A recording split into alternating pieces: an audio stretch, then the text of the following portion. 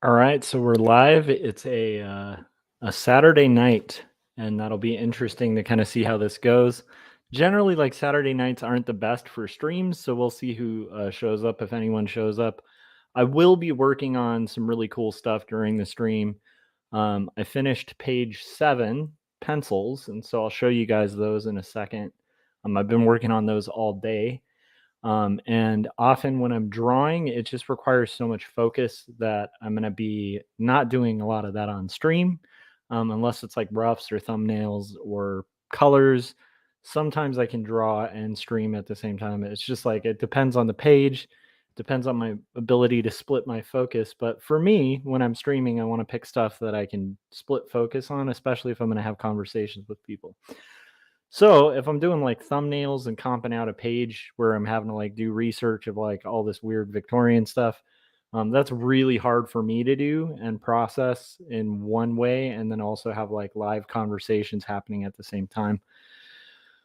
But I'm really excited about kind of getting moving on my comic. So I totally dropped the ball and did not get my thing prepped. I usually have the script pulled up. But anyhow, what we're going to be working on today is Not Death But Love, the strange supernatural case or story of Elizabeth Barrett Browning. And it's by Lavender Vroman and myself. And I'm basically working on the finals. It's a 230 something page graphic novel that we're co-creating and kind of like hopefully like gonna have done in about 365 days. So it's a bit of a crunch. It's been an interesting challenge today, and maybe I can kind of get into that, but it's not a new challenge. But I will say, creative life is interesting, and there's different challenges that kind of come with being a cartoonist. Being that this will be my third graphic novel, it's not my first rodeo. This is a much tighter deadline. And so it's kind of reminding me a little bit of some of the sort of things that would come up when I was in graduate school or like working on my thesis or because I like worked on like my master's thesis and I was doing comics for that. There's a specific thing that kind of occurs, and we'll kind of get into it. But it also kind of came up when I worked on my first comic, Numb, which was like from years ago. It was like a little floppy comic, but it was the first time I did it, and it was kind of on a deadline. I was trying to do it at the time for the Zarek grant, and it required a lot of time and sacrifice, and sort of these things come with costs. So I kind of want to get into that.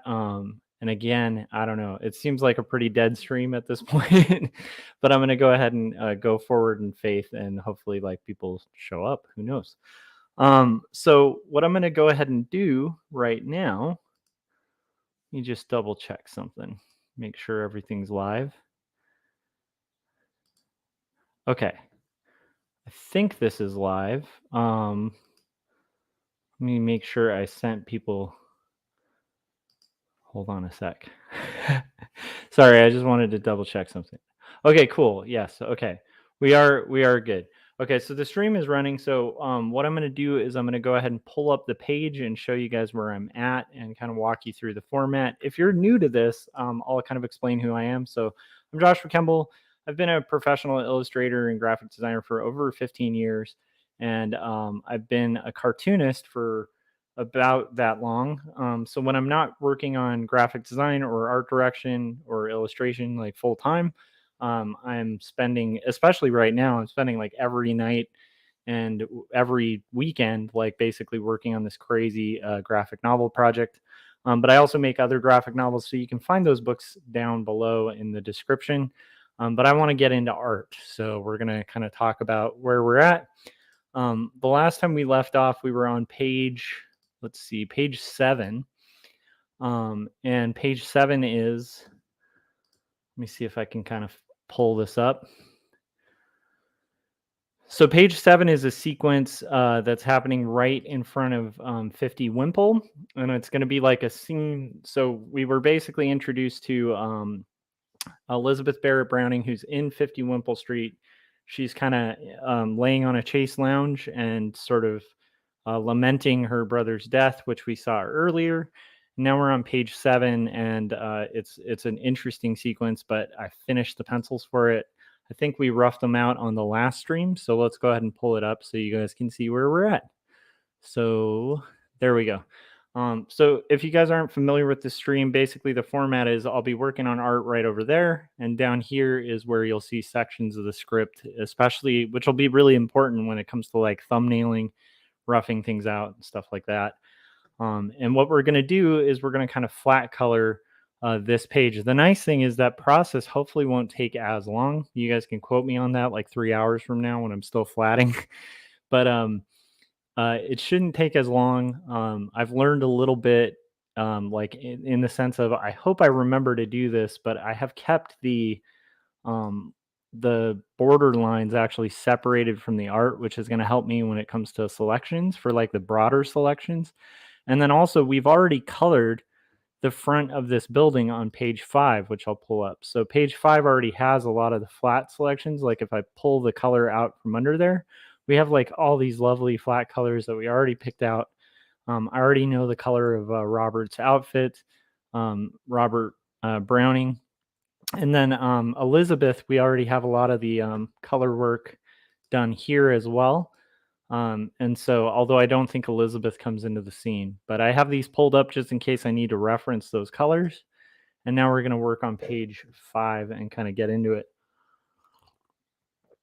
The first thing I'm going to do is kind of make my selections, and then I kind of want to like, I think once we're into kind of picking out color and stuff like that, if I can kind of manage to retain focus while like split focus while doing it, I do kind of want to get into a little bit of what I was kind of hinting at, which is like sort of what comes up, what one can expect when they start doing comics. So today has been a really interesting day. Where yesterday, let's see, hold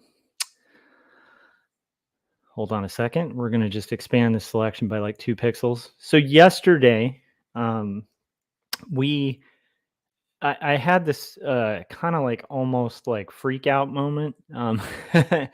And a lot of it was just like a sincere sense of like being overloaded, and not in like the way where people feel like they're overloaded. It's just in the way where you're like, when you look at your schedule, you're just like, there's just no time for anything. Like everything is completely filled.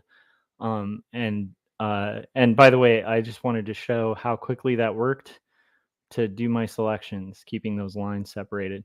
And the nice thing is now that the lines have been separated, now I can merge them down because I have my flat area, and I'm going to basically lock it, lock the transparent pixels. So we should be kind of good to go. Okay, so let me save this.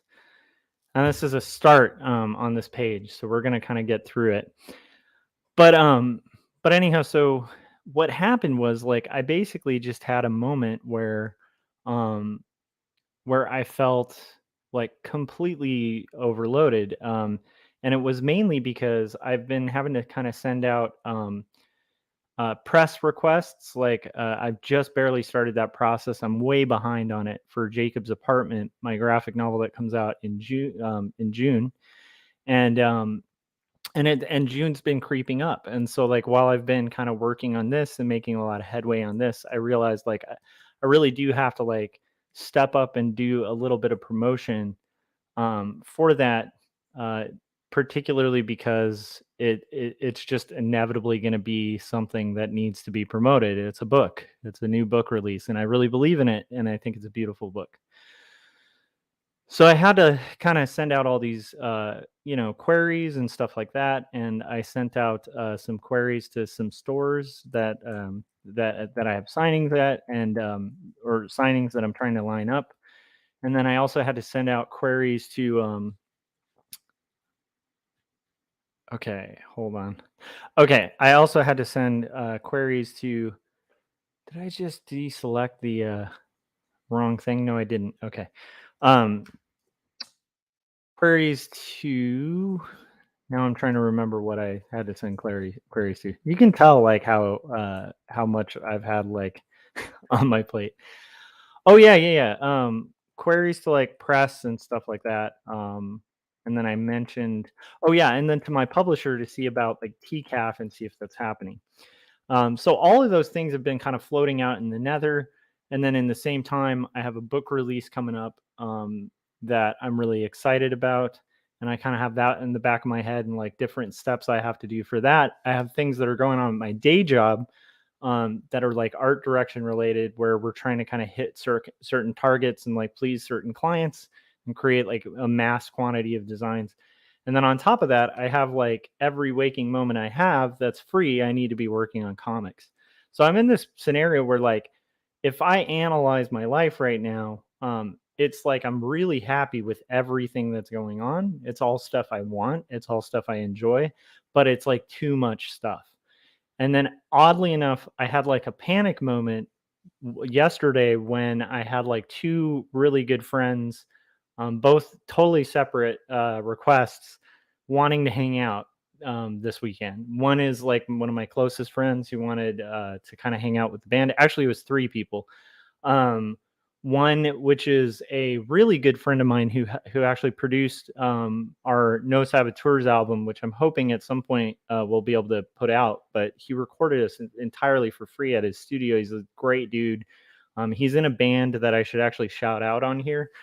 So if you guys haven't yet, check out Default American. They're a really good band, and he's one of the members of that, and he's a close friend locally here too, and he wanted to get together for like a birthday thing. I have my sister's birthday, which is tomorrow, which is totally I can't skip that. So we have to like go to that. It's the sister who wrote this book. So that's a couple hours out of my weekend, which is fine. And then I also had Jim Lujan like reach out to me and see if he wanted to do dinner, which I think was canceled. Which I, as much as I was looking forward to meeting up with Jim, I just felt like a little stressed about it because I just don't have time. Like I don't have time to do anything. So here's the weird thing. That's actually a good problem to have. That's kind of what I've been aiming for. It's not that I want to be in a scenario where I don't have time to spend time with people I care about. I actually do care about people and I enjoy those times. But I'm doing this current thing which is like an investment. So it's sort of like there's a parable about it. I not a parable, but there's like an old kids book about this where it's like there's this old it's like a Disney cartoon. Now I've changed what it is like three times. This is how kind of much I've been working today. So my brain is just in like work zone. Um and actually real quick, I want to figure out what do we want to flat out next. Let's just get Robert flatted out real quick. Um okay. I knew there was something I was missing there. Okay, we need to deselect his hat. So anyhow, it's the premise of the parable or the story is basically like this hen who's walking around and wanting to have people help her plant corn. And she's like kind of walking around and like, will you help me plant some corn? And everybody's like, no, I'm too busy. I'm like playing.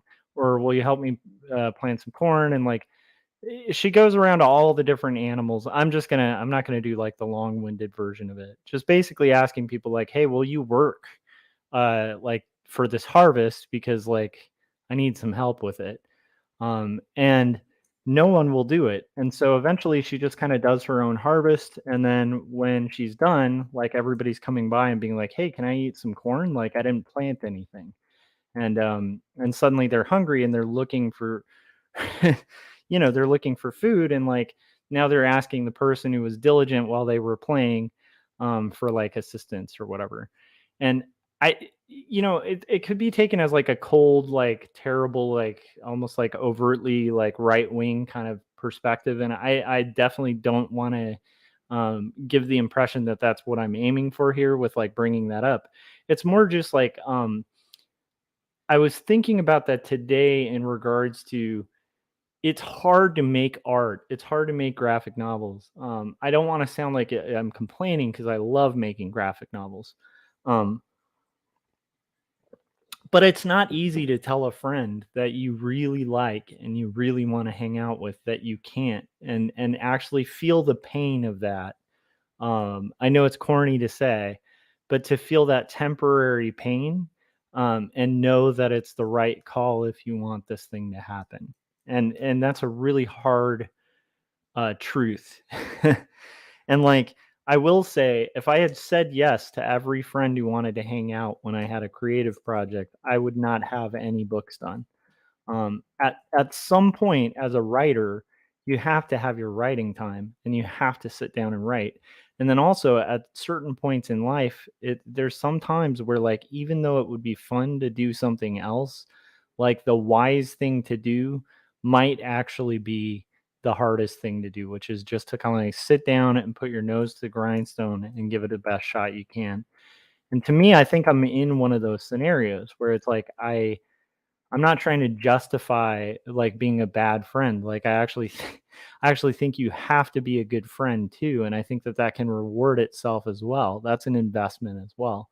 But there are times, when you're working on art where it's like, you just have to, like, say no to people. You have to actually make a space and carve out space to work on stuff, and you have to talk to the people. Um, yeah, Thomas Adams in the chats was kind of talking about that. That sacrifice the present for a bigger payout in the future. And here's the thing, it's not a guaranteed payout, it's a risk, right? But the thing is, I would not have two graphic novels completed, published, and be on the road to like a third one. And by the way, this third one will not happen if I don't say no to like people that I really love and really care about. It just costs something. That's my point. I'm not complaining about that cost. I'm kind of willing to pay the cost, but it was interesting because like today was one of those days where everyone came out of the woodwork.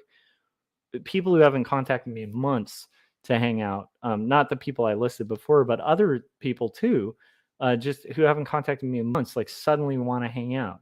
And it's Stephen Pressfield. This is why I think that that War of Art book is so good. Stephen Pressfield talks about this heavily in his book, The War of Art, because he talks about how like the second you sit down to do your comics or do your art, that's when everything comes out of the woodwork. Everyone wants to hang out. Everyone that you've not talked to, your long lost relative suddenly appears. Like everything's dire. All the basically everything that could be a probable and possible excuse for you not to work on something and not to achieve it will arrive and it will come up, and it should be expected when you start doing art.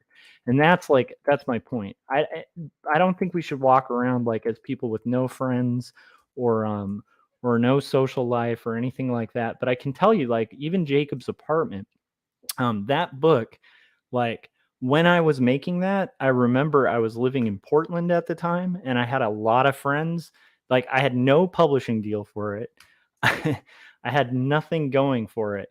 And yet I believed in that project and I really wanted to finish that graphic novel. That was actually my first finished graphic novel, to the point where I would literally just turn down people for hanging out on weekends and dedicate time when like everybody was watching a TV show and they're like, you got to see what's happening on this TV show, and I would miss what was happening on that TV show. There's a lot of things like relational things that were sacrificed for that to be done. And I remember at the time other cartoonists that I knew who were working on graphic novels as well. They would say yes to almost every single one of those things. And I will tell you, the friends that I know from that time that now have graphic novels that are finished, are the friends who said no to people. And I'm not saying you should keep in mind they're friends, so that means they must have said yes at some point, right? Like they hung out, they made time, but they were really smart about it and they were willing to pay the cost. And that's my point. I'm not saying that people should be like these weird kind of strange people who don't have relationships or anything. I'm just saying that, like, if you're getting into art and you don't think there's a cost, you want to consider it, because there is a cost. Like, there's a cost, and if you're pretending there's not a cost, you're probably going to be in for a hard time because it's painful. And not painful in a bad way. It's like a good pain, kind of like, the guy who goes to the gym. And keep in mind, that's another cost. Like, I'm not going to be able to work out a lot. while this process is going, which is weird because I'm usually like really into the idea of doing exercise and stuff like that. But this is just a season of my life where I'm going to just have to put my nose to the grindstone every waking moment that I have without burning out. Like, I need to spend on this book. And if I have time, that should be probably spent with my son, or maybe like really selectively picking those times with friends. And so like, and keep in mind, like, selectively, like not picking and choosing like who's most important or anything like that. But I mean, like, just really considering like what is going to fill the tank right now. Like, what friendship needs the most nurturing? What friend needs me the most right now? Like, thinking about that, like, kind of, rather than thinking about it like from some self-serving way or something like that.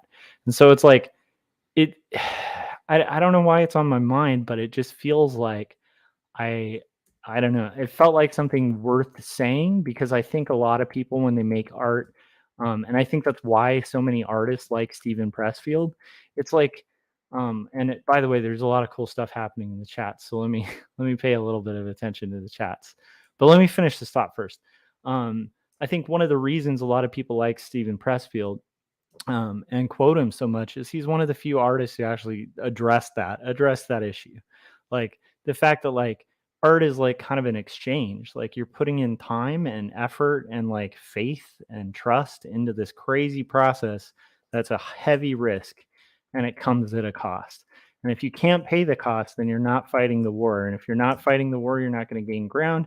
And if you're not gaining ground, then you're not going to have books. Like, that's just the cold hard reality of it. Keep in mind, like, a lot of people, people have different processes. They work out different ways. There's artists that are a million times faster than me. And so maybe their sacrifice to make it happen doesn't have to be as great.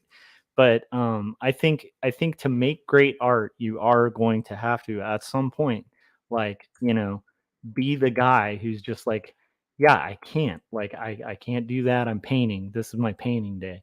And it sucks. It sucks that that's the truth, but the truth is, it goes like that with anything. Like, if you want to be really good at cars, if you want to be really good at anything, um, uh, Philip was saying, I'm just starting listening while working, and I think you hit on my greatest stumbling block. I'm awful at giving into spending time with friends. Yep, isn't that the truth? Here's the thing, though, like, the time with friends can be really beneficial. Like, if you don't spend time with friends, like on a cold, calculated level, it's like you're not building relationships, and then you're going to have real career problems, right? Because even getting a publishing deal or getting anything going like professionally is really hard if you have no friends and you have no support system. So if you have like mental struggles or anything like that, that's going to be a problem. So it's like, it is, even in the coldest analysis, I think it's more important than that, just because I also like, I genuinely think like other people are made in the image of God. They're very important. And so like we need to be fed by other people. Like, we're not meant to be alone. Like, we're not made um to be people like living in silos, like not engaging with other people. So I think it's healthy to say yeah to friends sometimes, but yeah, you got to kind of like, sometimes you have to make the hard decision. And I'm thinking of it like that's where that hen, cartoon comes in. It's just like, know when it's time to like sow and reap and harvest. Like, know when you're supposed to be out there, like digging in the soil, like planting your story or whatever, right? Because if you want to be a story maker, like, that's important time. Like, you need that time. And it's very much like, I mean, it's silly to compare it to farming, but it is like farming. Like, you need it. Like, if you were farming and you never take the time to like plant seeds, to water them, to like put the work in, like, and then you're just expecting a harvest, like, that would just be absurd. And yet I do think there's a lot of artists and writers who like kind of expect that, without kind of being willing to like spend the time to like harvest and do the work. And it's kind of a lonely, crazy process. But then the cool thing is it's very rewarding, because at the end of the day, you'll like look back and be like, hey, I've got all these cool things. So that's fresh on my mind. Thomas was saying, not just art, that happens on every project that's worth doing. It's like the universe versus taking its fees. Yeah, and the thing is, like, you know, it's also a risk. Like, it's there's no guarantee that like you're gonna make the great American novel. There's no guarantee that you're gonna get a publisher. There's no guarantee of that. But the point is, if you want to play the game, there's a cost there's a cost of entry. And if you can't pay that cost, that's okay. Just don't play the game, you know? Anyhow, that's fresh on my mind, but it's also making me so worked up about it that I'm like just kind of actively like not flatting, which is what I need to be doing. So but it's something that's been fresh on my mind. Like every time I've done comics, it's just been a labor, and it's not a labor that I want to complain about or anything like that. Because again, I think it's a fortunate thing to be able to do it. It's like a uh, this is just going to be full of tropes, but it's like a with great power comes great responsibility kind of scenario, where it's like, like if you're gifted with like something really cool, that is really cool. Like there's nothing about it that is like a curse. It's just like a responsibility comes with it, And then Jake said it's a labor truer to oneself. By the way, hello. How's it going, Jake? How you doing, man? If you want to hop on, I might be able to actually retain a conversation while I'm flatting.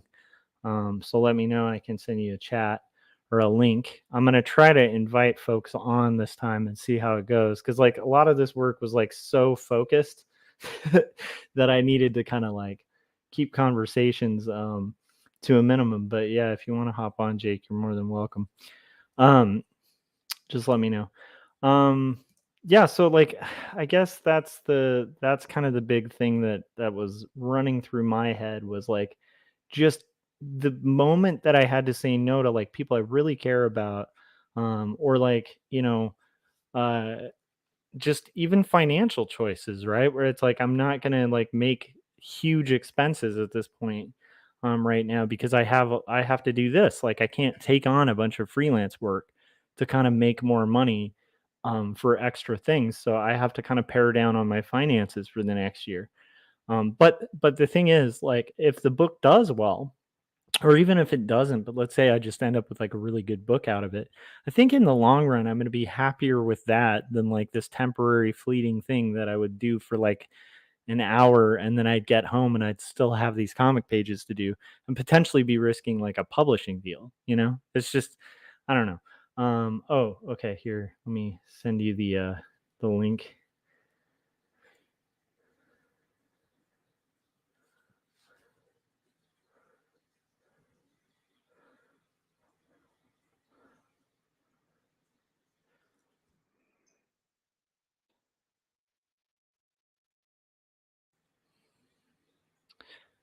So I'm sending Jake a link so he can join us on the interwebs.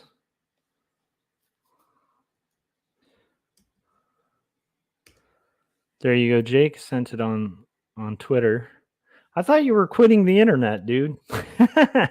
Well, we'll have to talk about it.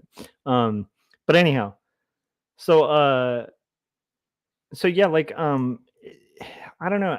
To me, I think that's the one thing that can't be underplayed and or undersold. Like I don't think it's an exaggeration. And here's Jake. We're gonna add him in the stream. So how's it going, Jake? How you doing? Oh, I don't know if I can hear you. Can you? Oh, Jake disappeared. All right. Well, I'm sure he's gonna give it a shot again. But yeah, that's just something I can't undersell. I think it's just a really important thing, and it's like, um, I don't know. Like I think it's important to be transparent about because I think if like the thing I would hate is if you're like an artist out there and you're just saying yes to all your friends and you're just seeing your project just like totally suck dry and disappear.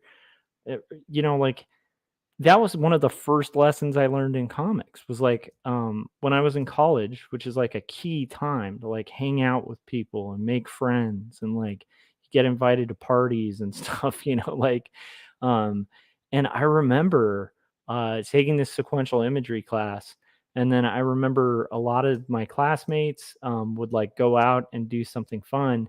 And I remember feeling really weird, but being like, knowing like deep down that I had to tell them, like, I can't do this because I need to work on this comic. Like, I just did the math and it was like, if I say yes and I like go out and I hang out, I'm going to have a good time and I'm going to have an unfinished comic. And so, like, I started saying no. And I think it's so important to say yes to things, but that's after the saying no to things problem, you know? How's it going, Jake? Let's see now if I took the wrong microphone on. Yeah, I did. I think you're good. Hi there. How's it going? Um, I am up at 7 a.m. Oh and I haven't wow. slept. Oh wow. No sleep at all. Wow. No. Holy moly. What's keeping you up? Um, I slept about 4 hours. Um, from like 2 a.m. to 6 on Friday. Then I had to go to this course, and then I had to get there and back again. Then I slept like 4 p.m. in the afternoon until like almost upload time for Bone Meal, which you can catch on newgrounds.com. I love that drop there. That was a very subtle promotion. Yeah, so I woke up around like uh, quarter to 9 to Okay. upload in the night. Then I didn't go to sleep until like I think 10 in the morning, like thereafter. Oh wow. So I really shot myself, and now I need to I need to reinstate my sleeping routine right now because my clock is shot to shit. Yeah. Yeah, it's tough when you're a night. I mean, I'm gathering that you seem like a similar personality to me where I like when given the ability, I'll be up till like, 10 in the morning and then I'll wake up at like 9 p.m., and then Yeah, maybe I be didn't. up till like 2 p.m. and then it just gets worse and worse and worse until I have like a day sleeper schedule. It's very tough if I don't like kind of hold myself to like a hard cutoff time. Yeah. For me, it was just too much sleep the last couple of days. Kept Yeah. me like going, and so it egged me on to like go into the night routine again, which I had corrected already once that week. That had been, but who cares? The How are the it courses is going what it though? is. What? How are the courses going? You're doing those business courses, right? Yeah. Yeah, We're about to how's it finish going? up, and I'm gonna write a report, like a little bit of 3 to 5 year plan, uh, where I'm standing right now at the moment, and what I'm gonna do, and sort of like give a brief overview, I would say, Yeah. to the business and a business model that I'm thinking of. Which is interesting in of itself. I didn't learn this until like just recently when I was shared this handy book that was of the course. It was just laying there, but I didn't bother to pick it up until like on Friday, and I found out that the model that some comics creators could use, although that it takes time, is this long tail principle, which was really interesting because instead of focusing on creating a lot of small number volumes of work and getting that on to be like a hit immediately, Yeah. you could build more catalog, build more sustainability in your and variety of like projects and books, and then sort of like appeal to niches Yep. or smaller niche markets. And so gradually you will have a longer catalog and still see that return of investment.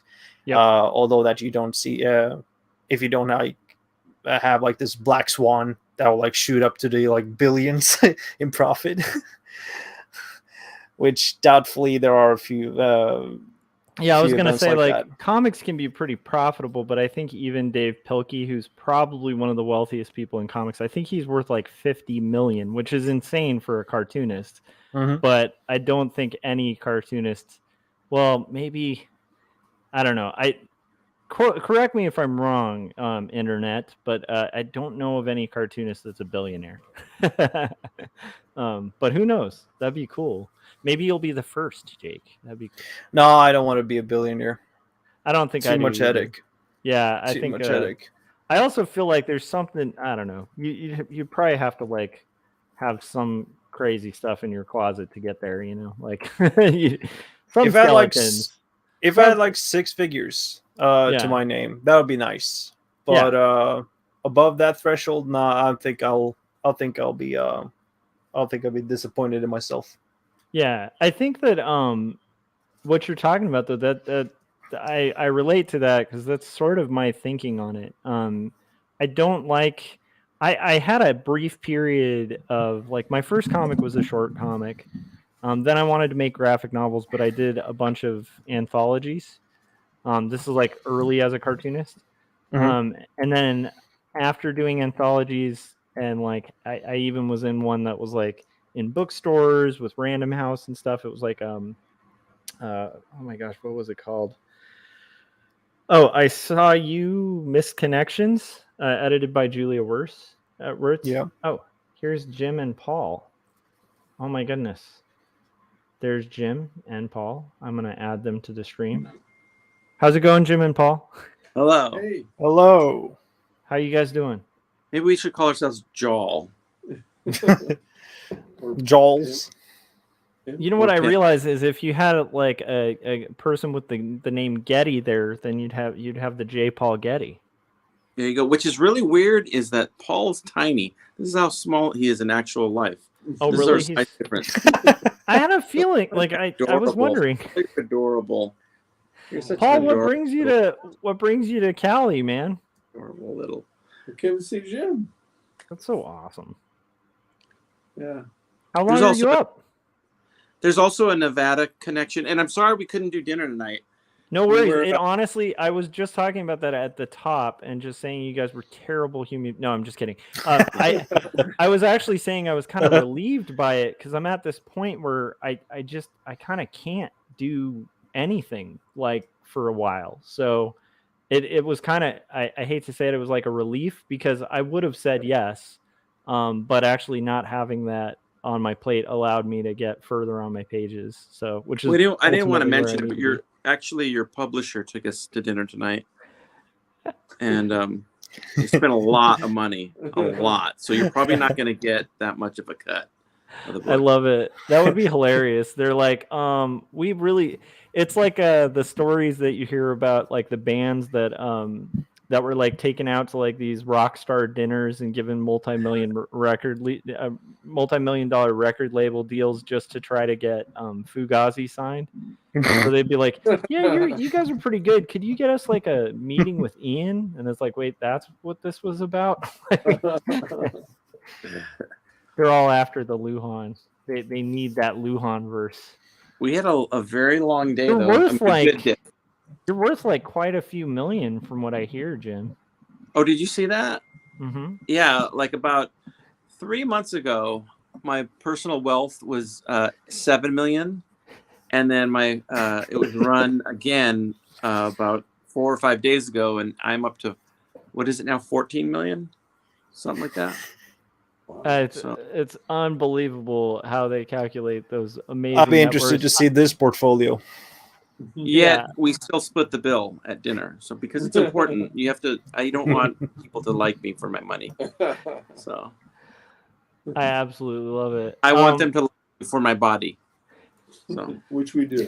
thank you. Yeah, everybody likes you for your body, Jim. I know it's a burden. That's the dark Oh. secret, actually. Like, there's a reason Jim gets the deal. deals. You know what I'm saying?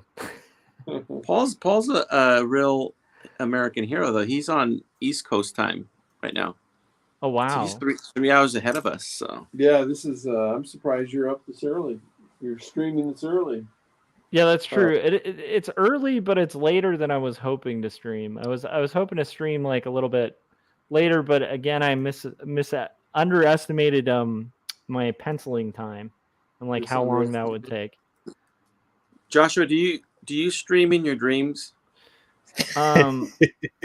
Which actually, as I said, those words left my mouth. Yeah, stream of consciousness. Those the words left my mouth. I realized how wrong that sounds. So, They thought of how wrong it sounded before they came out. that's actually true as well. I love it. Yeah, dream Isn't lucid streams. dreaming though sort of like broadcasting? True. I guess I could. I guess you could see it that way, right? You're kind of navigating a whole thing.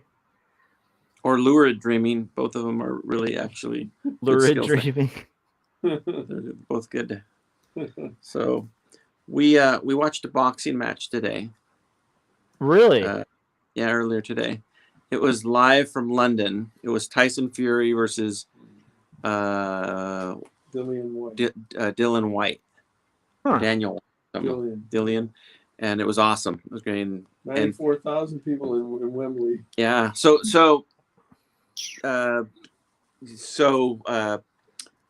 This guy here, Paul, he got to meet the crew, actually, a lot of the crew. I mean, he knew Lonnie Millsap. So we met him earlier. And he got to meet my very famous collaborator, Nisam. Sings a lot of my music and he's done a lot of voices for me. A long-time friend. And he got to meet cousin Mike, who's been an even longer collaborator. And he got to meet them in person. And it was really funny. The highlight of the day, I think, and I know for Mike's ego it was, he was looking at Mike. Well, Mike got in the car, and I could only see Mike from behind at first. We drove, we got Neeson. Yeah. And then when Mike got out of the car, I could finally see his face. Yeah. And I was like, Officer Mike. Yeah, he goes, "Are you Officer Mike from Like, from no, my I'm a fireman. cartoons?" He's like, no, Yeah, because I draw Mike in a lot of my cartoons as a character named Officer Mike. Yeah. And I make him to be like the most hateful, racist, horrible character. And for some reason, Paul was just kind of like strangely like kind of backing away from him, like, "Hey, how's it going?" It's yeah. No, Paul went, "Hey man, I really feel that way too, man. You really speak for a lot of us." He's like, "I'm glad it's out in the open. So now let me tell you about my thoughts on that and the secret clubs He says, I'm a part of." I have this story I'd like to share with you about the Ivory people. If you'd like to read it.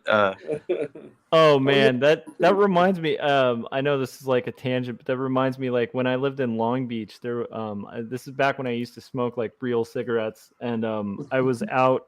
I had like a neighbor that I would smoke, and like this is a weird thing that happens when you're a smoker. Like other people, you get to know other people in your neighborhood who smoke because they'll be out smoking, and you're out smoking and you talk.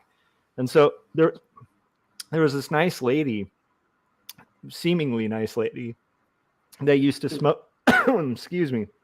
They used to smoke with me, and we'd just talk.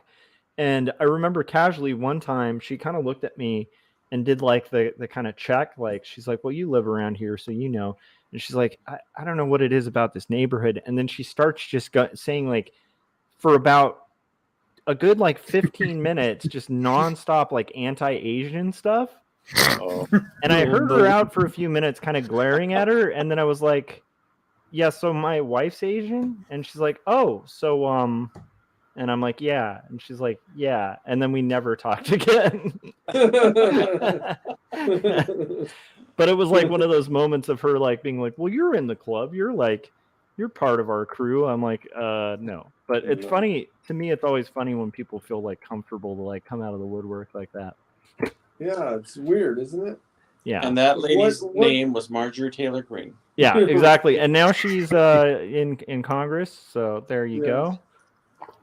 Yeah, like what made her think that you were going to be okay with it? Well, Josh was wearing a swastika, so yeah, that's true. Yeah, it was partially that, that kind of.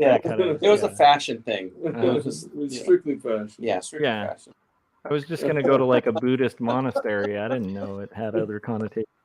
Yeah, Josh didn't mention this was actually during a rally. So he was carrying signs and stuff like that. I mean, just because I had my MAGA hat on didn't mean no. But yeah, like that is funny though. So what are you guys up to now? Like that sounds like a crazy eventful night. Well, this was earlier. We went to breakfast when he arrived. Then we watched boxing at Neesum's house. And then from there, Lonnie left he went to San Diego. Shouldn't say that because somebody's going to break into his house now. Which his address is. Yeah. And then we went to dinner after that. Nice. It was like it was a long day, but it was a fun day, huh? Yeah. Oh yeah. Just a lot of really deep intellectual conversations. Very stimulating. Yeah. You guys sat around pondering the universe. A lot of times people will see something really weird and they'll go, "Oh my God, that's a Jim Lujan cartoon right there." But I think Paul got to see that my life is an actual Jim Lujan cartoon. Yeah. So, it was very. And then we went to this place for dinner, and they have this patio. When we get there, they're playing like mumble rap, like really loud. And there's a jukebox. There's a jukebox. So my friend Neesum goes there, and first they were telling us you had to download an app to run the jukebox. The fuck? And we're like, no, we're not doing that. And then we figured you can pay. So I gave Neesum $20, and he goes, I'll go to the ATM, I'll pay you back.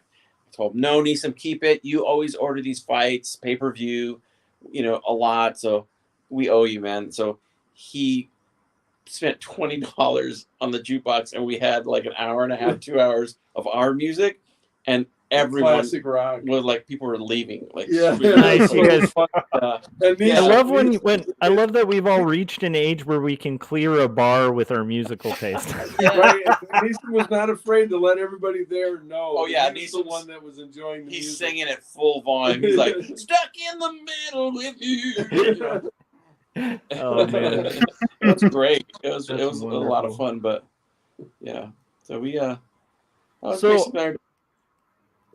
I'm kind of curious if you guys have any thoughts on like the thing. I don't want to steal too much of your time or whatever, but so I was kind of thinking about today. I had to say no to like 10 people on things to do, and it was like people who haven't reached out to me at all, and just suddenly like everybody wanted to hang out and do something.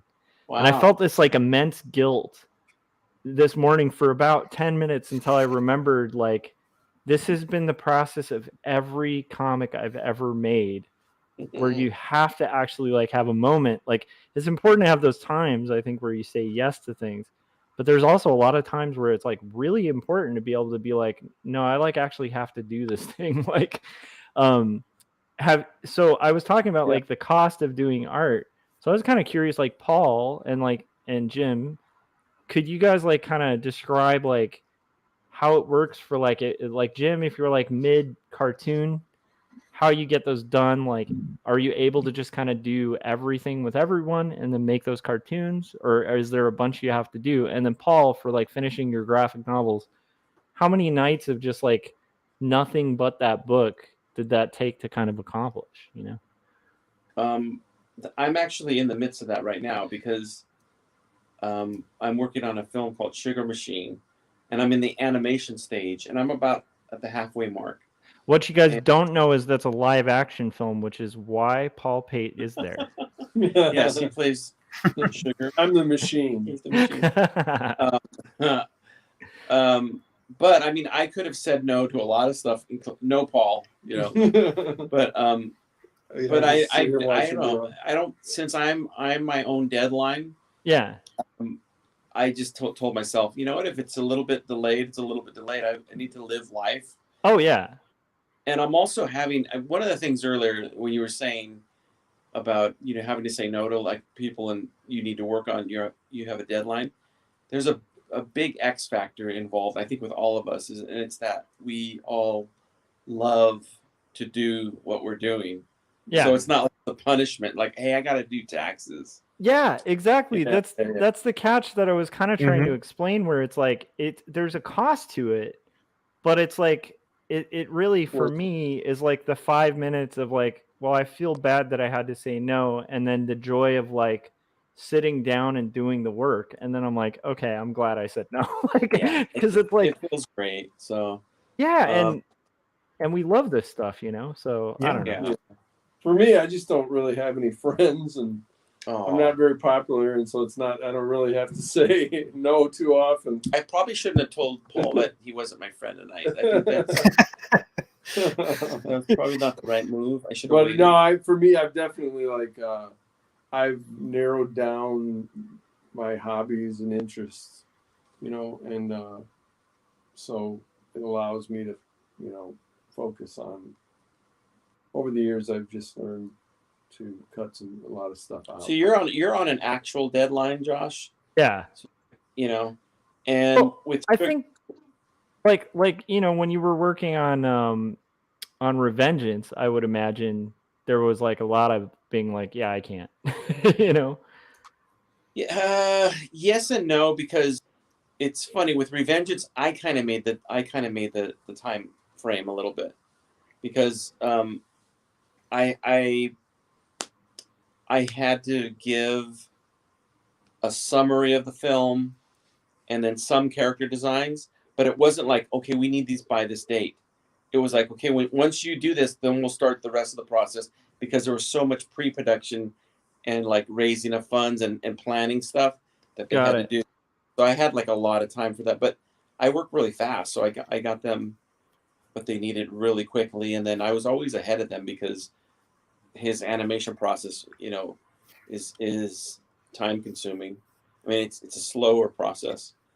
I had the easy job in that, but like with this project I'm working on now, I'm my own deadline. I'm the one that said, oh, it's probably going to come out in late April or May. Yeah. And I'm already telling myself May, easy May, like, and if it wasn't May, if it was June, my only responsibility is at this point is to my patrons, just to keep them updated and to give them sneak previews and stuff like that. And a lot of that stuff's coming, but How many do you on like average per year, Lou?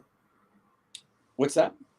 How many like animations do you get out on average, like in a year span? I'd say an average, if you go to like the last 4 years or so, I'd say 2.5.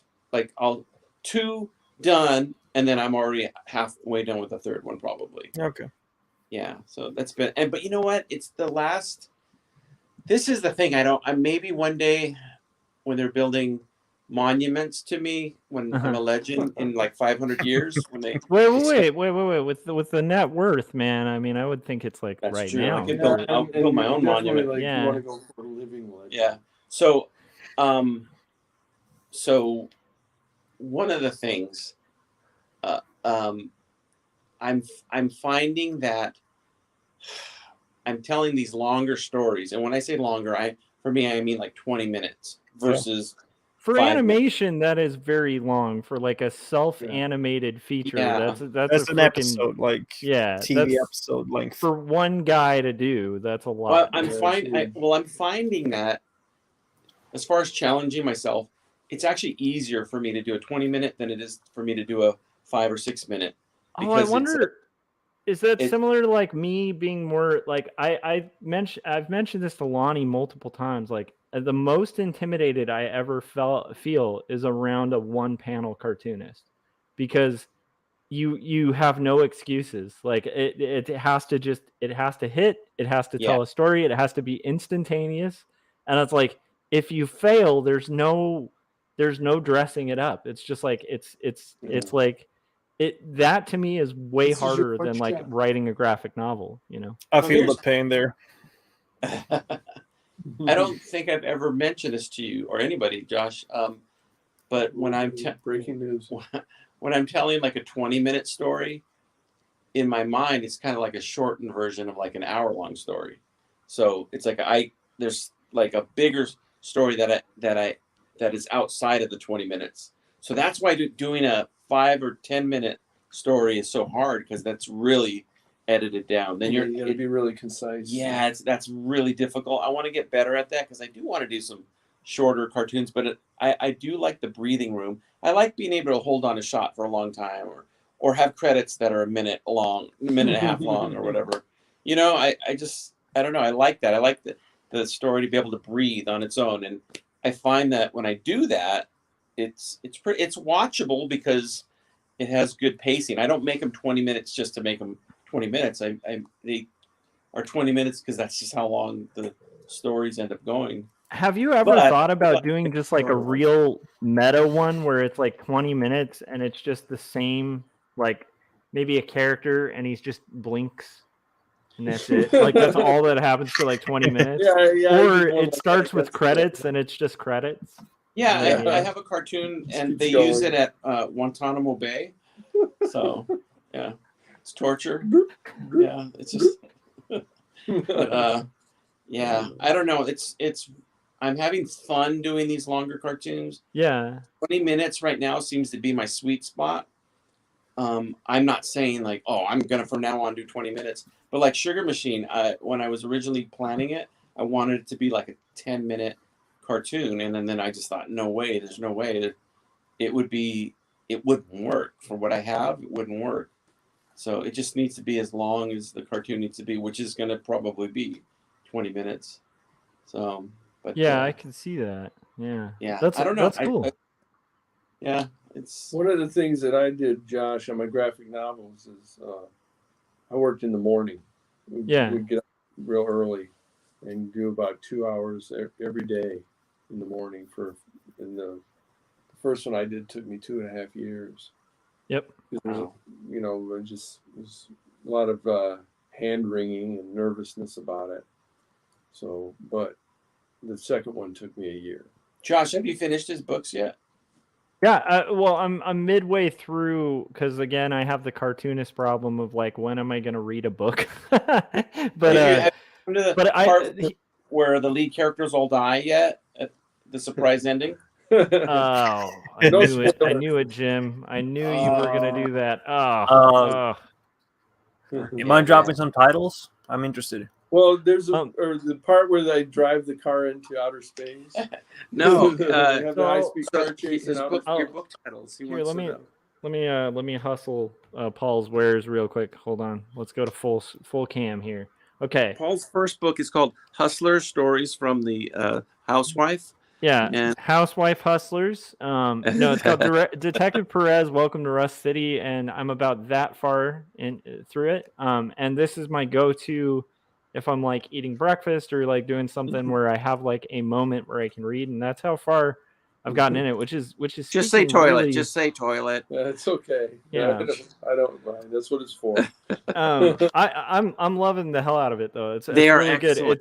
It takes a real turn. Like it kind of hints at the turn it's going to take at the beginning, but I love it, and it's like it's just fun. Like it's a lot of fun, but really well written and well considered. It flows really well, don't you think so too? Like doesn't it seem like he did it? I won't say effortless, but it definitely has a really good flow to it. It doesn't feel forced. It feels really and also you will grow respect for Paul's cartooning abilities. Yeah, it's like the interiors in that book are like there's just some really really expert cartooning in that. So, yeah. Thanks.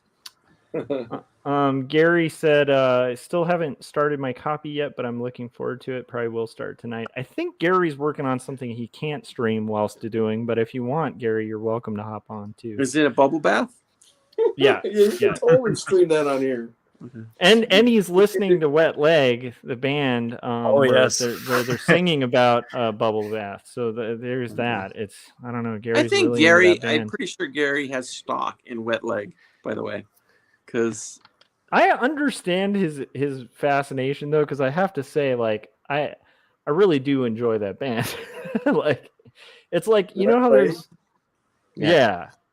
there's like bands that kind of come out and you're like, okay, this is something kind of great. You guys don't talk about Ween enough on this show.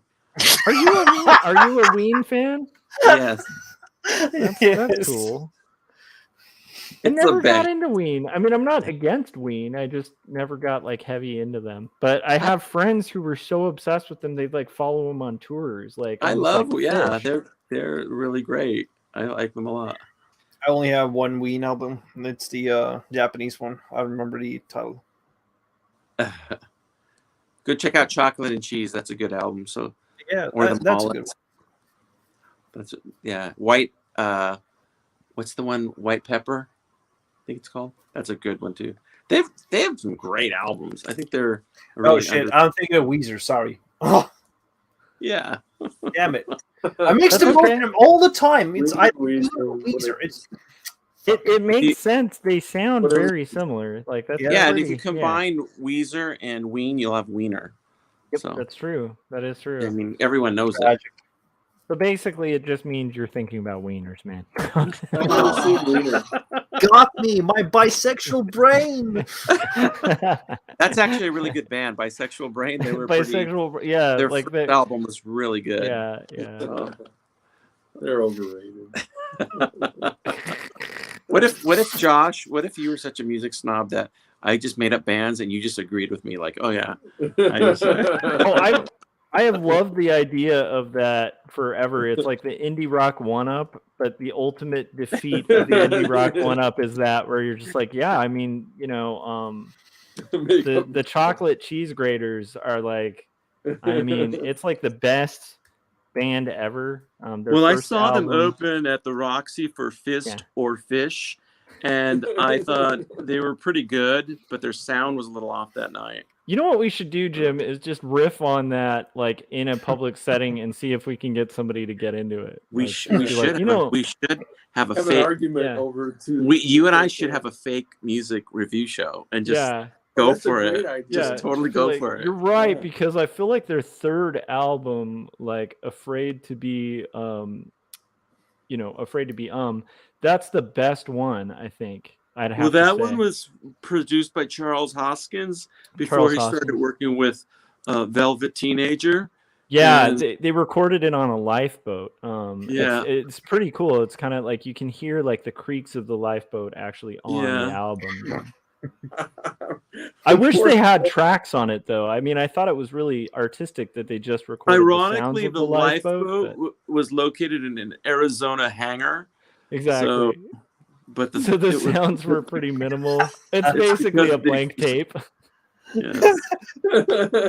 Ironically, Arizona hangar opened for a Velvet Teenager. So Oh man, we it just could do gets that. meta. We should Yeah. we should try. But you have to I've have always real- wanted to do a fake conspiracy show.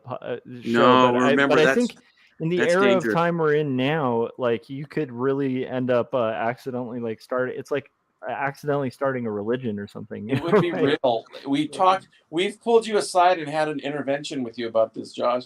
If you do a fake conspiracy show, I guarantee you it'll turn into a real conspiracy show. And then you'll be getting weird emails and things Well, like the that. thing is, like you- liability insurance.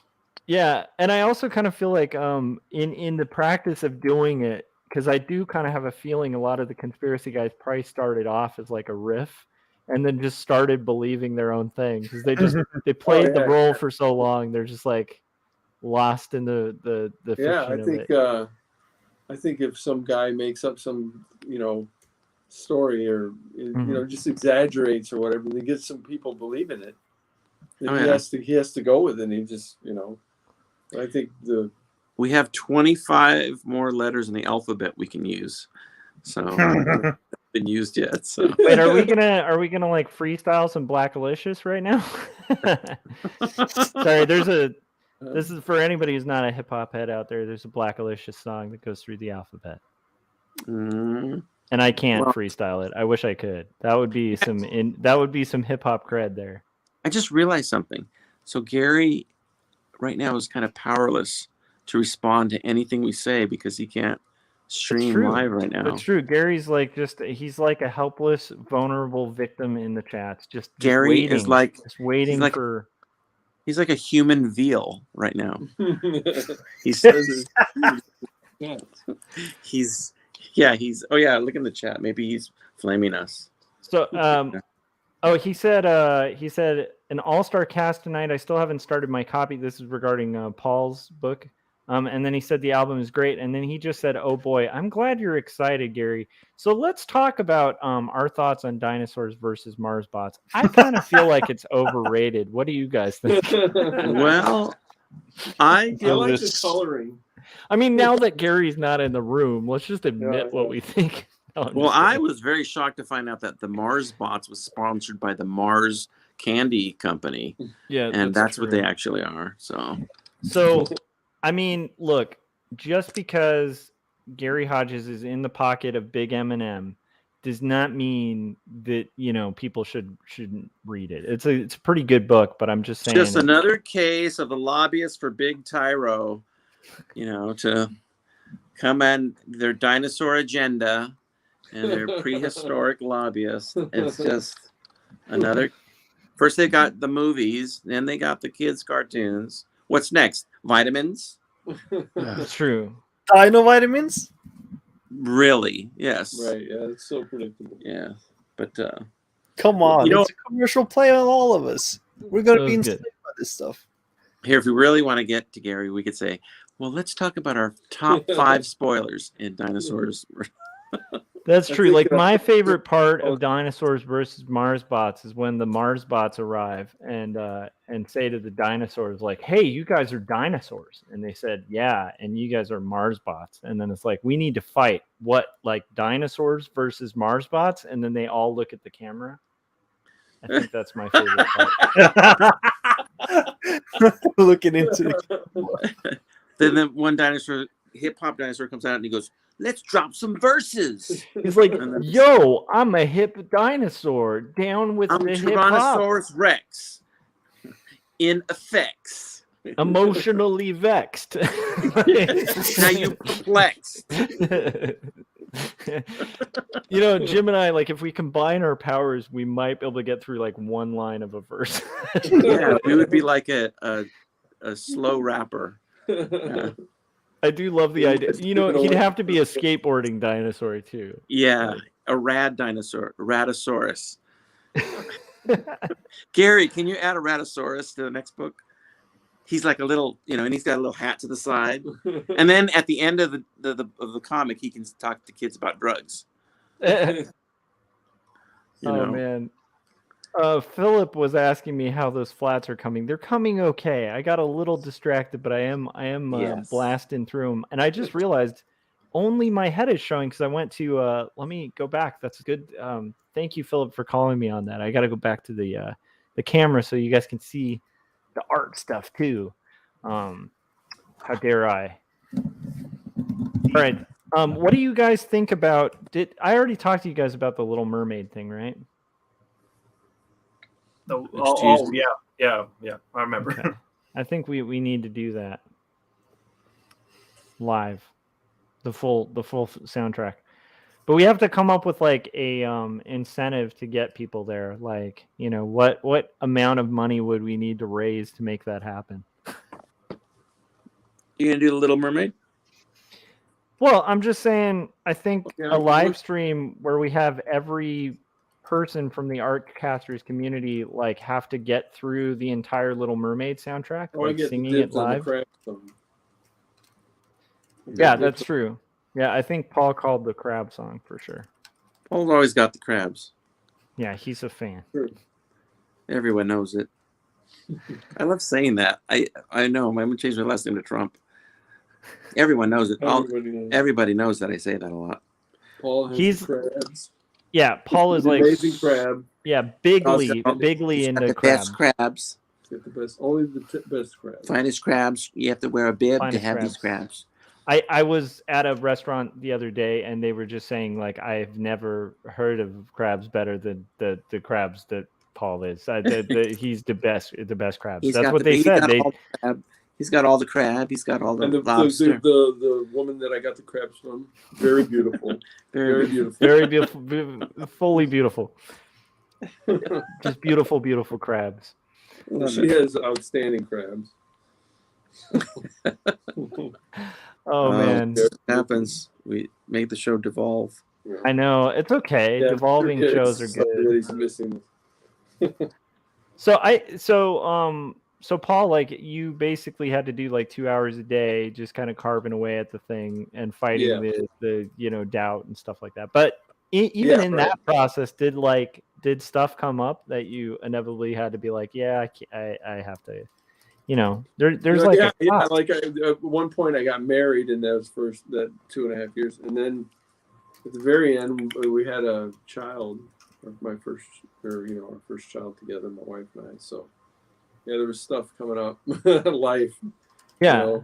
Yeah, but life finds a way.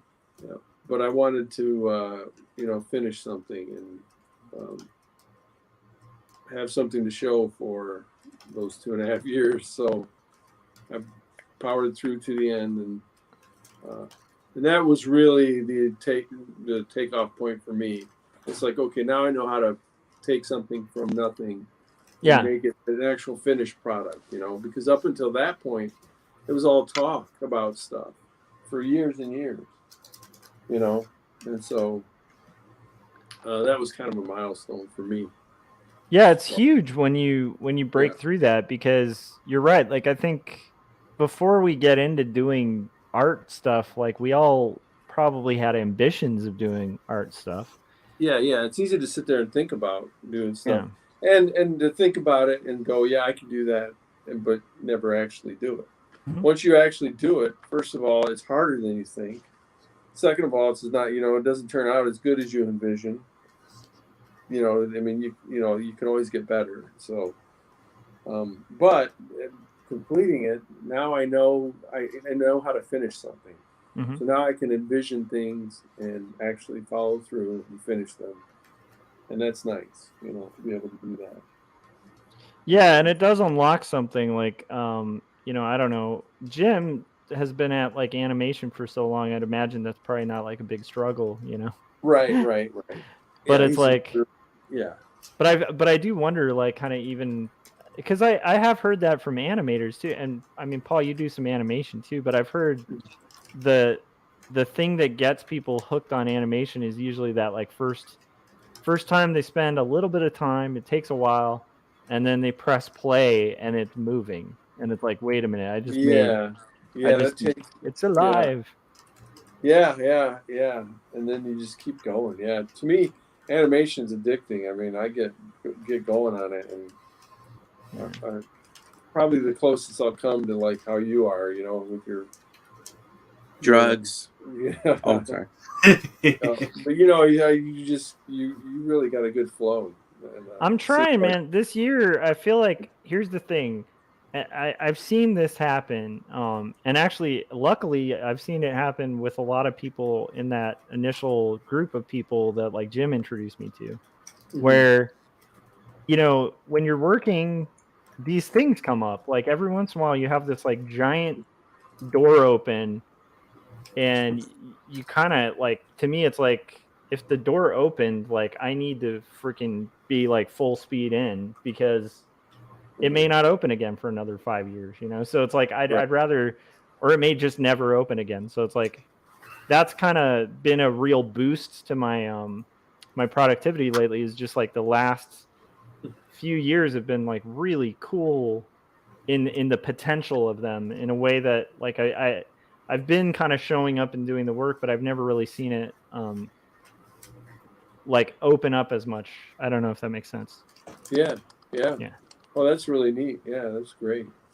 It's crazy. It's a little intimidating, honestly, but I'm excited. I'm sure. Yeah, I don't know if I could deal with that kind of pressure. I mean, for me now, at this point, it's more about balance. To be able to have a healthy dose of what I want to accomplish with my art, but not let it take over. Yeah. So, but I, like Jim was saying, I'm able to set my own deadlines most of the time, and I do take on some commission stuff, but I'm trying to get away from that. Philip Chandler is in the chat, and he says, I used to work in animation, but I found it kind of monotonous. Isn't that, doesn't he like snap his fingers and like all the superheroes die? Monotonous was a great band. I think their third album, though, was a little bit commercial. Yeah, their first album, Drone, is like, it's the same instrument. Yes. it's literally this. It's it one becomes chord. a little bit repetitive over time, like 80 minutes on this one track, just like on and on. You have to really appreciate the insane amount of sustain on that album. I mean, it's complex, but at the same time, very, very shallow. Yeah, monotone. They really ventured into new areas of feedback that I've never experienced before. It's been it's kind of like the black licorice of audio sensory experiences. I think Philip, though, like from what I gather from what he's talked about with his experience in like working in animation, it sounds like you were doing a lot of like in betweens and that I like honestly I would hate that job so much. Like I would want to kill myself doing that. Like it's Gary Hodges just wrote. He says, "I got monotonos in high school, kissing my girlfriend." You know what, Gary? Everything's not a goddamn joke, Gary. Yeah, okay, we're having a serious show here. We're talking about important bands, important albums here. Okay, Gary, business. You'll never get this on Spin. This is Artcasters, not Art Jokers. Look, does it say Fartcasters or Artcasters? It actually should say Fartcasters. It should say. I think, Jim, the next appearance we have with you on it, we should just call it. We'll change it to. We should change it, or just I should ask. I'll see if I can get Scott to like tag an F over the Artcasters. You're turning me into that kid that none of the parents want you to hang out with. Yeah. Ooh. And then Gary now says, "I'm sorry. Get serious." Okay, there you go. And then Philip Chandler says, "Yes, I did in-betweening and cleanup at first." By the way, working in animation is like the thing I would least want to do in my life ever. I have no desire to ever work for an animation studio ever. So wait a minute. What if you got like a deal where you did like you designed the characters and then a bunch of like a team. I did do that. But wait, then they hired like a team of people like Philip Chandler. Well, we did do all the animation.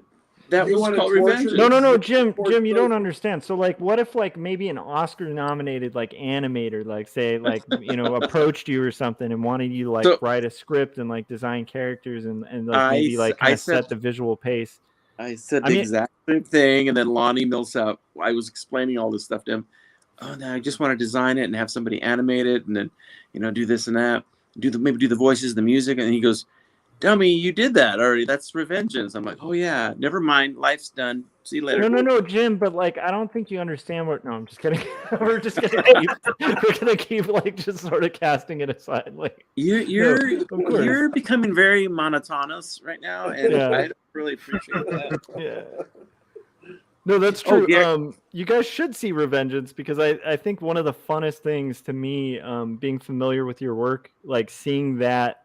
Was so fun to see other animators kind of do your characters and like your kind of atmosphere and stuff. It was insane. It was cool to see. Yeah. It's just fun. I love the whole Revengeance process. I have nothing but like really great thoughts about that whole process and continuing to work on some stuff with Bill Plimpton, and we have a really good relationship. I actually got to see Bill draw a few frames of that too, didn't we? We tried to get him to draw on the iPad. That was like giving a vampire garlic. Yeah, that was funny. Is that right? Yeah. He wouldn't do it. Hey, by the way, in the chat, something very interesting. Gary Hodges just wrote, says, "Healthcare is a privilege, and for those that can't afford it, too bad. The rich really matter more than them in this country." Gary? So, Gary just said something about how dare you talk badly about Marjorie Taylor Greene. Yes. Sorry, Gary. I'm trying to not mention politics. And he just posted a photo. I don't know if it's a kitten or a puppy, but he's kicking it. Oh my goodness. My gosh. Nice. I don't know if is Frank here to moderate? I don't think we have a moderator. Oh my Frank's goodness. Not here tonight. Yeah, where's Frank? I don't know if we can get rid of those kicking puppy pictures. I don't know where Frank is. He might be sleeping. That might be a wise choice. Bull. No way. That's bull. You wake him up. We missed the Salazar here. Frank, look at what happens when you're not moderating. And I feel like Frank is usually somewhat equivalent to like Batman, where when you say his name, he just kind of appears. Like, although I guess that's more like, I don't know, is that Batman Beetlejuice. or is Captain Goggles? That's Beetlejuice. We need a Captain Goggles signal. Or Candyman. Or Bloody Mary. Oh, that's true. You guys, we've been going for like an hour, and I need to step away for a minute. You gonna show the trailer? I was gonna show a trailer, but if you guys would prefer to plug stuff, but if we show the trailer, it'll give everybody a minute to get water and stuff. So you tell me what you prefer. I'll make it happen. I would like you to sing in the background while you're getting coffee. American Pie. Or no, sing the national anthem. How about like the Little Mermaid? I think I could possibly. All right, so I'll while I'm gone though, I will say, why don't you guys let people know where to find your work and stuff like that, because I think that'll buy time, unless you need a break. And No, then in that case, okay. You go get your coffee. We'll take care of the show while you're gone. All right. I love that. I love that straight up Scarface, like kind of look like the you just made like a Joe Pesci right there. Go get coffee. In fact, ground some beans. Take your time, Josh. Take your time. You gotta have the light from my iPad too. Take your time, yes. Don't worry, we've got things covered here. All right, I'll be right back. Here's Johnny. Hi. Welcome to Artcasters. I'm your host. Artcasters. So what do you think about the new Jay-Z album? I think it's pretty great. Well, I know that how about that Bill Cosby? That's a little bit tragic, isn't it? I mean, yeah. So while Josh is cleaning his rifles and getting his camo ready I for knew tomorrow, it was a neoliberal. I'd like to talk to you a little bit about a subject that I know something a little bit about, and that's independent animation. And why you should... Oh, never mind. Josh is back. No. While we're talking about independent animation, we're joined by the prolific and profound and inspiring tones of Gary Hodges in the chats, and Jim Lujan. How's it going, Jim? That's very NPR of you. Yeah, I was trying, but I can't get the NPR tone exactly down. I feel like there's a specific tone. Like I love Radiolab, and I've always been mystified how much Jad Abumrad sounds exactly. He sounds exactly like This American Life. It's the weirdest thing. Yeah. Have you ever done like an NPR riff in one of your cartoons yet, Jim? One of your funny pictures.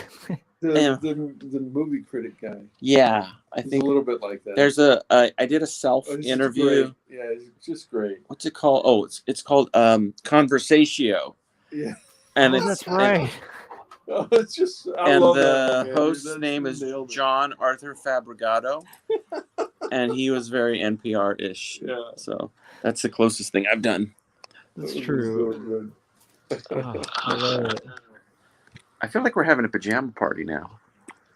I do too. I think we should talk about we got to make those. What were those called? Like those little fold things, where you like write different words. Oh, the little triangle. I don't know. Mine always came up 666. I stopped doing that. Yeah. Right. Yeah. I think we call them articles. Gary just wrote 666 is his favorite number. Gary, that's true. You're edgy, Gary. That's true. Wait a minute. In the chats, he just posted a picture of like a portal to like hell opening or something. I don't know. That's weird. Yeah, it's a little strange. Next thing you know, he'll probably super chat 666. Yeah. The actual things Gary's writing are actually funnier than the things that we're saying. So I suggest everybody go back and read the chats later. He just said, don't be fooled. This is just his move to get you into pajamas. Pajamas. Pajama? Pajama. You wear my pajama? So. How goes it? Good. How far are you on Sugar Machine then? I am I just looked at the minutes yesterday. I'm 10 minutes and something seconds into Sugar Machine, so I'm at the halfway mark. And would you say you're like living on a prayer, or? I think I'm a cowboy, and on a steel horse I ride. Yeah. And so I just passed a scene that was very laborious and monotonous to animate, and now that I'm past that scene, it's like it's like I get to coast a little bit. It's gonna be fun. But it was a lot of dialogue and a lot of lip sync involved. I hate doing that stuff.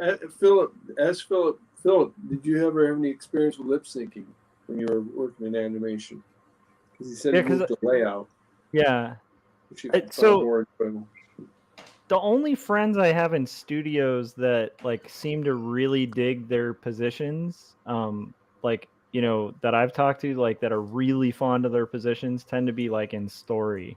I feel like that's the sweet spot in animation, like where if you were doing the studio thing, at least to me, that would be the one position I'd be like all about. But I wouldn't want to do all the work to get there.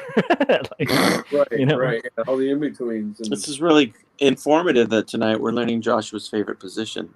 That's true. That's right. Well, you started talking pajamas, and it just got me all vulnerable. Yeah, we're getting to know Josh on a more intimate level. You guys, this is feeling really similar to the casting process for that that video you had me do. The casting couch. Wait, we got the couch right behind there. What the hell? Yes. The casting couch. Casting couch? Like, you want to do animation voices? You like cartoons, do you? You think you want to do animation, eh? It'd be a shame if something would have happened to that couch. Josh, are you even getting any work done, by the way? Are we hurting? I am completely getting work done. This is a lot of fun.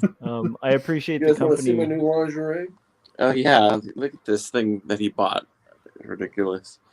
While he's gloving up. Oh, wow. Look how nasty that is. You guys, I don't know. I might get demonetized for you showing that, you know. Wait, if I turn my hand this way, I won't. Yeah, you can stay safe. Can't show that. That's true. That's true. Works like a channel. Yeah. That's pretty cool. So that's for the iPad, right? Yeah. So I can. I'm starting to feel like cult-esque pressure from you guys about iPads. Like I'm starting to feel like it's like a Scientology level pressure to join the iPad. Yeah. I mean, the more I research it, I'm thinking I might just upgrade my iPad rather than get another laptop. I've heard that. So explain that. Well, in the last year, the animation programs for the iPad have taken leaps and bounds, and there's a number of different companies doing them now. So that I think within the next year from now, they're going to make even bigger advances in animation. But also the internal storage for the iPads. I mean, I can get one now for less than a laptop. I can get an iPad Pro that holds 3 times, right? 3 or 4 times what? 60 more times than 60 more times what he has. And then as far as my laptop goes, 3 more times. It's like 3 laptops, and I save a ton of stuff on my laptop. So, and the processing power is really good. So it's just a matter of the apps catching up. That's interesting. Because I'm at a point where I definitely am. I think for around May, I might be buying a second monitor because I'm just lame and I'm a penny pincher, and so I've been like running on one monitor on my desktop at home for like ever. Living on a prayer. Yeah, and I've like at my work I have 2, and it's great because it's like, you know, if you have references or whatever, you can put them on one monitor, and I'm like, for streaming that'd be great. But anyhow, I'm also considering at some point like possibly doing like a refurbed laptop or something. But if they're starting to catch up, maybe. The only thing is, like, again, I'd want the whole Creative Suite on there. Yeah, I mean some of it's available, but yeah. You know what though? If I was a mere measly illustrator, I really if I were but a seriously- lowly, if I just comic like, book let's artist, just say I had a really bad head injury and I became just an illustrator, then I would totally go with an iPad. I would not. I mean, it's right there for you. The programs and the control that the pencil has now, and stuff. I mean, and I don't know. I just think that. I mean, this is only hypothetical. Like, assuming I lost all rational faculty and I just was, deciding to like say be Right. an illustrator, Let's just say or a that- cartoonist. Let's just say like I'm crossing the street and a limb hits me like in the head and all of my talent is gone. Yeah, exactly. Then I decide to become an illustrator, and I'm like Yeah. one of the top illustrators at this point. So So then I would say I would probably get an iPad. I think I feel Yeah. like, Jim, we need to do a really like a smug cast where we're just like Oh my super God. smug and The snarky. Smugcasters, that's what we could be called. Yeah.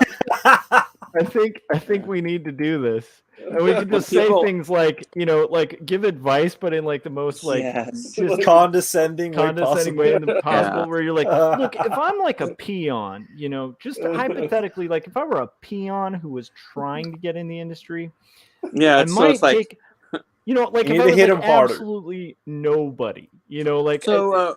Roxanne writes us and says, "I'm working on my first comic book, but I don't know how long to make it. What's a good page count for me?" And my answer to you, Roxanne, would be like, well, since it's impossible to go negative page count, I would say keep it at 0. If you keep it at a steady 0, for you, definitely a 0. then probably you'll be okay with 0. Anything over 0, you're kind of pushing it a little bit, Read some pages So- and give them back. That's some Neil Adams levels of condescension. yeah. It's like, so Bob in the chats is asking, how do I color comics? Like, I'm having so much trouble digitally coloring, and my recommendation would be to go to the local gun shop and just purchase a weapon to kill yourself with, because there's really no point in like that kind of thing. It's just Bob, I would say, I don't know if I can back Josh up on it, but I would definitely say go to the toilet and take a photo of that and use that as your palette, because then it'll match the level of your artwork. yeah, exactly. Thanks, Bob. Thanks for writing us, Bob, on Yeah, the Smugcast. And also, don't quit the plumbing job.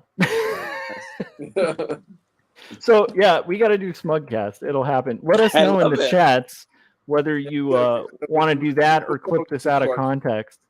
I'll come up with. I'll look for some advice when. I mean, it would last one really good episode Yeah, before we get murdered. that's true. Next that's 1st of true. April. Come to you guys for some good advice. The Smugcasters. Wow. That's what we'd have to do, is almost like a between the two ferns kind of setup where we'd have like a guest on, but we'd prep them before and be like, we're just going to be totally condescending and terrible. No, Oh my gosh, yeah. we would make somebody in tears. That would be. I'd feel horrible. Ironically, like we'd end up having a guest who could like out smug us, and then we're in tears at the end. Why did we set up our own prison?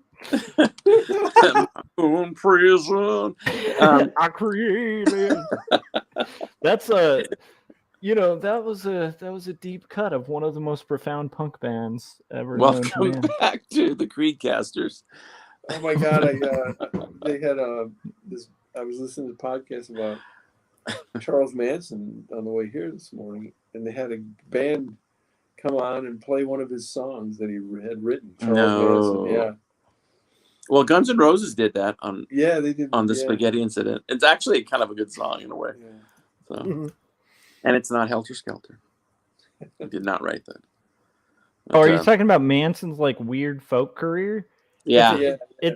I listened to it and it's not that great. It's not bad, but it's like you can see why he turned to like what he did, because it's like I Well, don't he's know. definitely better at that. Yeah, that's true. It's kind of like certain painters were a lot better at painting than genocides. It's just a weird thing where when people like Your audio is like Robotcasters. oh, am I roboting? No, it's on his end. Oh. Well, I think that I can definitely tell that the Jim's getting roboted. Yeah. Jim, you got to do some cool robot stuff, like Is it because us? you're roboting out. Oh, let us know in the chats like who is roboting out, but I'm guessing it's Jim. I just want to hear them do like some like Isto Roboto Robots. kind of. Robots in the sky. It's amazing. Amazing. Wait, okay, you have to be like a Dalek for a second and just do the exterminate. Oh no, Oh, we lost no. them. Okay. Well, Well, with technical domo arigato, difficulties, Mr. Roboto. that's true. So Jake, what about you? Like, have you had to kind of like so far your process in comics, has it been full of a lot of being like, yeah, I can't do that because I have to stay home and draw stuff? Yeah, I was about to relate to what Paul said, like his process of like quitting everything to the bare minimum necessities that you like do shit. Yeah. I'm lucky that too that I don't have much friends. But yeah, speaking of like quitting the internet, I was about to do that in July, not now, but later in a couple of months. Oh, okay, so it's like kind of pre-planned. Oh, okay, cool. Because Yeah, I so was it's like, pre-planned. why are like, not that I enjoy you not being off the internet. Oh, I can go right now. Bye bye. Yeah, go quit the internet, Jake. No, but it's like one of those it's one of those things of like, if that's like reading your reasoning behind it, it seemed like a really like cool idea for like self growth and stuff. So I was like, oh, cool, like I support that, but also, if you decide not to, I will support that as well. So No, the yeah. thing is that I want to like kick out as much work as possible, but I have to eliminate all kind of like habits.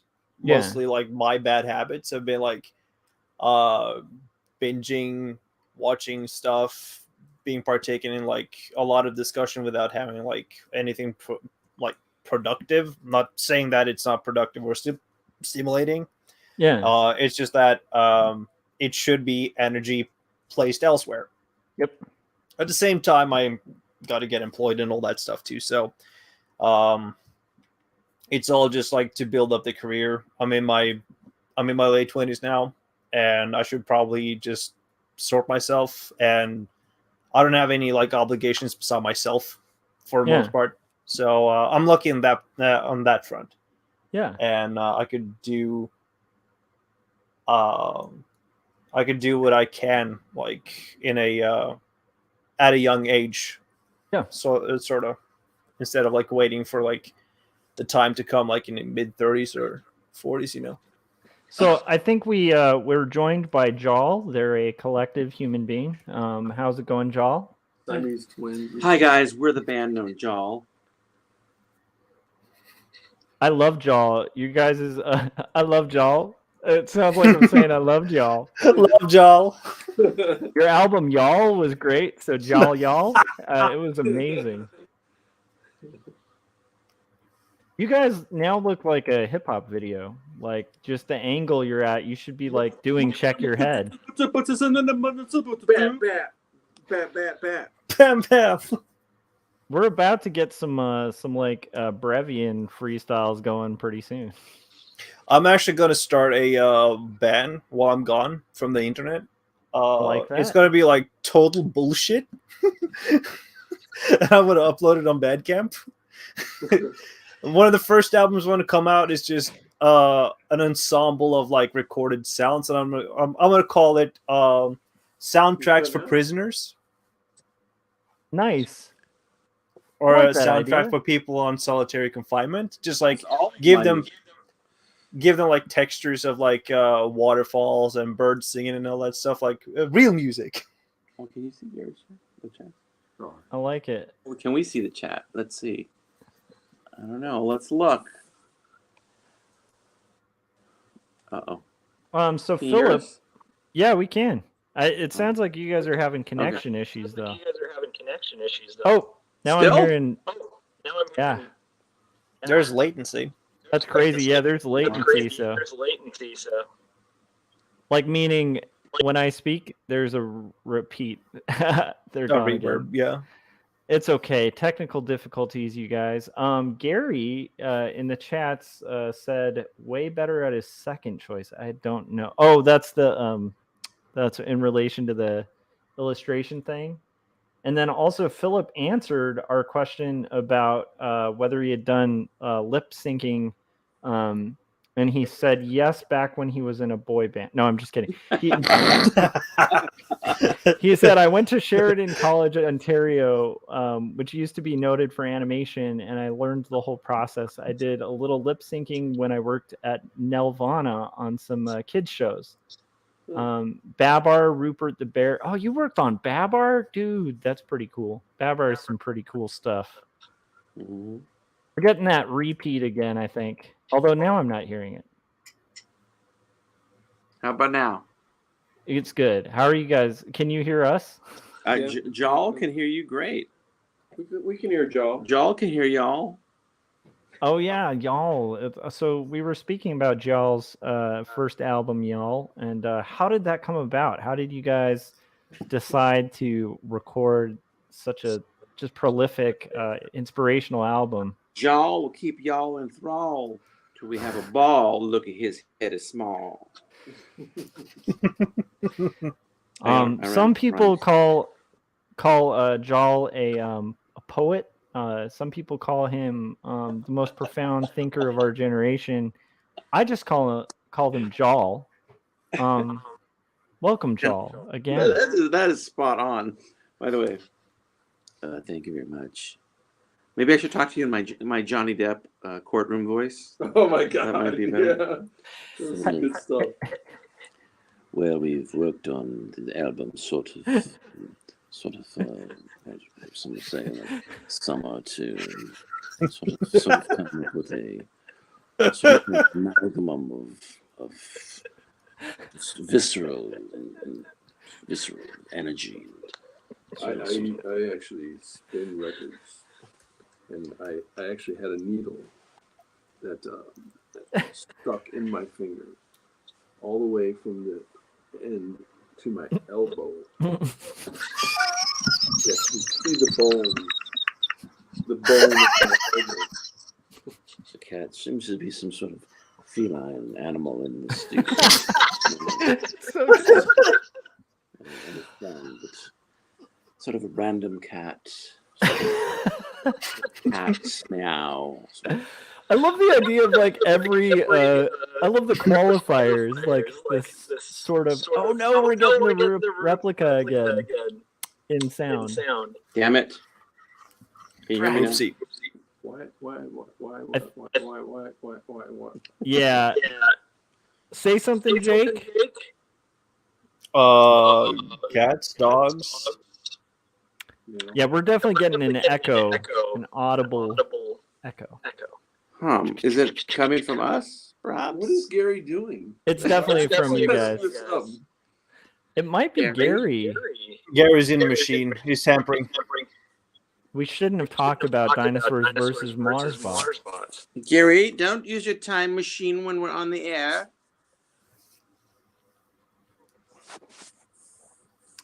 Oh, okay. So Gary clarified. Oh no, I think you guys might have to log on again because it's making everything that's said like. Yeah. Okay.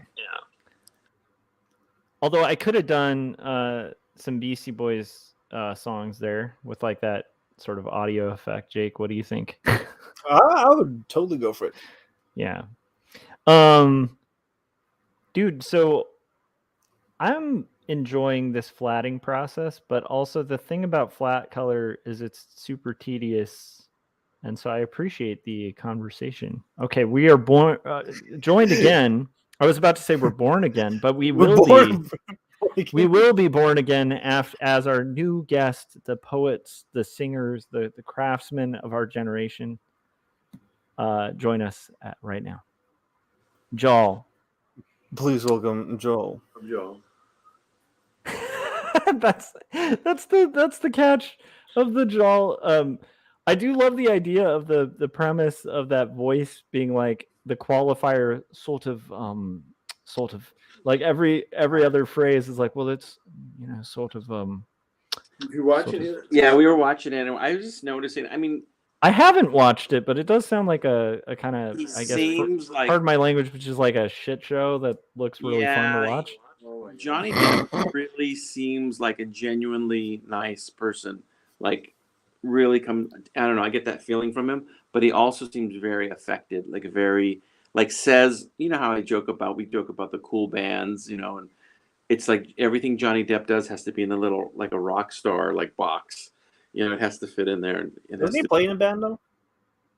Yeah, I mean, but it's He's a guitarist there, isn't he? yeah, it's just, I don't know. It just seems like he went to the rock star shop.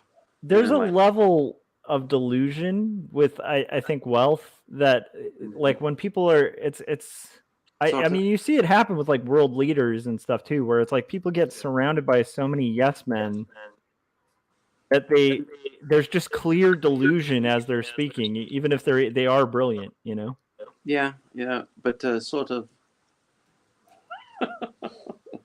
Yeah, he's very English too. Also, even in his text messages, which is very strange that we know Johnny Depp's text messages now. That's crazy. Okay, I'm gonna have to rewatch those. Are they on stream or? And we're getting them. You can find them on Jal.com. And Jal, we're getting that slapback again. All right, Jal will have to say goodnight at this point. Yes. Well, I appreciate Jal stopping by. Paul, where can everybody get your book? PaulPate.com. Now, Joshua follows the link to Amazon. I know. It is funny. That's true. Actually, at Paul's house too. I think he's not home, so you could. Yeah, lots of stuff. Yeah, there's free books there. Yeah, feel free. All right, and then Jim, where can everybody check out your brilliant animations? On Free Comic Book Day, you can not go to the comic book shop and just go to your computer shop and ask to log on to the Commodore and go to jimluhan.com and watch my free animation movies there. And when you do that, just make sure you let them know Jal sent you, because What up, y'all? Well, It is for of our time, sort of. we appreciate you guys honoring us and gracing us with your presence. Thank you. Did you watch Gary's show today, by the way? Yeah. I was watching it on the ride home. I didn't get to finish it. Don't spoil it for me. Okay. Well, there might be someone you know appearing on it. I saw a flash of beard, which right as I said that, Those words were coming out those words were coming out of my mouth. I realized Jal should not be talking like that. So, all right. Well, All you right. guys have a good night. Thank you for letting us. You too. I want to ruin, but I want to say enhance the show. Yes, I feel like it was a good derail, and while I'm getting the reflect, I'm just gonna do this. So what you want? That's actually Did the it name work? of our DJ. Our DJ's name is Derail and Jal. So DJ You're Derail. gonna say it was DJ Reflect. Yeah. So DJ Acid Reflux in the house. I gotta go tuck in Paul, so I'll say good night.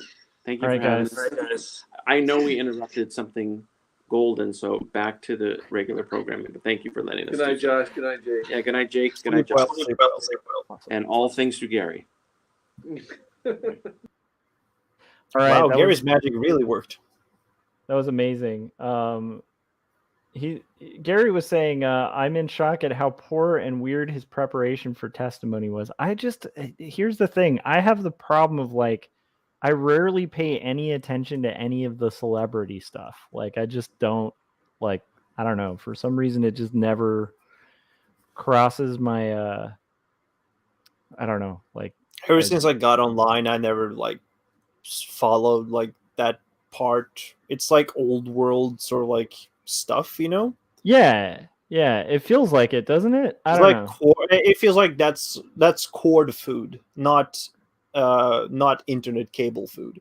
Yeah, like I'm really into like I will totally digest and gobble up like internet drama for sure, but it's more like internet drama, not I don't know, for some reason the like celebrity gossip stuff is just like meh, you know. I mean, like the only funny thing I got out of that whole like drama, I don't know, Uh-huh. lawsuit was that she shot the bed.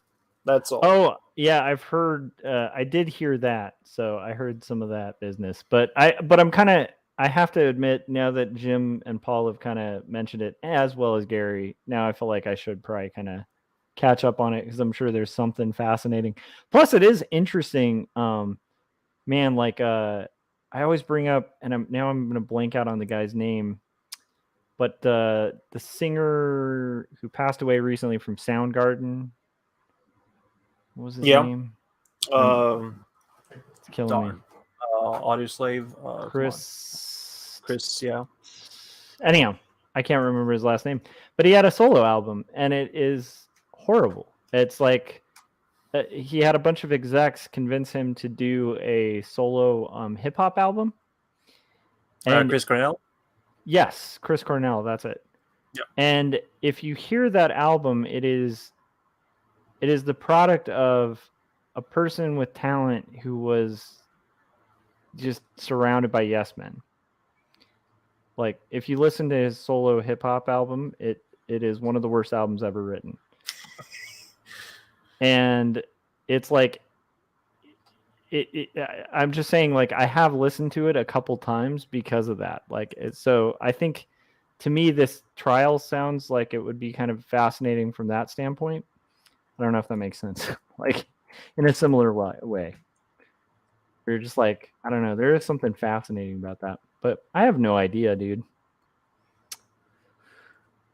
Yeah, it's like if I ever get into music, I'm just gonna do bullshit. I don't care about real sound. I just want to do my own stuff, and I'm just gonna have fun laughing all the way to the bank if it ever catches on. For which one? For my own music. Oh yeah. I mean that would be. It's just gotta be like really hackneyed stuff. So are you gonna do it as like a parody band? I don't know where that little thing will go. I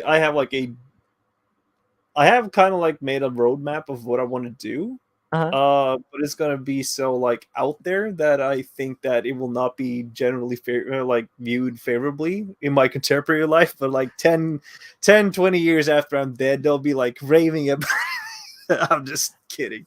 I'm not really sure what they're gonna do. But I had like this crazy idea that I'm gonna go like I want to ride a bus from like place to place, and then I'm gonna record like 30 seconds of sound or something. Yeah.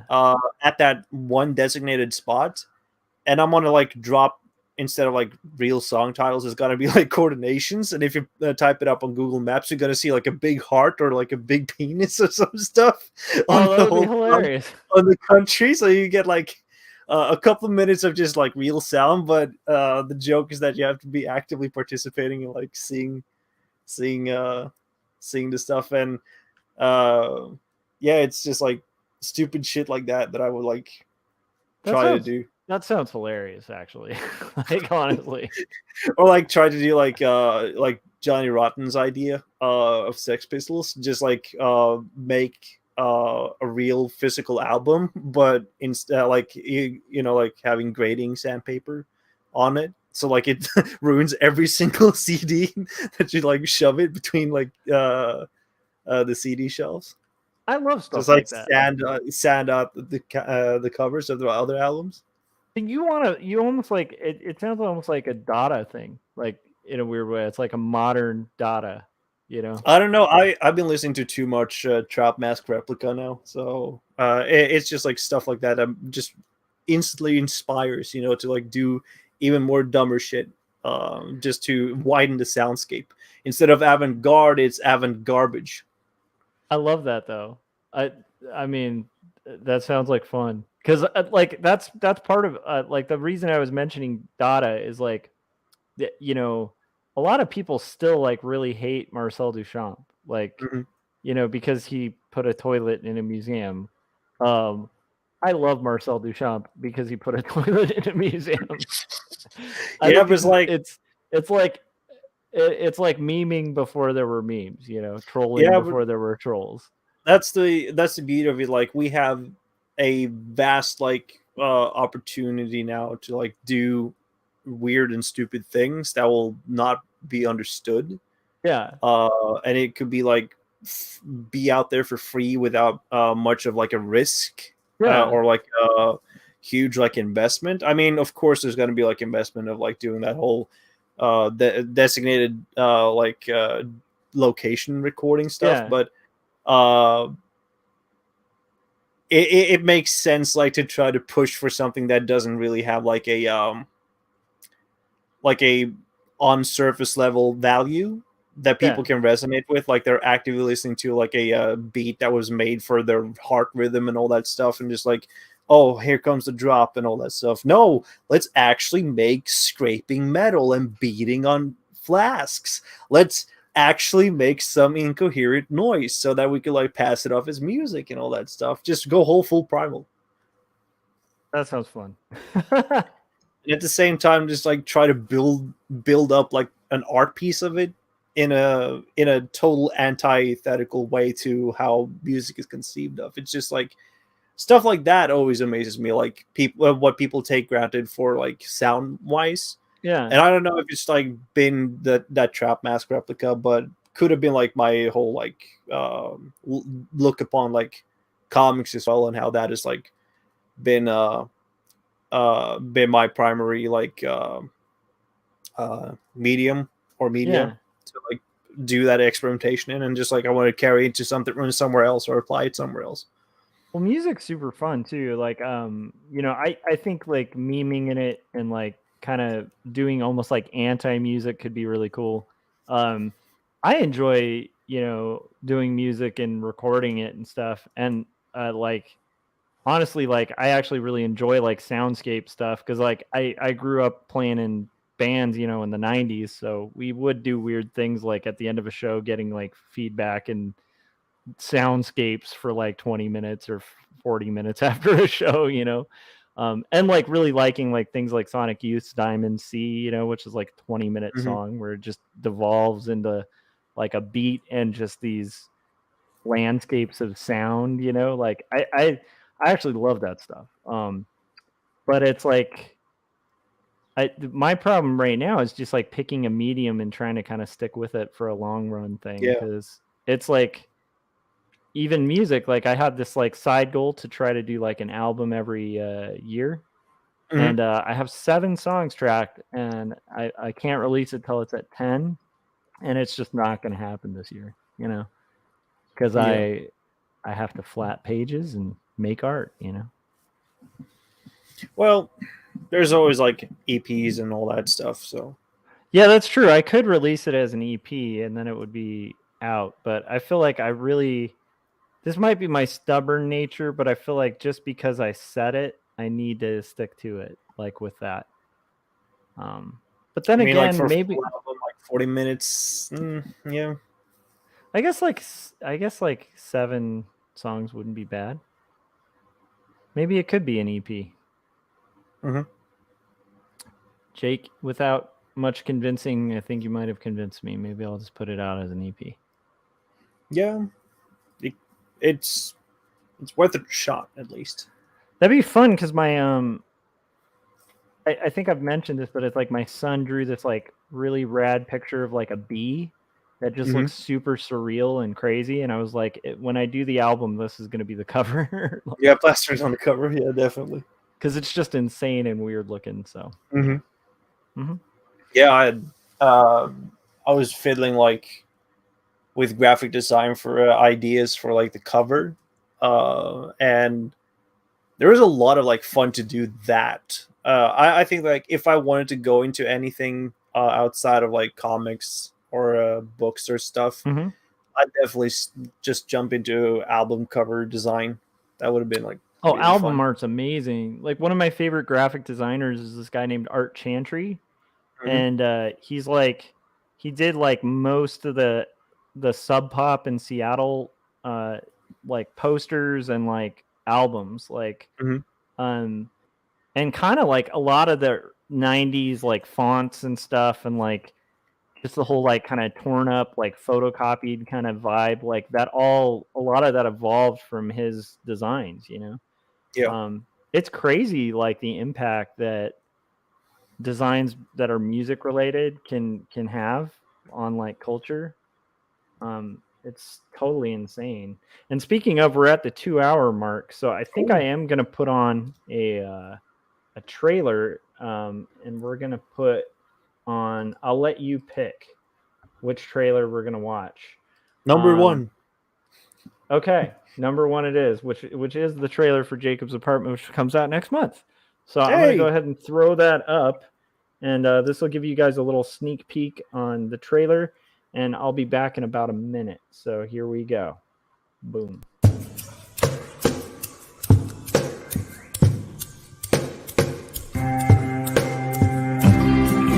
Speak clearly, it seems that only in dreams can we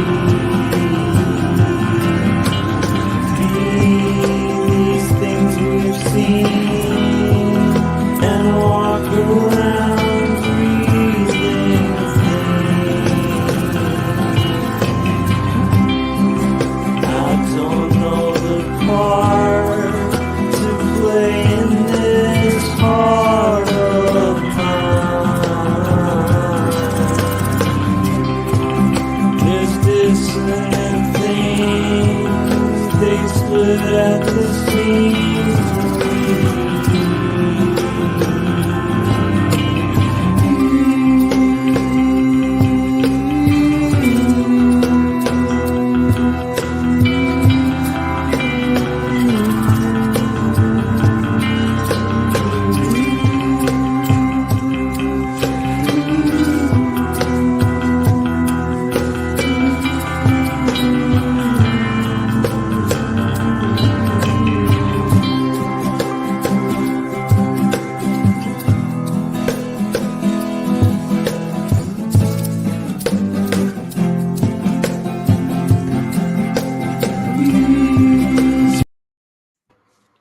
All right. I feel professional having that. No, it's not my apartment. Just have that clear. But anyhow, so how's bone meal coming along? Oh, I was just about to like jump in on another subject. I got chickens. Chickens, like live Yes. chickens? Yes. No way. So you're doing Just like got the him. whole organic farming thing, or? Yes. Hell yeah, dude. That's actually 9 of pretty them. cool. 9? Yeah. Dude, so are they as like vicious and insane as like people say? No. They're No? not. Okay, that's good. I've just heard that they're like kind of cruel. No, they're not cruel. They're actually kind of wholesome. Oh, I mean, wow. it really puts a smile on my face, like to see them. Just like, Dude, so do you have a coop and everything, or like how hell are yeah. you?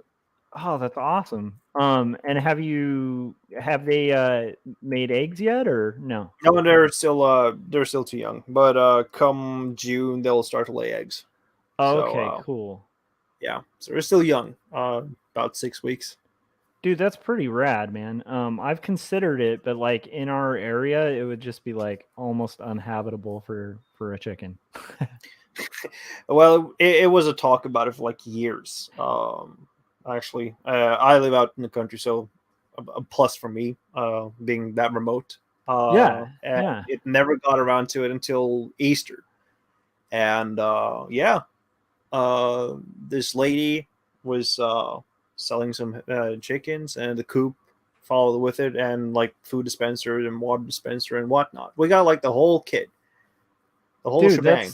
that's amazing. That's cool. I like it's funny because it's like that's actually Well, I mean, like at least when I lived in Oregon, like that was a pretty common thing. Because we were in like Beaverton, which was like, like on the outskirts of Oregon, and then like as you get past Beaverton, you really end up in like country, and so there were like a ton of people who would like buy chickens, and like, I have heard like incredible things about like just the difference between like store-bought eggs and like a fresh like chicken egg, like This isn't like the first time.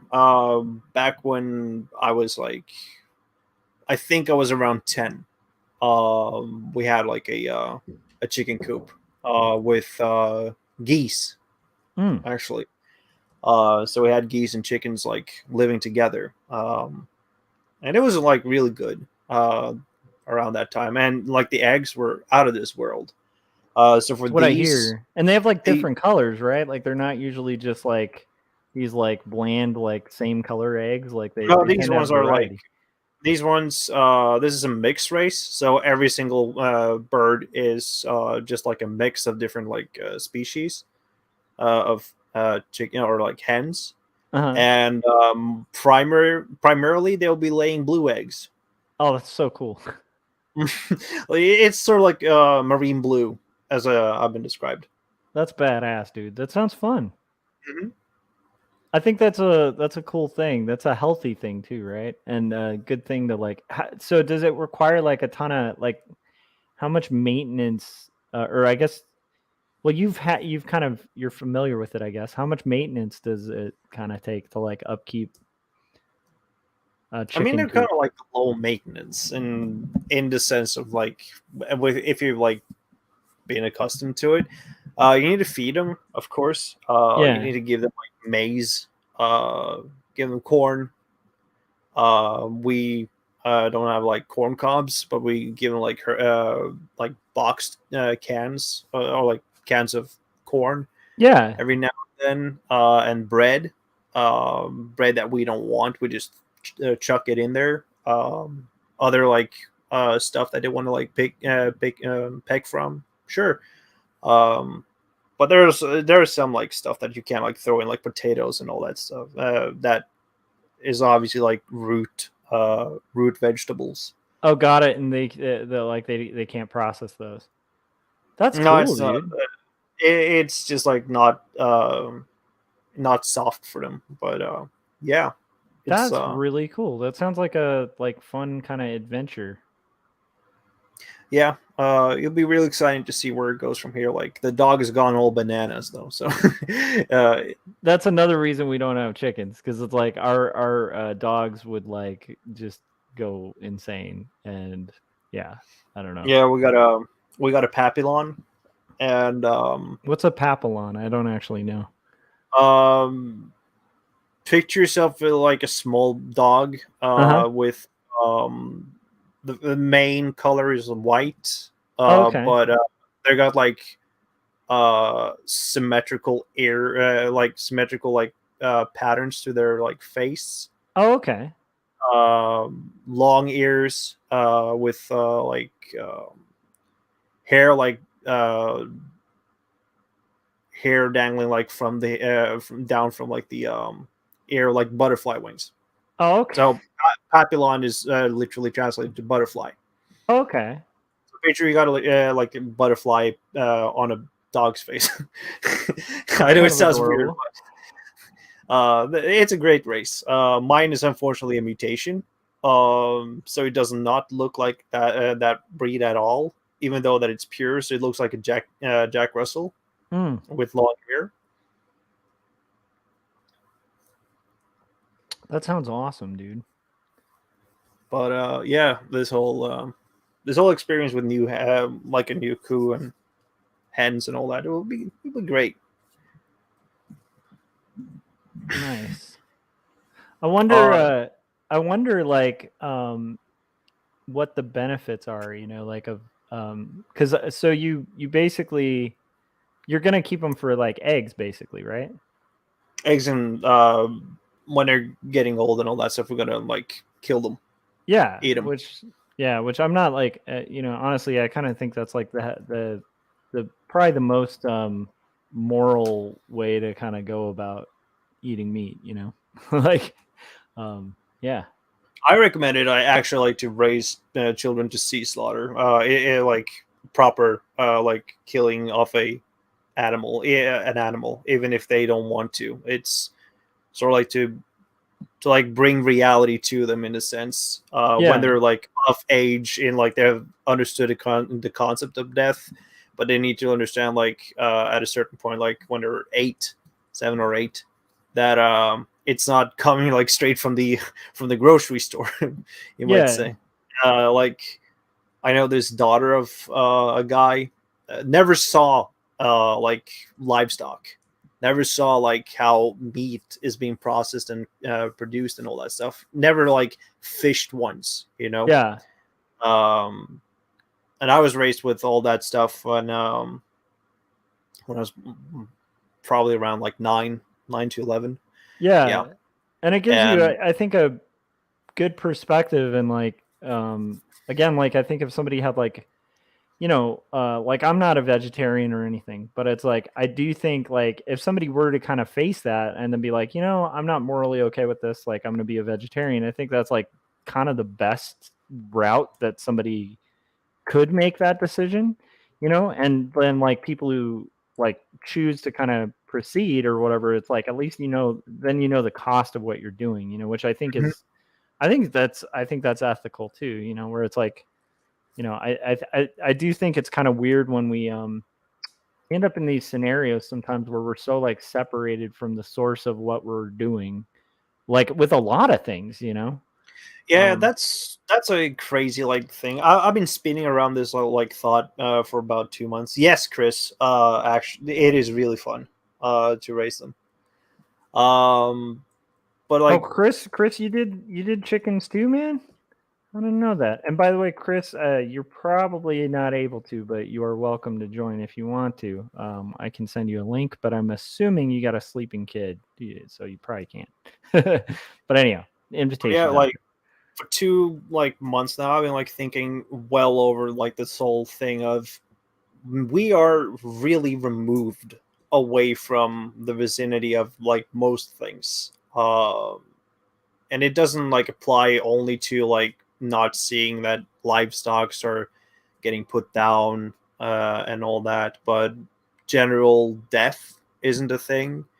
I think I just got shook up about it because I was reading a book about the subject, but it extended to a lot of other things. Like the stuff that we've been like discussing. Production of energy, like how carbon emissions aren't really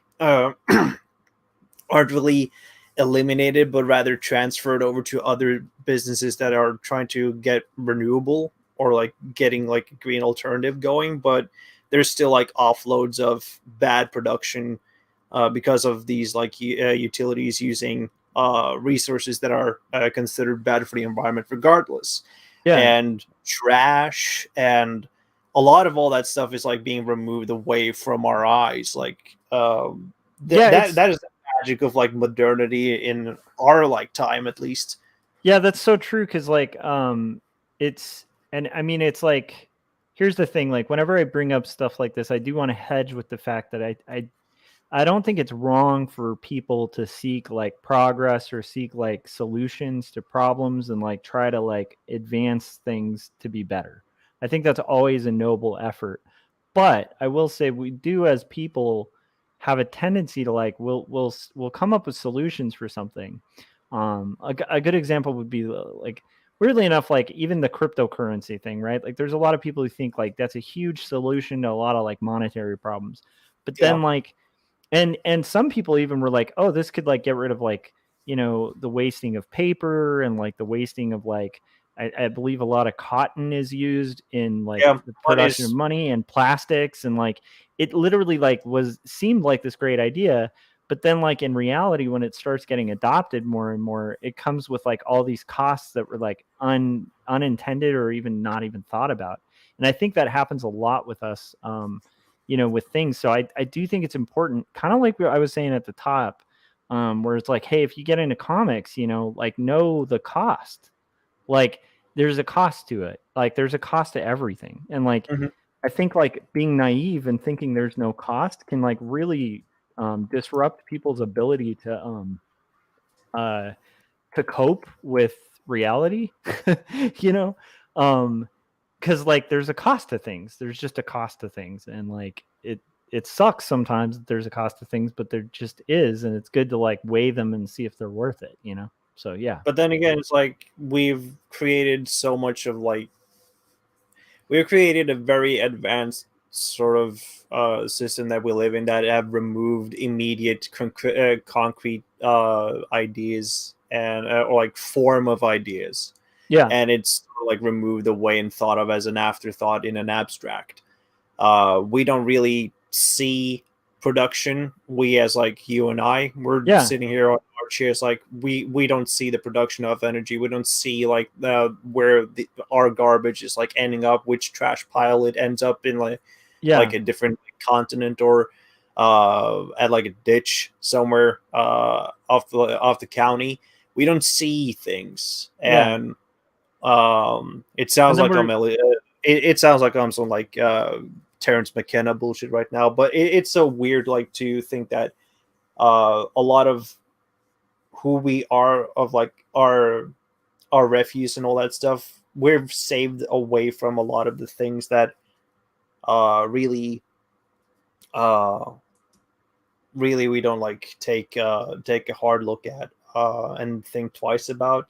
But then again, we can't, because our costs it's on like the cost of time really our only Yeah. like most important like thing that saved us from like all the other like problems, the complications that we add onto like another element or a binding joint to this whole like machinery that we built up. It's just like to save time, save uh save most of it for like ease of access and convenience and Yeah. all that stuff. It's not as fun when it's like brought onto you as a like No. responsibility to solve by yourself.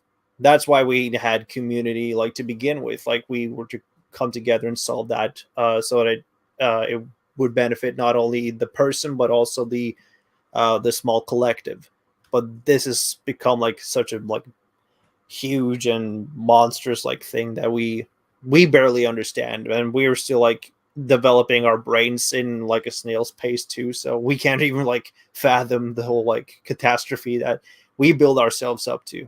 Yeah. I mean I totally kind of agree. I think it's interesting. I did a t-shirt design years ago. I was doing this whole experiment. This is like back when I was mainly a t-shirt designer. And I had this whole crazy idea of like comics as t-shirts. It was like a big thing Yeah. for a while. And one of them, I came up with this design based on just like walking through a city and starting to like pay attention to everything in it and realizing that like everything within it is handmade. And like it doesn't seem handmade, but it's handmade. Like, and it's kind of a weird thing where it's like to just stop and think about that for a little bit, of like the fact that like even these things that seem manufactured and seem automated, they're kind of handmade in a way. And even things that are automated and like made with machines are made by machines that are handmade. It's a really weird thing to like start considering, you know? Yeah. Like, but how much of it is actually handmade is very shocking. And it makes like kind of like Etsy crafts like a little less impressive, because it's like, oh wait, that like that whole concrete building was like mixed and like made by hand. It's like But see, insane. that's the thing though, it was made long before us probably. Like Yeah. a lot of the like buildings and stuff that we see, it's handmade, but they're being like standing there for a good number of decades, long before even I came to this place, Yeah. long before even you came to this place. And you just kind of forget about it. Yeah. Yeah, it's like you see the form, but you start to like, when you just like ponder it for like a second, you start to think, holy shit, that a whole like league of builders did that. Yeah. And it's that whole remoteness of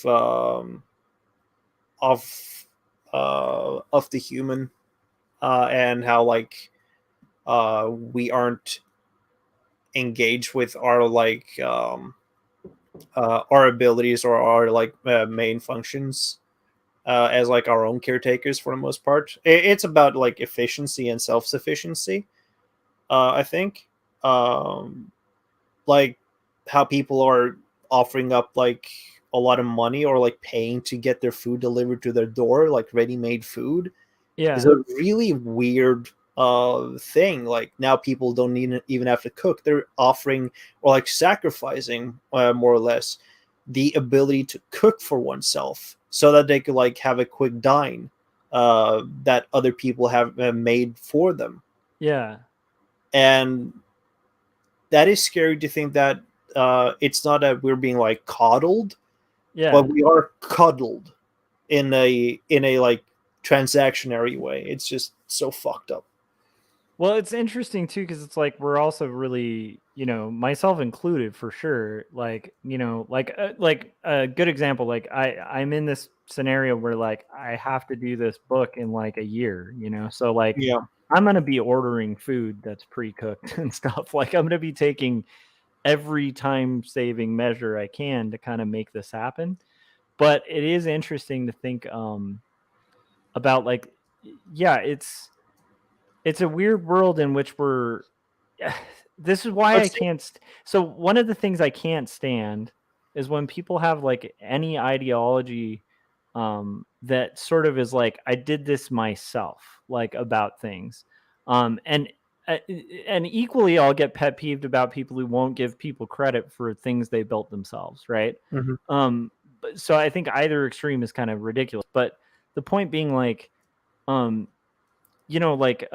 Chris was just talking about, like the sewage system sewage is kind of system, an yeah. amazing thing.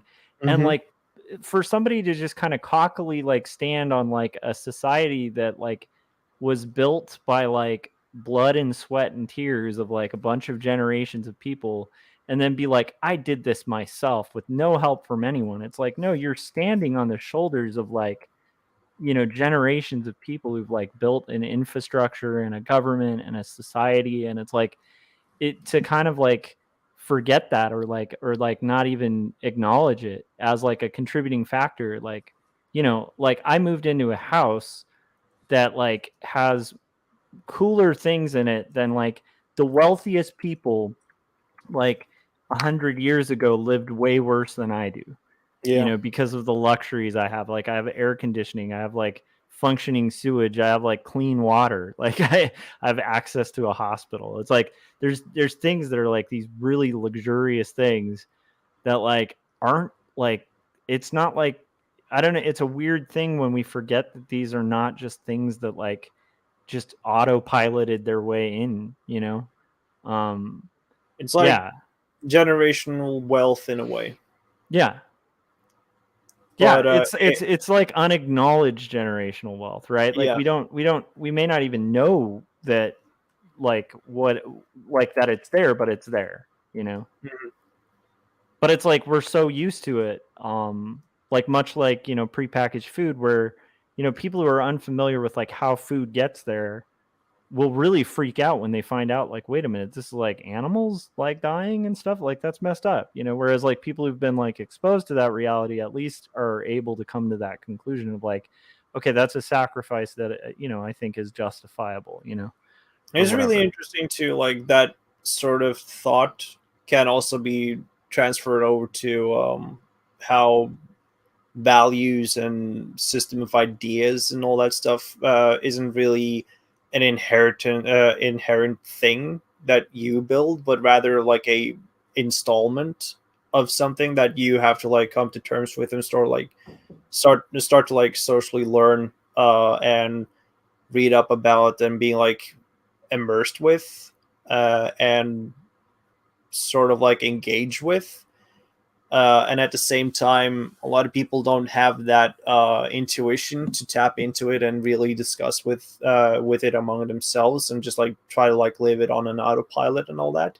And that's sort of like they're inheriting thoughts and patterns and behaviors that they didn't come up with themselves. And that's sort of like the fun part of like psychoanalysis for me is like that whole Jungian aspect of like you don't own ideas, own people, kind of like thing. And Yeah. that's sort of have like the parallel in reality too. Like nothing that you do really have an inherent self-sprung thing that you create, but rather you're borrowing from other people who have come before you and done the work or legwork for you to like provide that and uh, make the circumstances possible for you. And it's just not your parents, but also like the grander connectivity of like humans as like the species. That's sort of like going on. It's not getting enough gratitude and recognition and you have to like be in a sort of like a mindset about it, like to really get humbled about the whole thought.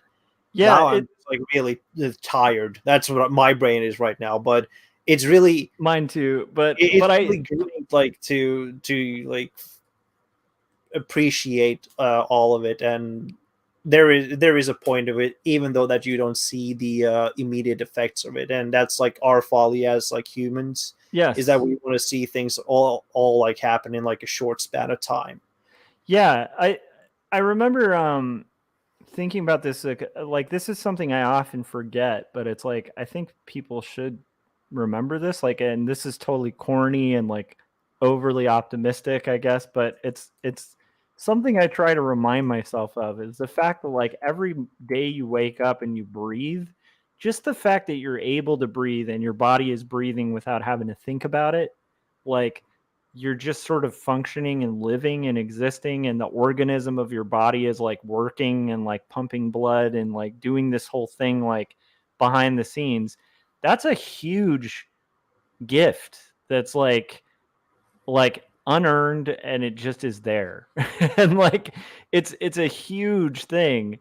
And it's not always going to be like that. So I feel like as an artist it's important to like, I don't know, it's very easy to get like, it's very easy as a human being to get in a place where you're kind of like you forget the blessing of existence.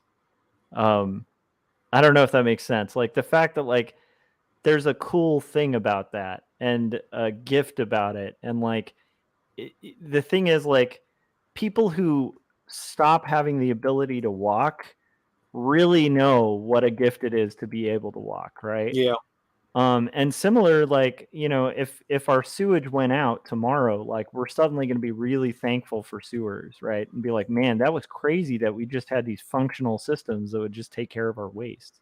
Like it's it's it's a good thing to remember. And you're right, like it's kind of humbling, because it's like it makes you realize like how much we're kind of part of a much bigger picture, that if you forget about the big picture, like the small picture stuff can seem like this enormous stuff. And I also think it's encouraging for like if you get discouraged about like people making very slow progress, because when you see things on a macro level, it's like no, like there's some pretty big progress. Yeah, it's just that short-sightedness is a really like ill thing. Yeah. And it brings a lot of like our impulses into it, which really aren't like rewarding in the long game. And like stopping for a second and just like making that whole like call. I know it's sort of like hard to do because the mind has already made up the answer when you're like acting upon it, but resisting acting on it itself, even though that the mind has already made up its decision, that's sort of like a resistance of like that impulsivity, even though that you're it's just like you have to be like you have to make yourself aware of it. Like I was wrestling just recently about this whole thought of like buying a couple of comics the other day, and I knew that I had made up the decision like a couple of weeks before, and I was going to buy that specific comic or that specific comic, and I knew instinctively that I would probably have a bad time now that I'm like $50 less. But in that I had made that decision, just trying to discuss with myself and feel the weight of holding the books you know. Yeah. That sort of like caught me like at the moment, like, yeah, I was already aware that I had made up the decision to buy these things, even and still I'm hesitating. But Yeah. even still, I want to. What compels me? Yes. Why does it compel me? Yep, those are good questions to ask. I'll admit I have a well, I mean, I've talked about it. I have guitar acquisition syndrome for sure, where I love guitars and I don't think I could ever own enough guitars to feel like, yeah, okay, I finally got there. I got Welcome all the back. guitars. Yeah. Philip also said earlier, he said, I got to say, Josh, I'm really looking forward to reading this regarding Jacobs. Thank you, Philip, and I really appreciate that. And I hope everyone is looking forward to reading that. Also, Chris said, as technology develops, it makes everything more complex, which requires more effort to understand. The appreciation is humbling and useful for one's well-being, though. Anyhow, sorry, I didn't want to derail you, though. I feel like I might have. No, it's like I want to like build on Chris there. It's just that our comprehension makes us depressed more and more in that we don't understand much about it too. But at the same time, knowing enough is also the right decision to do. So you don't have to like go around like be an all knowing, like sort of like being who have to like be in the know. It's just we're bombarded with a lot of like information that isn't really necessary for us on a daily basis, like memes, news, and politics and all that stuff that doesn't really affect you like immediately. It's just like trying to grab your attention. That's what we call noise, but in the sense that how I like to actually make like clarity. It's just like you have to actively start like discuss with yourself what is like the things that you want to like keep in life or keep up to date with. That has made me more like sharpened and attuned to like things that I know I'm probably not going to have a big joy out of in the future. So I just like started to unsubscribe from like a couple of like YouTubers, or a lot of YouTubers actually, and Twitter users and all that stuff, because it's not like for the long haul they wouldn't probably be in contact with me or see any like net benefits of like being a contact, because it's I treat my Twitter as like a Rolodex. It's you gotta like go by your own necessities, and that whole excess of necessity doesn't really help either, and it just creates anxiety. I agree. I think it also comes down to like I know it's weird, but it's like I think that's why it's important for people, like whether you have like a religious framework or like a philosophical framework or utilitarian framework, like having like an idea of your initial epistemic is really important for assessing things. And so like to me, like I'm only bringing this up to say how I apply my own epistemic, right? It's like, so for me, when I see myself like go down a rabbit hole of like, I need to get another guitar, right? I'm just going to use that as an example because that's one of my weak points, where I'm just a complete blind consumer. Like if I see a guitar that's really cool, I just want it. And I feel like I don't own any guitars, and I already own like way too many guitars, and they're really nice guitars. So I can't even use that excuse. I just like guitars, right? Yeah. So I have to like digest like, well, why is that? And then I personally, like my own philosophy is that human beings have a vacuum. So I get like very like, oh my gosh, I'm forgetting the theologian, but the guy who made the blind watchmaker argument, and I'm blanking out on his name, but anyhow, it's an old idea, but it's basically the idea of like nature hates a vacuum. So we have a vacuum. As a Christian, I think that vacuum is like the desire for God or whatever. Different philosophers have had different ideas of what this like weird human desire to like that I can't get no satisfaction kind of thing is. And like for me, from my viewpoint, that's very helpful for me to know that like a lot of what I'm doing when I'm like consuming stuff that I already have, and I'm feeling a desire for something that's never going to be fulfilled, a lot of that is a projection of my desire for God, right? And so it's like, now that's my own framework, but I'm just saying that helps me to actually overcome that desire, because I'm like, look, I already have guitars. And I know that if I get another guitar, I'm not going to feel fulfilled, because ultimate fulfillment isn't going to happen in this lifetime. It's going to happen when I eventually meet God, right? Right. I know Right. it might sound delusional, but my point is, I think it's important for people to have that initial framework. It doesn't have to be God, but I think philosophically, to have grounding in life, you need to have an idea of like what that core epistemic is, because it helps you build out. It's like the stem that you get to build everything from, right? If you don't have that, like it can be really tough to kind of navigate, especially like consumerism, you know? Yeah. It was William Paley. The watchmaker theory. Nice. Oh, I Uh, thought it was. Oh no, I'm thinking Chesterton. Sorry. okay. Yeah, for me, when I caught myself like with that whole like argument with like whether or not I like to buy, I kind of like go by the by how lucrative could it be for me to like try to exploit it by studying it, by making either a review or sort of like overview or something out of it.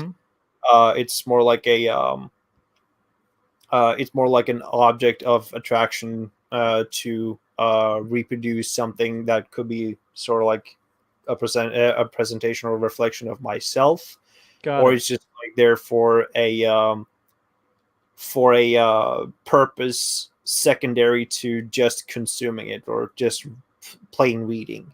Yeah. And so I think that a lot of like artists do this on like a regular basis either way, but I'm kind of like, I want to see the Swiss Army version of what a thing could be, instead of just like being a one use function or a limited use function. I want to see like things from multiple functions. Yes, that makes a lot of sense. And that sort of like traces back to my favorite like thing that I learned in uni was affordance or affordances. And there's a lot of like things that we have in life that have hidden affordance. Yep. That we don't see on like the surface, but as soon as we like start to like tinker with something, it just sort of like happen to work. It's like how you get stupid ideas like the paperclip or the post-it note. Yeah, which are really ingenious like things. No, it's something built into most businesses too, because like you know, like a giant percentage of what like businesses tend to invest in is like R&D and product development, and like a lot of that kind of process like starts with like spaghetti at the wall moments where you're literally just throwing out crazy ideas and then something sticks, and it's like it's actually so essential that most businesses build that into their model, you know. And I feel like artists should be building that into their models too. Like I feel like that's sort of like my thing. I just like throw shit at the wall and like see what I can like get away with. Yeah. Even though that it sounds like really like weird. Like most of the stuff that I got like on the docket, I kind of like that mode of creating rather than like to be married to like one idea. I want to see it as a production. I don't want to see it as like a fantasy that I want to engross myself in. Like the fantasy, I leave up to the people who consume it instead. While as I am focusing more on the technical aspect and like trying to pull off a good execution. Yeah. I totally agree. I think like one of the things that I love about the sort of experimental thing is like even this book I'm doing was like kind of a wild card. Like this was like a little Hail Mary when I had some time, and it wasn't even a Hail Mary. It was just like a fun, like more like just a tossing an idea, because it's like my sister had this brilliant script. I had like a week where I could do a couple pitch pages, and we threw it out there. And the style, I was like, I pre-thought about that. I was like, I want to do this in a style that I haven't like worked in before, like on a grand scale, but like familiar enough to where I could knock out pages. But also like, unfamiliar enough to like keep it interesting and separated from the things that I've been doing so I don't like burn out. And then like it got picked up and it's like, so now I'm in this cool scenario where as I'm building this, I'm like so thankful that I did it in this different style because this different style is like perfect for the book. Mm-hmm. And the style itself is like the result of like a weird, just kind of like, I don't know, what about this kind of moment, I think you got to allow for things like that in art, like, and not forget that like art is like a bit of an experiment, Yeah, allowing yourself to like play around with really bonkers stuff and just feel like that transference of not transference, but like that transition of um here we're going for like play, and then suddenly it becomes sort of like a real thing that Yeah. becomes teen and all that stuff. And a lot of people And don't handle that part really well, but I love so it. I agree, and I was gonna say like that's where it ties into business, right? Where it's like there's this part where it transfers from like the product development or whatever to the actual launch, right? And when you're in a process like that, you have to be prepared to switch gears very quickly from like goofing off like experimentation to like serious implementation. And you have to be flexible enough to do that, I think. Yeah. And it's like to me, that's what I like about the art thing is like now I'm in game time and it's like I've developed and played and now it's like about using all the skills that I've acquired and stretching myself, but also, at the same time, like, making sure I'm hitting deadlines and like getting the thing done. So it's like it's a fun process, but it's also like it's an important thing. Like, and I think if you forget that thing, yeah, it's really it can just be a real pain to do art if you forget like the fun of it and like that fun early stage. But also, if you're only doing the fun early stage, you can like suffer from doing only the fun early stage and then missing out on all the joy of like seeing a fully realized thing, like which is the whole purpose of the spaghetti at the wall stuff, right? Yeah, So and then you get like the middle too, like people getting very lost with the idea. yeah, yeah. And not only like lost, but they're still like locked in a VIP, so they're in limbo between both of them, and they don't create a product, and they can't like fantasize it because they're sort of like trapped in this like I'm doing it, but I'm not enjoying it as much as I thought, and I want to enjoy it, and now I just like think of something else that I could like play with. And that ties into like, oh my gosh, we're totally rambling here, and I love it though. I Yeah, think like I think you and I have like very similar disjointed ways of thinking, where we have logic trees that kind of branch out all over the place, but there is like yeah, I like going down those paths when I'm talking to you. same. But so like that does make me think of like I think it's like it's important to remember the intention at the beginning and never forget that. Like if you're at a business doing product development, right, you very clearly want to talk with everyone involved with it, saying, hey, this is our intention, this is what we're trying to develop, right? This meeting is going to be like fun and spaghetti at the wall and stuff like that, but don't forget our intention is this. And also along with intention are deadlines too. So you put some deadlines on there, you put some intention there, and that's the key, because that's going to be what saves you from getting lost, right? Like the thing you were describing, where people can end up in that limbo of like just the endless ideas, but the no realization of it, right? Wow, that's really cool. I never really, I don't know. To me, I hadn't connected on a. I mean, it is amazing how much stuff on a business level just has like basic logic to it. It's not like it's not like businesses are like insanely they can be complex, but it's not like a lot of rules of commerce are just like rules of life, It's not like I think people can kind of mystify those things and make them a lot more complicated than they are, Well, that's sort of like the density of, and this is another like rambly point or digression. Hey, But we're you know what? Like I'm flat coloring, I'm getting stuff done, and I love rambly conversations. So let's go for it. yeah, but it's like that whole thing of I was thinking about this whole quote I saw from like a panel of a comic from yeah, it was Bloodborne. It's a video game, but they had like a comic, and then they had like this one panel that I saw on Twitter, and it was like this summation of like opinion, and opinion is just a debased form of idea, just put into words.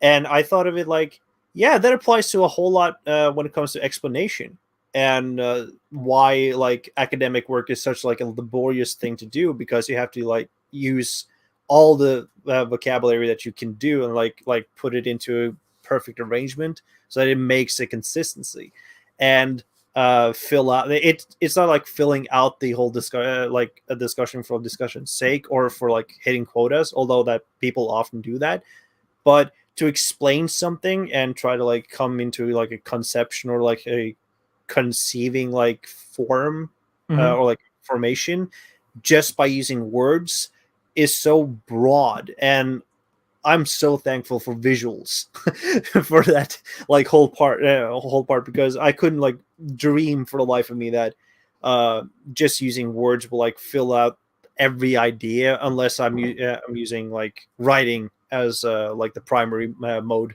of like describing things. Yeah, 100%. I think that the ability to have that extra vocabulary, that you know, communicating visual can make sense of the textual, and then it's also why I like doing like slice of life stuff, because I do think there's something uniquely confessional and intimate about comics.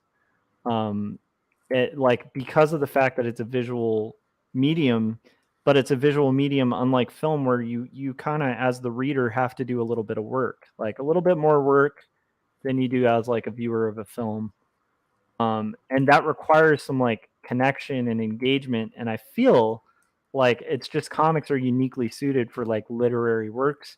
Not that that always has to be the case, but I just think it's like it honestly, they're uniquely suited for just great storytelling. There's so much like weird yeah. stuff that you can like pack into like a panel, and then you just forget that little tidbit could be very important. Like I was like one of the comics that I was pondering on buying, which I did. I was reading through it, and I just saw like this one panel where the character was sitting by this table and discussing with the teacher, and that character had snuck. It was like really small panel from like the page layout design, and so it wasn't like highlighted as you usually like make a focal point out of like a an item or like an item of interest. It was just like a subtle little thing, and he just like tucked away a pack of cigarettes like under the table, just like hide it away from the teacher's like vision. And I didn't notice that. I didn't. Oh, so like, he designed it in a way where the guy's sneaking it past you too. Yeah, so I didn't pick up this whole thing, and I had to like go back a few like pages, like where with what? Why is he? What the hell is he talking about?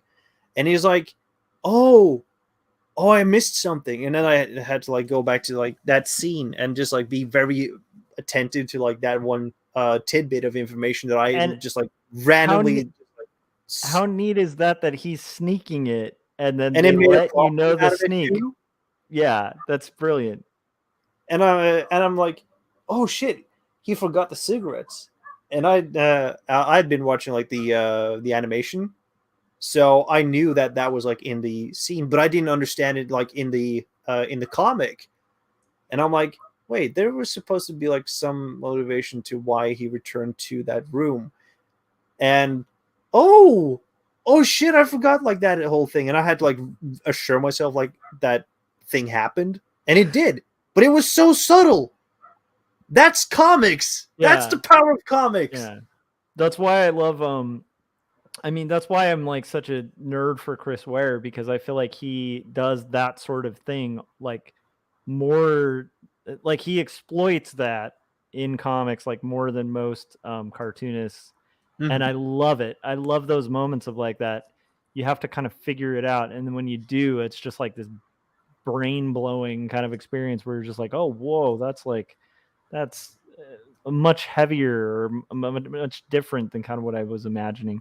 I'm realizing here, flatting, that I might need to cheat a little bit, because I think technically the building next to the main one is going to be mostly white, but I feel like that makes for a really bland panel there. So I might just play with people's memories of it and go with the with some of the tones from neighboring buildings and just hope that they don't notice and forget. In general, I tend to be like really meticulous about that, but I think I can justify that choice just because I don't want to I don't want people drawn to the wrong section. I want it like kind of toned back. So I think that'll work. Chris says, I think that where discipline comes from is when you have to do the work. I think that a pitfall for novices with a bunch of great ideas. It sure was for me. I think the businessy term is action items. Yeah, that's a really good point. It's I don't know, but like I will say, self-discipline's huge and has been, like, honestly, I'm not a very talented artist. The one thing that I have that like most people who know me know I have is like insane self-discipline when it comes to like making comics. Like everyone who knows me knows that. Like I'm nuts about, like, I will spend 5 years to finish something and I'm going to finish it. And stubbornness. And it's finally happening for me. Like it's finally, like, I'm finally seeing some doors open, and it's sincerely not because I'm talented, not because I'm great or good at what I do. It's because I'm stubborn, and I will stick with something for 5 years if I have to finish it. And I don't know, I'm like that with everything. Speaking of, we're almost at the 3-hour mark. I'm gonna probably play another trailer, but Jake, I want you to be able to like hustle your wares. So why don't you let everybody know where to find your work and all that fun stuff. Well, hi, my name is Jake Twister, and not for long. Use the Kinder Egg. I really want the Kinder Egg pitch. You really want it? Well, I'm Jake Twister. I will not be on the internet for much longer, like officially, but I will try by the end of June to wrap up my series Bone Meal, the existential Kinder Egg of absurdist comedy, and it's available for Newgrounds. Just look up Jay Twister or Bone Meal. Type that up. It probably age range everyone to teenager. That's the rating there. And I've been releasing them steadily for about 25 weeks now. So I've made a full comic in a thought before, officially. And I have also news. I'm going to publish the comic, or more or less repost every comic that I've created out of Bone Meal for Webtoons starting May 1st. Sweet. So every Sunday at 12 a.m. CT or EDT. EDT. It's going to be published on Sundays. So if you didn't catch it on Newgrounds, you'll have the opportunity to start fresh, all fresh, to get some Bone Meals. So it's there. It's free. Why don't you have a meal? I love it. And I also, I'm kind of excited about the relaunch, and I also wonder, have you thought about like offering like a trade option or like a floppy, like a actual comic of it? I had a question, but I'm still like not enthused by it really, because I was looking back at it, just like doing the resizing and all that stuff for the book, or like for the pages now recently, and went in and touched up a couple of like panels and added some stuff, and I just come to the realization that I don't really want to like post this stuff. It looks very bad, like most of the stuff that I've produced. So I don't feel confident like that should be like a print unless I go in and actively like redo the pages and edit a lot of them. So no, I don't want to put it on print. Yeah. Unless people had like an actual demand for it. You could, however, get the first 4 strips on print through the AAA community's annual holiday edition. Nice.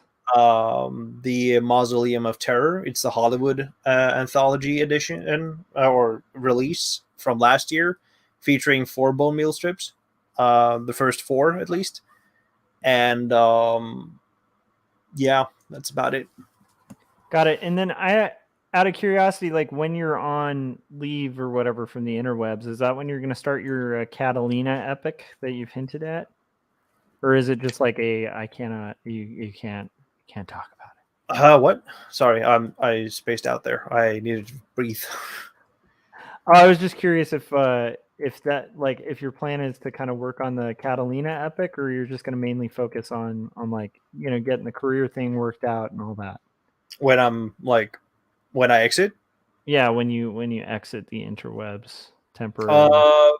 I will probably gear up to work on it. I had like a major plot point solved for me of just a few weeks ago, and that got me like fired up to like try to edit that whole thing again. But for the meantime, I'm just like focusing on like the first 500 pages to do like small stuff. Just like to build catalog or variety. Bone meal, part of an existential balanced breakfast. I love that. Yeah, I love when you have those moments of something unlocking for you, like in a story. You know, I think it's like yeah, clicks, and that's what I've like described them like. When something hits you, like freight train, is like snap, click. Yeah, and it's the funnest part of or the most fun. Sorry, funnest is one of my pet peeve words. That's not really a word. Nope. And it's a pet peeve of mine because people use it. But the most fun, one of the most fun things about writing is that like weird part where you show up and you kind of like hit these points that are really frustrating. And maybe you're just like, I don't know if I can work out this part of the plot. And then something just weird happens where it just comes to you and you're like, oh, like after like a bunch of and usually it's like after a very frustrating, like spaghetti at the wall kind of moment where just nothing will happen. And then you relax, you take a break or something. And then that's when it comes and you're like, oh, okay, now I know what to do, you know? Yeah, I had like touched the narrative of that thing for a good 2 years now, 3 actually, and having like built my assets and built my back burner and all that, I've become more like efficient and looking through like what's my problem with this thing and try to like doctor it, like diagnose it. So that I can like find out the fastest way possible to like solve the issue. And that's sort of like why I haven't like made anything, because I like to diagnose the problems before like I actually commit to things. Yeah, that's reasonable. All right, I'm gonna put on a second trailer. So this will be the trailer for 2 stories, the graphic novel that I have out, and I will be back in about a minute. And thank you guys for keeping me company, because look at this. We're almost done with flatting this page. It's very close. Very close. So for those familiar with my process, if I take a break like this for a minute, I don't want to lose my selections that I haven't worked on. So that's what this magenta stuff is. Everything other than that is pretty flatted out. And then all we have to do after that is add some rain, right? So anyhow, I'm excited about how this page is coming along. Jake, I appreciate you joining, and here is the trailer let's see if we can get it going. Here is the trailer, the depressing trailer for Two Stories, which is a very depressing book. Be sad, you guys. Here it is.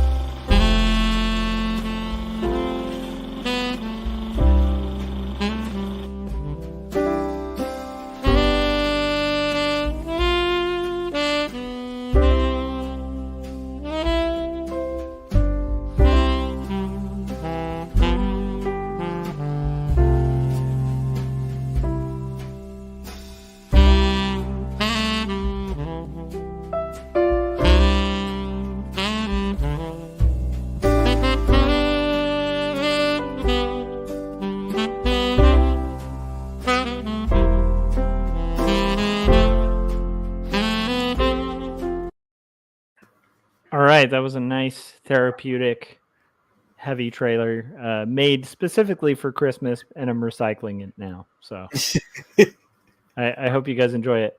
I will tell you, so you're into like the Brett Keane stuff, and I have gone down a rabbit hole today of when I was working on pencils, I was listening to a Drunken Peasants. Which I hadn't even really checked out the Drunken Peasants, and a lot of the like kind of political memery that I'll follow, I don't participate in. I just listen because I think it's funny. I have delved in listening to like a lot of the debate stuff online, right? Yep. I didn't realize that they're kind of like one of those communities that's like really connected to that community, but it's like the outer edge that just plays with like the memery of things, and I have just gotten so much joy from listening to their compilations of Brett Keenism, and it makes me really happy that I did have an interaction and got to have like a very short rage quit debate with him. Even though I like, and the funny thing is, I'm not even an online debater or anything like that, but just that was very funny to me and humorous, and like just learning the lore. It's so much fun. Like, so now you know the mac and cheese and the humanity and all that. Yeah. I mean, I'm definitely hip to the Brett Keane situation. You know. So I was just and I'm kind of glad I'm kind of glad that I was able to, because I'm a believer in stuff. It's like I'm kind of glad I wasn't tainted when I talked to him. Like I had no idea or perception of who he was. No, that's great. I very quickly broke down and assessed who he was, like in our conversation. And then like to find like there's this whole like thing. It was like one of those internet moments of fun. So thanks for kind of turning me on to that a little bit. Like some of the lore of that is just like incredibly hilarious. Philip said, not in a bad way. I have a feeling when I read it, I'm probably going to cry. Are you talking about Two Stories or Jacob? Oh, Jacob's Apartment looks like it might be a little depressing as well. Jacob's Apartment is like, it's a doomed romance. It's like a first love story. And it is very sad. And it's also about a guy struggling with faith. And so like, you know, and losing their faith. So it's like, it's a pretty heavy book. It's one of the reasons I'm kind of happy. I'm really proud of the books that I've written, but I'm happy to like be delving into something that's like historical fiction before doing the rest of book 2 of Two Stories, because book 2 of Two Stories is probably the most depressing, heavy stuff I've ever written. And so like, I think maybe after 2 heavy graphic novels, I deserve one that's just like a mystery suspense. It's got some heaviness in it, but it's overall like a historical fiction, you know, that gets into like spiritualists and like mystery and suspense and a love story. And it's like, and it doesn't have, you know, I don't know. To me, that's kind of a nice change of pace for me for a little bit. But I shouldn't say that because it sounds like I'm saying not to buy my books. Buy my books. They're very sad. They're very sad. Yeah, it's like I was discussing this about about my business and my future plans in that course that I'm going at, and it was the first time I presented this Friday about it, and people got really enwrapped by it because it was so unconventional or just unorthodox to their conceptualizing of a business or startup. And then I we sort of brushed into it, and it was this whole idea of 6 degrees of separation, and in reality nowadays it feels like 2 because of the internet. Yeah. No, that's totally true. Adam to Brett, that was a random chance that it had a 2 degree of separation. It was just so wild to think of. Well, and it's so true because I was friends with Kevin Cross. We did a podcast years ago called Big Illustration Party Time. And it was actually a pretty big podcast. We were one of the first. There really weren't a lot of podcasts at that time. So just by the advantage of being first, we had a pretty big following. And it's sad because all of the episodes are just non-existent. Although I've heard from Kevin that he might actually have those episodes somewhere. So at some point, maybe we'll put them out again or something and listen to ourselves when we were in our 20s and be oh my gosh, we were morons, but through that, I met Scott, I met Jeff Lafferty, I met all these people, and Adam was one of the people too because he was a fan of Kevin's. And so it's I think the degrees of separation thing is so true. Lujan I met through Javier Hernandez, who I met through a convention, and Kawagua. It's I know Kawagua through from school, but it's through Chris I know a bunch of people, and it's funny because it's as you get older, those degrees get a little different. I'm curious what Chris's take on this is, but I'm finally getting to a point in my career too where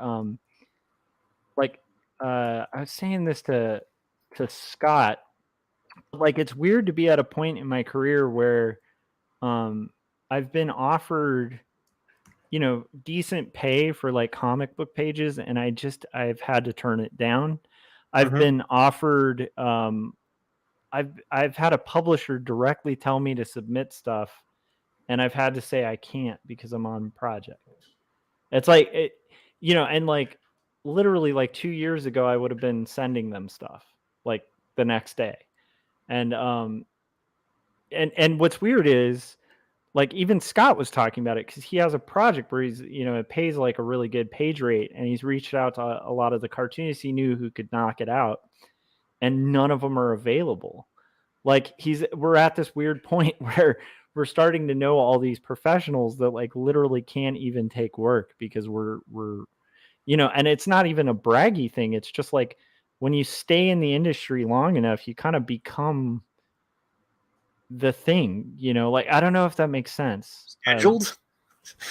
Well, you become scheduled and busy, and you end up becoming more and more of a professional. It's it's kind of a neat thing that it just kind of happens, but it's also a struggle because there's so much I want to do. I want to take on every project. I want to be able to pitch more work. I want to be able to write an all ages book that I already am having the idea boil up in my head. I want to be able to knock out these flats are looking pretty good. I think I kind of like how it's it's fitting in the color palette, but it's it's starting to feel a little lighter. It's interesting. I like it. Yeah, it became good. Now after I'm really blanking out. I'm Me too. I had a couple space out moments too. So yeah, energy. Yeah, I did that whole that neighboring house, sort of this color, that coloring, not being in the same color as the previous page. Yeah, it's you kind of have to do little cheats, but so your unorthodox thing is based on connections then, and and degrees of separation. That's cool. No, it's like my unorthodox like approach to things is that I have to like make products before I can like establish business or even get business Yeah. in a sense. And that too relies on, of course, networking. Yep. But the issue is that I don't have enough. I haven't produced enough value for being considered valuable in the market right now. I mean, to a few people, I am because of long talks or just a regular engagement of sorts. But that's very closed off in a sense, and I kind Yeah. of like want to break out of it in a way, but in order to do that, I have to sacrifice my time to create more stuff so that I get more out there and more exposure. And yeah, Yeah, I agree. I think I was saying this the other day, but like I really wish I had known that I wasn't crazy when I was younger, to like just focus on making a really good book and then letting the rest kind of take care of itself. Like that was probably the best decision I've made, I think, for comics. And hmm I like if somebody like knew, and I like keep in mind, like I am not like a huge success in comics, but it's like just with the little bit that I've had, if somebody knew were to ask me like what should I do, you know, with like graphic novels, especially if you're aiming for like literary, like you want to do like literary comics, because I can't speak to somebody, like I can't really give a lot of advice to somebody who wants to do superhero stuff, you know, that's just been so outside of like my interests, for like what I want to do. Um, and I think that's a totally different path. But like for literary stuff, it's like, yeah, just make a really good piece, make it in a standard size that could be sent to a printer. So, you know, like do like 6x9 or like standard comic format, or which I always forget, but it's like seven. I don't know. Somebody will remember it off the top of their head, but it's like a weird off size, but it's still like a standard size. But you want to make sure you're doing it in a way that like you're not going to like spend years on this thing that you have to entirely reformat if it does have success or get printed. But it's like do all that and then get like a literary agent and pitch it around and stuff like that. I think that's the smartest way to go about it, because the best case scenario in any other realm is you just end up on a book that you didn't write, um, which is okay. Like you could be in a collaboration like I'm in now, where it's like I have pretty much almost artistic autonomy on this. Like I can kind of make it however I want, which is a great scenario to be in if you're with a writer. You know, partner yourself with a writer who's going to trust your decisions, right? But right. but my point is like I think I think when I was younger, I was sweating the professional stuff a lot, and that's okay. It did help, right? Like you got to be hungry and like seek work and stuff like that. But I kind of honestly, um, I like if I could, I would visit my past self when I was having all these insecurities about like why am I making this book? Like Jacob's Apartment was my first graphic novel that I like seriously sat down and made, and the whole process of making that book was me just full of insecurity, um like about the whole thing, you know. And then the second one I made, I was like more full of certainty, even though I had like way less reason to have it, you know. I was just like, yeah, I'm just going to make something really good, make the best thing I can make, and then let the chips fall where they may. And I I I don't want to toot my own horn, but I'm starting to really be convinced that that is absolutely the way to do it. I don't think great books make themselves. I don't know if I've made a great book yet, but I think I'm a lot closer to having a great book than a lot of people who are letting that like doubt kind of cripple them, or they're just chasing a dollar, you know? Yeah, Um, like I'm totally with you there. That dropping dropping out of things too doesn't really like harm you if you're trying to uh put your mental energy and mental efforts into crafting something. Um, like at first when I was like at first when like the whole like Ukrainian war like happened, a few like hundred I don't know how many miles away it is right now, but when the Ukrainian war broke out, like in February, I was like thinking, "Fuck! Now I got to make a comic so I can get the ventilation out of like the system, so that I feel like I've done something." But I noticed that it was not like a it was a thing by impulse of like trying to like realize that I've not like lived long enough to like make something out of myself, so I wanted to like take it out on the art. But I thought afterwards, or like reconciliated, that it wasn't a fruitful like endeavor unless I tried to actually integrate it to my life rather than like being obsessed about the idea. I should just like do it. Why didn't I do it? I come to like think afterwards, and it was because I was just like so caught up with the whole reaction to it and the response that I want to create rather than actually sit down and create it. And when I don't do that with my other projects, I feel like really terrible. Like if that can kick me up and like do what I want to do, but not put pen to paper, metaphorically, because I put pen to tablet now. I don't really know where I am at. So that's why I want to like do that whole like exiting thing, so I quit like all the bad habits and all that stuff. Yeah. Try to like get my trajectory aligned and have like a good turning point to where I can like lean back in a few years and say like, yeah, I produced a lot of good stuff and I produced some duds, and just live with it, with that as a consequence. I mean, not everything is supposed to be that sort of like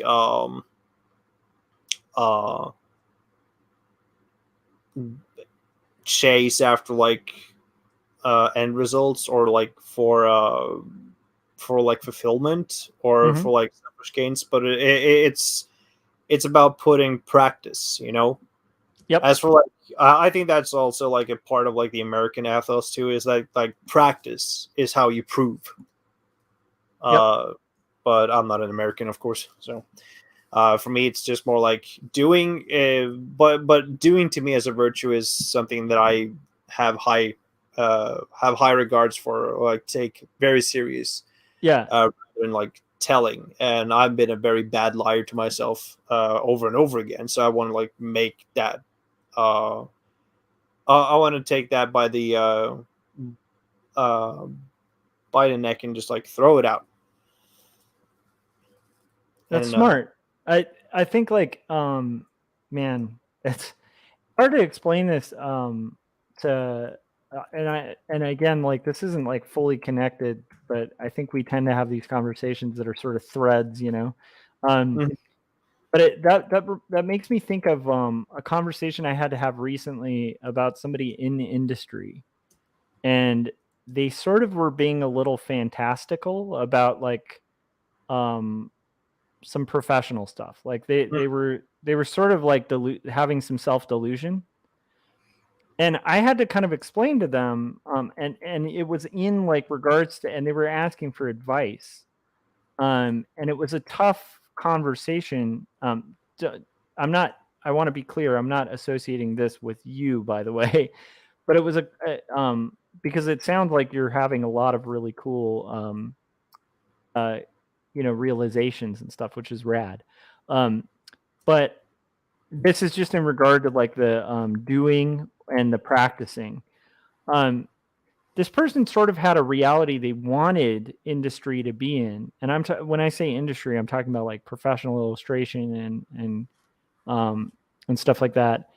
And then there's the reality of like, I think I had to explain to them like, look, at my job where I work as an art director, if I went to my boss and told them that I'm brilliant and that my designs are going to make them a lot of money, and then at the end of the year my art didn't make them any money, like I'm not going to have a job.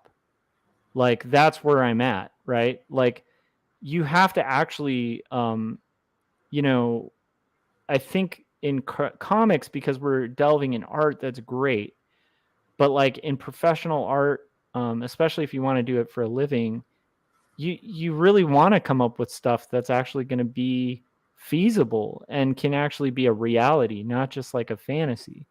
And so anyhow, I don't know why that made me think of it, but it was like that was advice that I was asked for. And when I gave it, the person looked at me like I was insane. But I was like, they were asking like how they could make a living in graphic design and illustration. And then they kind of expressed all these ideas about like everything in their portfolio being this like money making thing. And I looked at their portfolio and I was like, that's not where they're at. Like, I don't mean that in a negative way. And not you, Jake, but like the person who was asking. And it was crazy because it was a crazy difficult conversation to have. But I do think that's important for people to think too. It's like, there's the art stuff, and you want to be making great work and trying to make great work. And if you can't make great work, that's okay, But just the attempt and the trying and the doing and the practicing is important. But if you're talking about like making it a career, like just art or illustration, don't forget like there have to be like it has to actually be something you can sell and market. And I think, Jake, what you're talking about, like, to me, I think the way it does connect is it sounds like you're just sort of having like a really good moment of like kind of like reflecting on where you want to be and like what you need to do to get there. And I think that's like those two questions, like what do you want and what do you need, what do you want to do to get there, are like so important. And we always forget. People online, distracted all the time, often forget to ask those things like, what do I want, what do I want to do to get there? I don't know if does that make any sense, or does that just sound like a weird rant? Well, what do I want and what do I need to do to get there? Yeah. And for a lot of people that could be a hard ask. Yeah. In that sense that it's not that I'm willing to like die, although that I feel like I'm dying if I don't like do what I want to do. But me too. it's just that whole like nihilism of not being in the state of creation. It's just like a modern thing that I want to like escape from, because I do have like this the small like things that could help me through like down periods, like when you get like the postpartum depression and all that shit. Like there's a lot of good stuff that could like make you hang on to it and don't feel like disgruntled, or get you in a low point, even if you're not having like a big success. Yeah. But there's like that. I think like for me myself, I've not like done that ask as like what do I need to do to get there, but also what are my benefits and my serendipities that will spawn out of it. Yeah. And a lot of the time I'm very hard on myself. Like I don't feel like I should be paid for my work, or I don't feel like my output is really like printable, or like really like should people actually buy this stuff. I have like second thoughts about this all the time. Like should people like actually pay for this stuff that I put out in the world? And in a very, very ideal world, I would like to create and then like give it out for free and not like think about it anymore. But wouldn't it? Yeah, that's to be honest, that would be the ideal world in general. Then again, we'll be like filling up the world with a lot of Sturgeon's Law, 90% shit, 10% good. I'm kind of okay with that, and I like it. Again, it's like there, as an artist, and especially an artist doing like commercial art or doing art, like I think it's good to think about that too, like the intention. Like I think most cartoonists aren't really doing commercial art. Like this is my own little take on it. I think we are doing art, like because of the fact that like if we're really interested in commercial art, there's just a lot more lucrative stuff out there, right?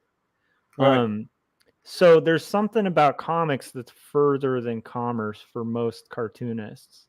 And so I feel like since we're already delving into the art world, right, and we're already starting to get into this heavy stuff, why shouldn't we be trying to make even if it's humor comics or whatever, why shouldn't we be trying to make the best, most beautiful, or most hilarious, or most amazing things we can make? Period. Like no excuses, just make the best thing. And if it's not the best thing, then maybe consider it, because like the time like as you get older, like the time frames like really start shrinking. And so like in my 40s, 5 years on a project starts looking like a lot less.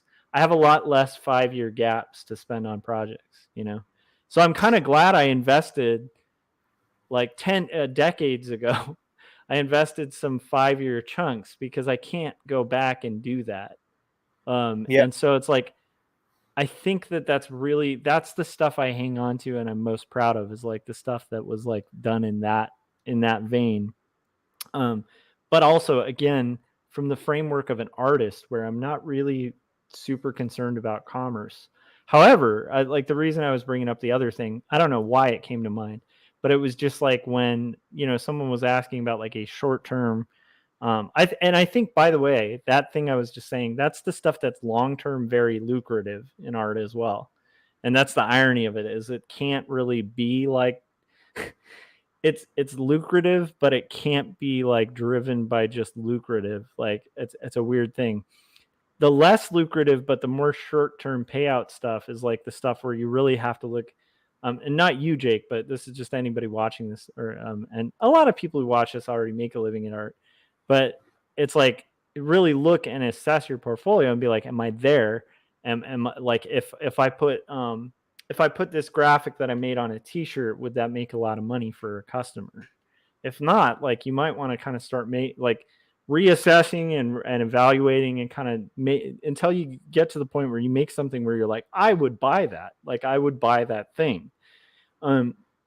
If you can bring things to that level, and keep in mind, as an artist, you also have to check yourself, right? Because we're always like Jake was just describing, it's like, dude, I look at my portfolio all the time and go like, I don't know why anyone like I switch, right? Like I can objectively step back and see the things that I have to offer in the market, but there's still the subjective experience of like being inside of myself as an artist, where I can see every single flaw in my work and hate it, so it's like it's finding that weird balance, it's a hard thing, and I don't know if like anybody has it perfected.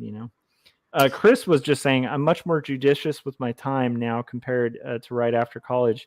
Only so much creative energy to burn, and you got to make it count. And I agree, but also you can't, like, this is the weird balance. I also know people in the got to make it count paralysis, so that's a whole other thing where you can end up in that like trap of like existential dread, because it has to count, and then you're like, what am I going to make that counts, right? And that can be like a forever loop. So it's like you kind of have to be able to have fun with it, and also like understand that like it should count, because I don't think that is like a count, but more like a deadlock. Yeah, I agree. That you like get arrested in. Yeah. That really like fucks with your mentality about actually creating and like starting to over prioritize your value within the work when you've not like created the value in of itself. Yes, that's perfect. That's perfectly worded. Yeah, it's a weird thing, but I don't think it's bad to like step outside of like the internet for a little bit, and like I think your plan sounds good. Like step outside and like really focus on making something you really want to make. I won't be returning like until I've done 1,000 pages, and that can take a couple of years. That's pretty insane. But even if you're like 200 pages in and you want to come back, or just like maybe just be very judicious about where you spend that energy. Like what are the like mountain laws? Because we have laws, like common rules, like when you're trekking up a mountain, there's no shame in turning. Yeah, that's one of them, and or like it's no shame to turn back. Yeah, and that is that is something that I like wanted to like make myself like calm about Mhm. before taking on this. In that, although that I might not be as fully committed, I want to see where that could like bring me, because there's so little of challenges like for the bottom man to like do and to like get out of that comfort zone really, and just like jump in, like dive in straight into like that storming ocean and just like drown for a few times and come up again and be stronger, Yes. and all that stuff is just like I can only do that with what I genuinely want and love in life. Yes. For that to be art, and I don't understand like half the shit that I create, and why I want to like express it. Why do I want to like create like a short comic form of like a parody on this whole corporate Memphis art style?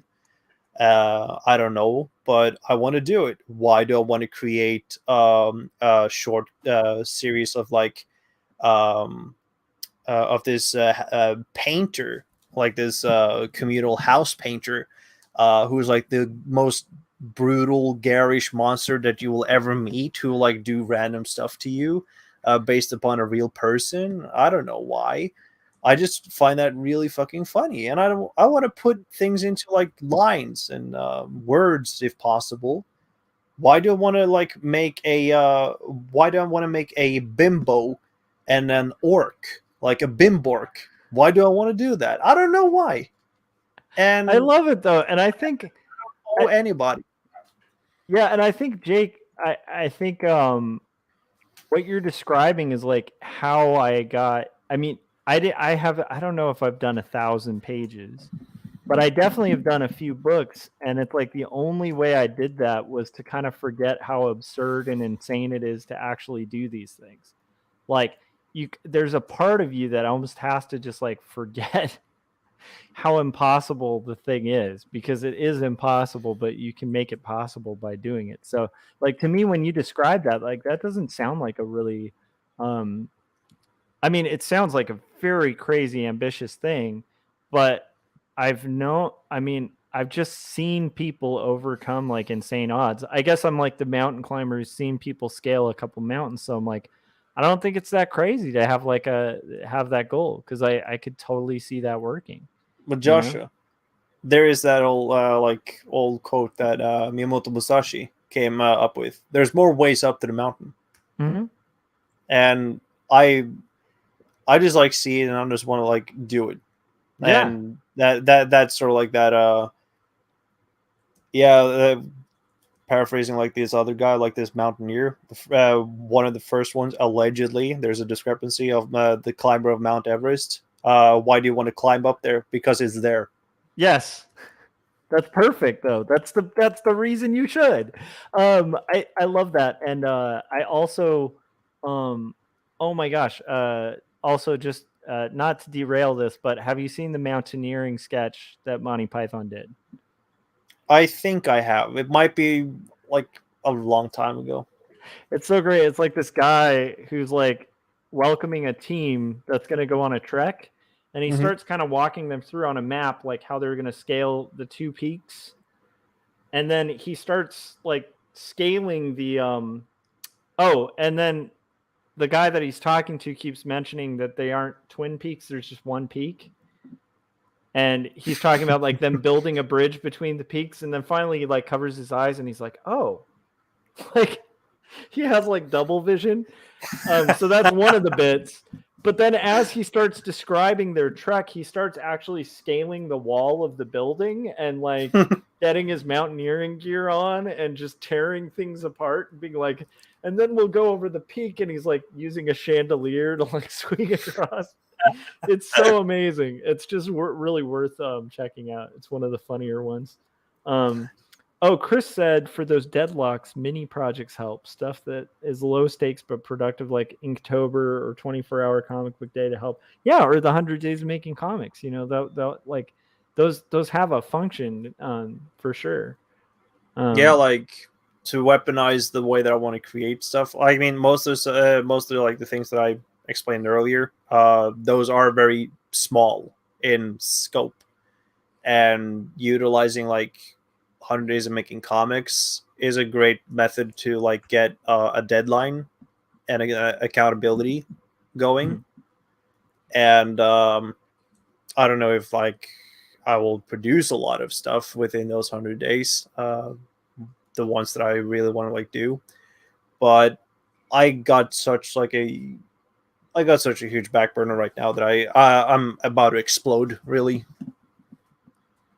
my head is about to explode, and I just want to like make it. I wanted to rest for a few years when I've completed most of the stuff. Yeah, that sounds. Oh, man, I feel like here's the weird thing, Jake. I keep thinking like, well, initially it was like when I'm done with 2 stories, book 2, I'm going to take a break, right, from comics for a little bit. And then this deal came up, so I'm like, okay, now when I finish Not Death But Love and 2 stories, book 2, I'll take a break. And I'm wondering if like when I finally get there, I'm gonna be like, when I finish this other, like, I wonder if that's the eternal, maybe it's just another The cycle? version. Well, maybe it's just another version of the guitar thing I was describing. Maybe I'm just filling that void for a little bit. No, see, here's the funny whole like thing there. Yeah. In you know why drug addicts become drug addicts? Because they stopped doing cartooning. Sorry, No? I had to make that a. Yeah, but boredom. Oh, that's true. Boredom is like the worst fucking thing that a human could like engage with. Yeah. Why do you create? Well, to escape boredom. So Yeah, patterns are like, like when patterns start or pathology start like come up is like because of a moment of like stasis. Yeah. For most things, like habits, they come out of like want to fill like gaps or filling like voids, and like buying things can fill that void because you're out there and you like having an experience. For some, that sort of like the whole deal of like going on a record store cruising, just like look through like vinyl records or some stuff like that, which I would totally do. Or like by the way. theme park, or do like a theme park or the zoo, or like filling up some kind of familiarity, but in a very engaging form. But that's sort of like, it's not in rest or like in an like an activity. It's just that to escape that that whole sense of boredom or being bored, the mind can't really like wrestle with that well. You have to actively be like stimulated by something, whether it be like passively or actively. And like why like drug users become like dope fiends or like getting like entry to drugs is that they got like recreation going, because they fill up the time like doing stuff, and also have like a fun alternative reality to go to. But when they come down, they feel sad now that they had to like depart from that stuff. No, that's true. I think you're right. It's more like a healthier drug habit. And I would say also like the thing that's weird, I don't know if this is just me, but like I guess like maybe it's a good solution to boredom, because like I just don't get bored. I find it weird to meet people who get bored. Yeah, like for me, I want to encourage boredom, but I can't.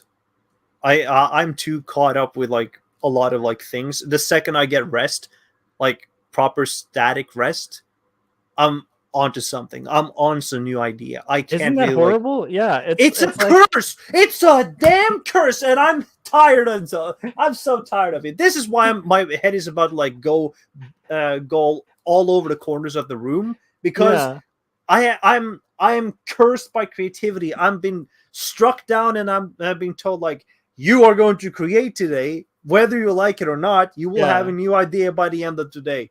Yep. And when it sounds like a first world problem, like in the upper echelon of first world problems, but it is a truly a mind fuck when you have become like a creative. Yes. Sad as it is for like those who are in the know, those who are outside, they can't fathom how fucking irritating that is. Like Yes. to think of like being like a vigilant of like, oh, this is good, this could be like an inspiration or like a flash moment where I could have like an aspirational thing who would be like my next muse for the next couple of like years. Yes. Or this gag actually should be put into pen and paper, or this thing should be photographed, and this thing should be blah blah blah. All of these things, they're so hectic. You can't escape it. Like that whole music project that I like talked of a couple of hours ago. Yeah. Came out of boredom. Yep. And you can't get. And then it's just sad because like I think so. Here's the problem. I think that I do get properly bored, but I'll get bored if like I spent like, in fact, actually, I haven't done this in a long time, but there was a time where I was like, really like I'm kind of really empathizing with what you're talking about, because I had a time where I was like so tired of that, what you're describing, the creative thing, where I just was like, you know what, I'm just not going to create. I'll just do my job, my day job or whatever. It's creative enough, that's fine. And I'll just go home and I'll just, not do it. And I had about a week of just like, living life where I went to work, I came home and like watched TV. That made me bored. Like, and I don't know what it is in me, and I think it's in a lot of people, but maybe they just learn to shut it off or something. Or maybe just some people just don't have that. But like I cannot do that and stay sane or content. Like I just am not built to like just consume. Like it's just too boring. Like that to me is really boring. Yeah, it's not like engaging at all. I mean, like you gotta be like walking in some kind of mist in like a day-to-day affair, really. I think like that's sort of like the metaphor for conscientiousness, like when you're being bored and you're not conscious of it, that you're just like accepting it as a neutral state of mind, really. Yeah, that's sort of like sleepwalking through life.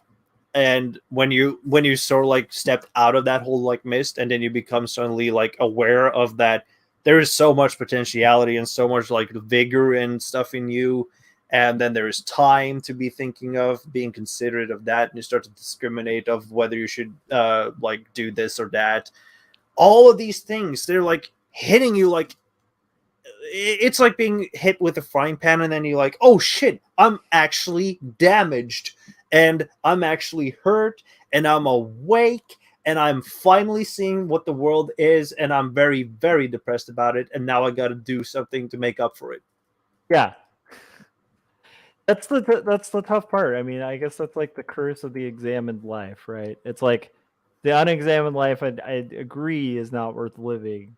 But at the same time, the second you start examining life, it opens up this can of worms where you can't kind of go back. Like you can't, like once you've, it's nerdy, but it's like that's the true kind of like Matrix thing, is like the second you start kind of thinking about like purpose and like, and the beauty of art is it is in that realm. It's in that territory of like purpose and meaning and beauty and like all these really heavy topics that once you open, it's really like almost impossible to get the genie in the bottle again, and I think most of us are really thankful, but also, yeah, I totally agree. It can be very frustrating. And I definitely have days where sometimes I'm like a little envious of like neighbors of mine who are just stoked they have like a big truck and like they're working on washing their like camping vehicle for the weekend, and that's like their life, Yeah, like I look at my envy parents that and a bit. I look at my parents in great envy, because they don't really think about it. They just do random like small things like that. I'm truly envious of them not having like that being put upon them, because they're actually functioning people. Strangely enough, we need those in the world too. Yeah, But well, I mean, like, otherwise, like, who's gonna read our books or like watch our movies and stuff? yeah, you're right, Chris. Once you unplug from the Matrix, there's no way back. And I hate to see how the sausage is made, and I just like being part of like that whole sausage produce. Well, welcome to my sausage party. The sausage party. Yeah, I want to be. I want to be among the stars. Yeah, sure. Why not? It's so wild. Like, I think like the way that the horse blinders really dropped was probably around 2017, 2018, somewhere Yeah. between there. That was when I started to actively like trying to get into comics or try to like learn to create for myself. Yeah. That was like that whole Catalina thing that I started off with, and since then I'm just like being feverishly climbing and climbing and climbing so goddamn hard out of that mole. That whole not mole but moat, and I'm thinking to myself like, have I made progress? I feel like I'm in a negative, and that's why I think like I'm in the moat, because I'm like below the earth, and I've not like reached a plateau, a solid like ground, Yeah. and it's an exciting time for sure. Like this whole experiment that I want to like go on, or like this whole adventure, because it will be um, not a hero's journey, but a very uplifting one. Yeah. I think it's a worthwhile exploration, and being like the weird guy who I am like obsessed with truth. It's a weird thing that like I've never been able to kick my entire life. Like I've just always been really interested in like truth and what's the truth of the matter and what's the fact of the matter, and like an applicable truth, right? Like I'm not usually like the guy who like I read a bit of philosophy, but I never wanted to get so far in philosophy that I was like, is this table really a table though? Like, you know what I mean? I don't know. Yeah. Like there's areas where philosophy just kind of becomes like semantic play, and I don't know. That's not, but the philosophy of like just applicable philosophy that deals with like truth and perception and stuff like that is always interesting to me. And I think because of that, I think artists are I don't know. I think artists are interested in truth. And I think the exploration of art is really to explore truth and to get into heavy things that might even get kind of metaphysical, because like what's beauty, what is good, what is funny, like there's all these weird like heavy ethical things, like and philosophical things that you're delving into in the act of making art. And if you're not asking about it as you're doing it, it's like you can kind of miss out on like the deeper exploration. But going But on it, it's in a that dangerous sense, exploration at the same time, but it's a fun one, and I wouldn't pick a different mountain to climb, is my point. but in that sense, are you there for like looking for objectivity or interpretation or observation? That's a good point. I think that I think there is a fact of the matter. I think there is a realm that is not as provable as like fact of the matter type things. Is this answering your question at all? Yeah, sure. So like accept it. my point being like I think there's realms that are like in the area of math that like once stated are a fact of the matter. Like I think that there are like measurement would be a really good example of that, where it's like once we set in place an inch, it just is an inch. And like whether we are here or not, that concept is actually just beyond humans. Like humans could come and go, and mathematical truth is just there. And like yeah, it's just it doesn't require like a subjective source to exist. But I do think that there's subjective realities that we could never communicate or confirm.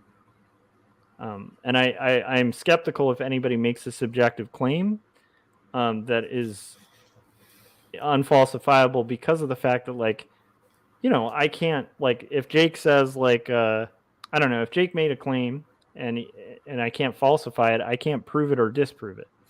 But I also personally believe there are possibly true unfalsifiable claims, I don't know if that makes sense. Does that at all answer what you're asking? No, it fills in Okay.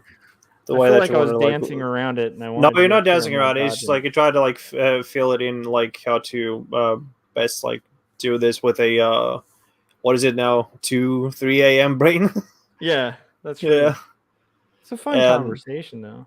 Chris was saying expertise to the point of alienation can be not so practical. Yeah, or knowledge without application can also be like really badly read knowledge. Like, this is just riffing on what Chris was saying, but like, I have met people who read Catcher in the Rye. Mhm. Well, okay, I won't even. I was going to use that as an example, but there's historical examples of people who got the completely wrong message from Catcher in the Rye. They thought it was telling them to shoot John Lennon. Right? If you that's read, right. So here's the thing: the guy who shot John Lennon probably actually read Catcher in the Rye. I don't doubt that they read Catcher in the Rye. I don't doubt that they might have even like been a really avid reader. But whether they got the knowledge from that book that the author was intending is pretty obviously not the case. Like, I don't think J.D. Salinger was intending that when he was writing. I don't think he was communicating that. I think the person reading it was not reading it with wisdom. Even though they were gaining knowledge, they were gaining the wrong knowledge because they didn't have wisdom when discerning it, right? Mhm. So I think it's fully possible for somebody to have heavy amounts of concepts and yet completely have missed the forest for the trees when it comes to like the intent or the applicable truth of the concept. Oh man, I'm getting tired and sleepy. That is sort of like my fears too. Like if I were to like do reviews, that I probably would have missed the overall like idea of the whole thing rather than to it's one of my fears too. It's so scary. Like one of the books that I'm reading right now is called Blood on the Tracks. Oh, it's a comic actually. Is it? But, it's named after Dylan? Yeah, it's a Bob Dylan album too. But yeah, I mean, it's a damn good Dylan album too. It's a good Dylan album for sure. But this manga is created by Shuzo Oshimi. No, Shuzo Oshimi, and it's about like coming of age in a way. And then there's this boy who in like the early 90s goes on like a hike with his family, and one thing lead to another, and his mother, who is like a very obsessed, like protective mother of this kid, the main protagonist, shoves the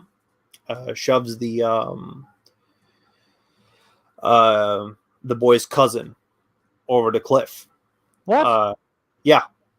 Oh my gosh. That's how it starts. And we are I'm sort sorry, of that's such a good intro. Yeah. Like for a story. I mean, it's I'm just shockingly saying capturing. Yeah, that's like a very that's a good hook because I want to read more. If you want a slow burn, but also like a suspension, like really like weird like type of story that does play into like the themes of gaslighting and stuff, that one is a very good one. But it also like had me like during halfway, I think it's on like the halfway point right now in the story, it had me question like several times of memory. And I had to like look on the design, both for the original and for the English translation design. Uh-huh. And what happened was that the emphasis of pictures was on the covers. And I'm thinking, these are documents, but these documents are like memories too. Like if you think of the medium of photography, personal photography, it's usually to document events and who were there like that Christmas, or what we did that that one summer type Yeah. like thing. But it's also like it serves two functions: one to document a time or like a capture of time, but also to document a memory. Dual function, and using it. that on the cover was like a subtle hint to what the overall or overarching theme of the book 2 is, because it also plays into, and this is sort of like brought in like later in the book series. It's currently like 8 or 9 books like out now. So what is this called? Blood on the Tracks. Okay, based on the Dylan. Okay, cool. Not I'm writing that down. And the name is by Shuzo Ushimi. Yeah, no, I was just saying like that's a like just because I love that Dylan album and also the compelling description of the story, that just sounds like a really worth reading book. So, and sounds a little heavy too, which It's honestly, really heavy. Like I'm into the heavy stuff. So if you like want some really I think Shuzo is really great from like his other series too. He's really great at communicating cringe, like actual real awkwardness of being a kid in that age. That's so great. His previous series that I read, which I really loved, Flowers of Evil, that based on like that whole Charles Baudelaire title of his like poetry. The Flowers of Evil, Aku no Hana, was about this kid, or is about this kid in a in like a remote town, like really like rural kind of like area, and he meets with a girl who's like very rash, very standoffish, swears a lot and all that stuff. Really uncouth kind of like girl, and they start to like do mischievous acts, not the explicit kinds, but they start like do okay, because I was like, do, like I know there are bets some and stuff. forms of manga that like I'm hoping it's not that kind of recommendation. Well, go ahead. That's why I'm not recommending Flowers of Evil for those people. Yeah, But with Blood on the Tracks, that one is definitely a recommendation for like everybody who like want insight into like parental figure abuse, how that could like happen, and how like taking advantage of manipulation over a very over like a developing person at a young age could like happen. And I was just like so enwrapped with the whole like thought about what if the event really didn't happen, but it seems so matter of fact really for the book in its establishing, like in its establishment of like the series, that it's almost like indisputable. But then you start to like question it, and then it becomes like really uncertain if that even comes to, and the character hasn't like realized it at all. But it came to me like when this whole dream segment came in and started to like really ask me, and then I became really unsure after that. Like, did it happen? Did it not happen? Well, you should probably read it to like figure it out. That sounds awesome. I'm gonna check that out. We're at the 4-hour mark, and I am almost finished with this page, and I'm pretty excited about how these. Let me zoom in so you guys can kind of see. I'm liking how these are coming out. So I like that they kind of look like Victorian plates, you know, that are like toned. And again, like my whole goal with this was to have like kind of a Mr. Toad's, or not a Mr. Toad's, Frog and Toad's, like Arnold Lobel kind of approach to the execution. And I'm pretty excited about this. And I'm also really appreciating the company while up late into the early hours. So, which kind of works out. So I'm gonna play another trailer. I'll probably just recycle the Jacobs one, which is my book that's coming out in. It's gonna say May on the trailer, but it actually comes out June 7th. And I encourage people to pre-order it. And I will say, Jake, I don't know where you're at, but I'm planning on probably about 30 minutes after, doing another like half hour maybe. So after the Yeah, trailer. I'll be jumping right out. I just need to go to the toilet and also get water. Awesome. Well, then this will function as like a nice break for all of us. I'm gonna go ahead and play the Jacob's Apartment trailer, and we will see you guys on the other side.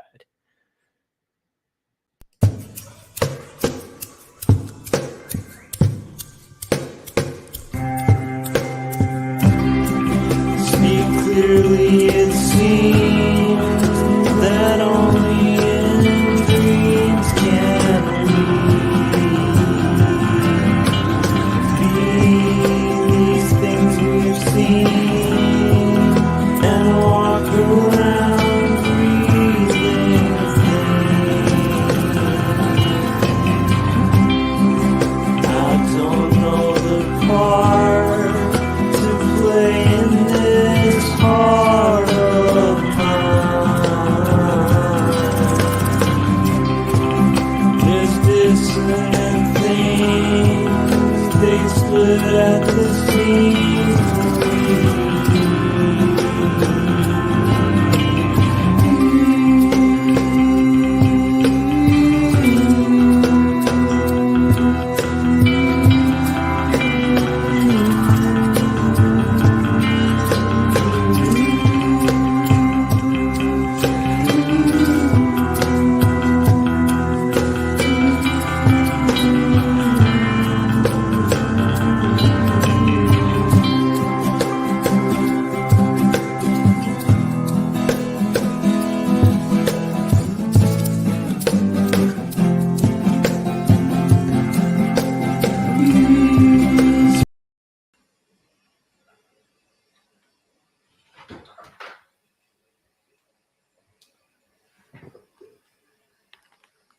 So I just realized, I don't know if Jake's back yet, but I just realized that our show feels like it has a hole, which is a Frank Salazar sized hole. So Frank, if you're watching this after the fact, know that you're missed. Um, I'm really excited though. Like I was hoping to kind of finish this page tonight, and that puts me on schedule because tomorrow I'm either going to. Tomorrow's actually my sister who wrote this. Like we're doing like a little celebration or whatever of a B day kind of thing, and then uh I think that after that I should be like right on track to either like I'm leaving the schedule loose enough because it's a crazy schedule to try to knock out like 200 and something of these pages in like a year.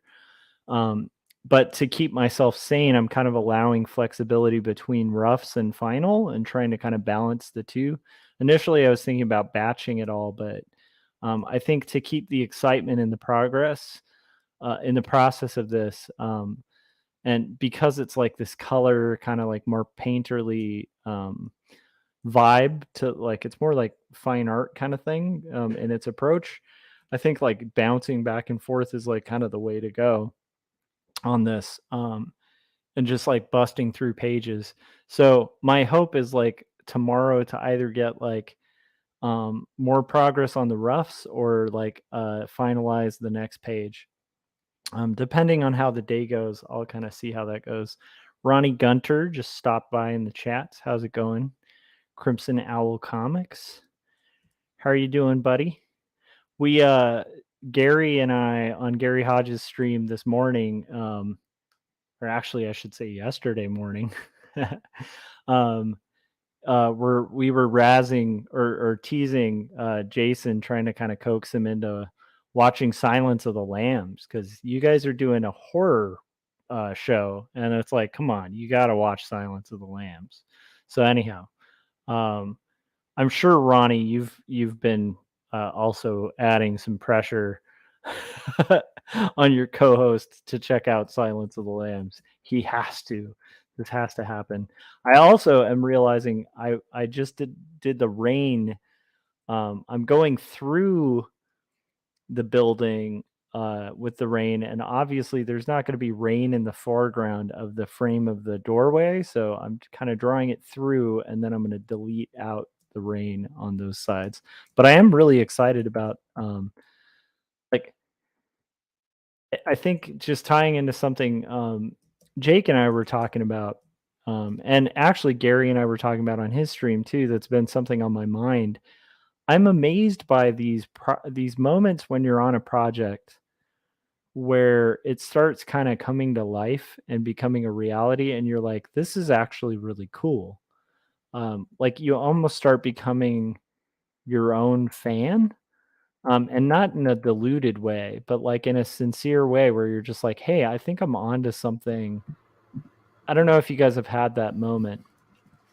The what now? I was talking about there's this weird thing that happens with art where, and I think they talk about it a little bit in the War of Art or whatever, but I find this, I had this happen like last week on this project where you start a project kind of in faith, like you're like, I think this will work, right? And there comes a point on projects where sometimes you like have the realization you're like, this isn't working, period, you know? And then you also, but the beauty is you also have these moments in projects where you start getting to a point where you're like, I am onto something really good here. And then you wake up and you're like, I still have that thought. And then you get like pages further and you're like, this is weird, but I still have that thought. And I just realized I did the rain in the wrong direction. So Isn't I have to it delete sort of that like rain. acceptance by your part? Sorry, what? Isn't it sort of like acceptance on your part? How do you mean? Like, hi Frank and hi Ronnie in the chat. Hey, is Frank there? Frank, if you want to hop in, we're doing another 30 minutes. And we've talked about your absence. We were talking about how I literally, you like Batman sensed that I was just commenting because I was saying there's a Frank Salazar sized hole in this show. So you're welcome to hop in if you want. Let me know. I'll send you a link.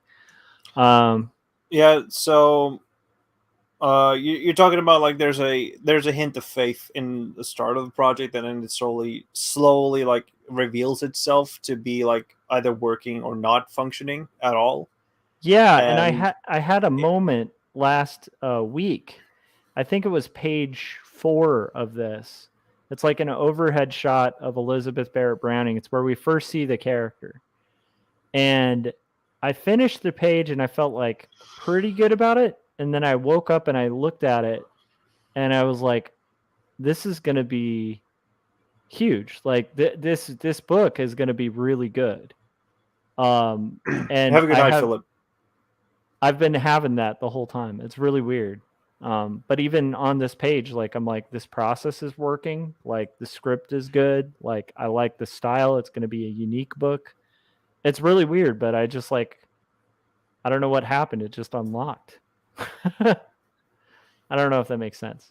No, it makes sense. It could be like total delusion. That's the risk, but I've had deluded thoughts about art before and then true thoughts, and this feels more like back when I was doing t-shirts and you'd come up with like a concept where you're like, this thing will be all over the internet the next day. And then you do it and it's all over the internet the next day because you came up with like you hit that weird sweet spot, you know? I have that about this book, like, which is really weird. Speedy recovery, Frank. Oh, stomach ache. Oh no. Yeah. And that's sort of like weird too, that that dilution or like self dilution comes in and it becomes utterly wrecked when someone like will point out that it doesn't like good or look good or something. Yeah. But wouldn't that be? I think that's sort of like a process of like being at that point so well accustomed to it and so like that you like it so much that it doesn't like bear down on you as much. But the second somebody says something different or like of difference, it's just like turned upside down on its head. Like, oh yeah, it actually looks like shit now. Fuck, crushes your spirit. Yeah, or you revolt actually and just start like to vehemently defend it, and then you come off as the asshole. Yeah, it's risk of being it, at least now it is on the internet. No, I totally agree. I will say there's a couple protections from that. One is just time. Like when you do art long enough, you start being able to parse a lot more easily, like a sincere, uh, like because I've been doing art online for a long time, right? And I Mhm. cut my teeth professionally, like at the peak of Threadless, doing those competitions. And if you guys think that those were like nice forums, this is the era of forums and the internet without pre-canceling, right?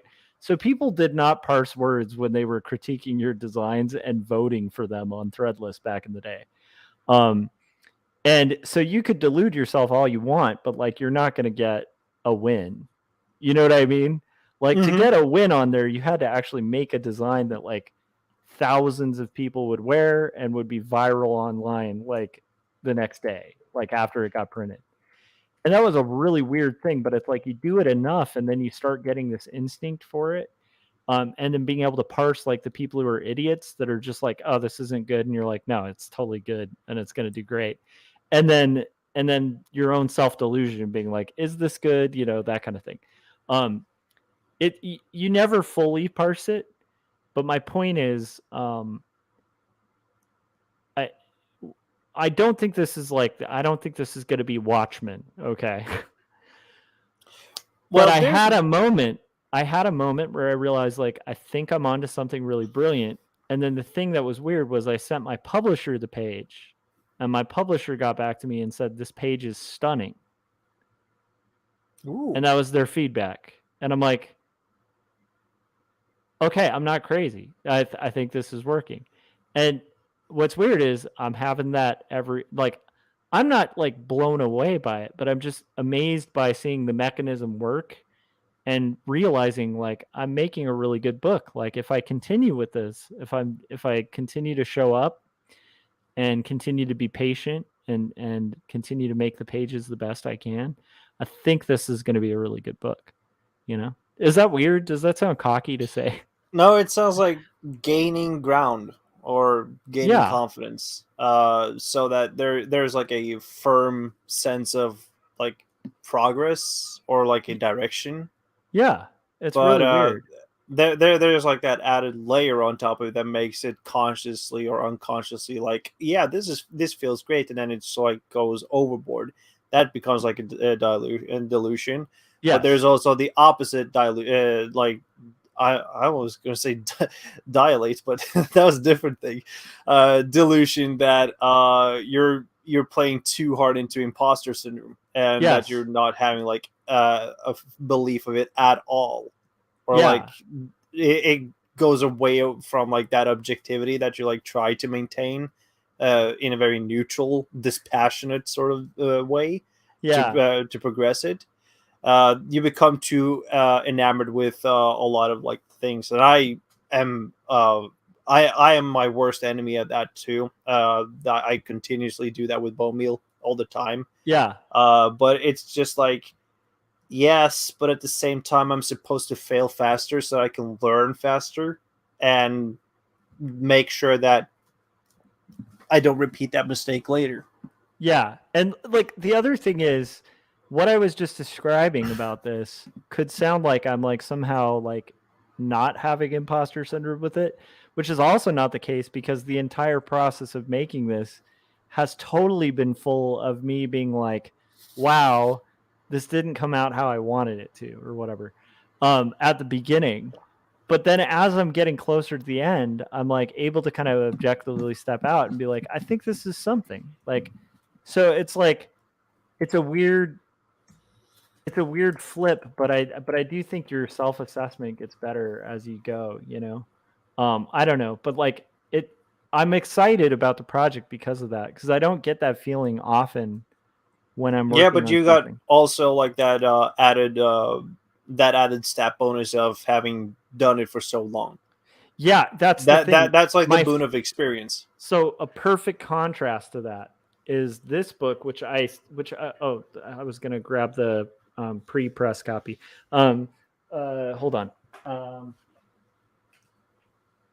this book, right, which comes out in June, was my first book, and the whole process of making this was the opposite. Like, it was self-doubt every page, talking to friends, asking if I was insane for doing it. Having like weeks of just total depression. Like, this was my first graphic novel, and every page was hell to the final one.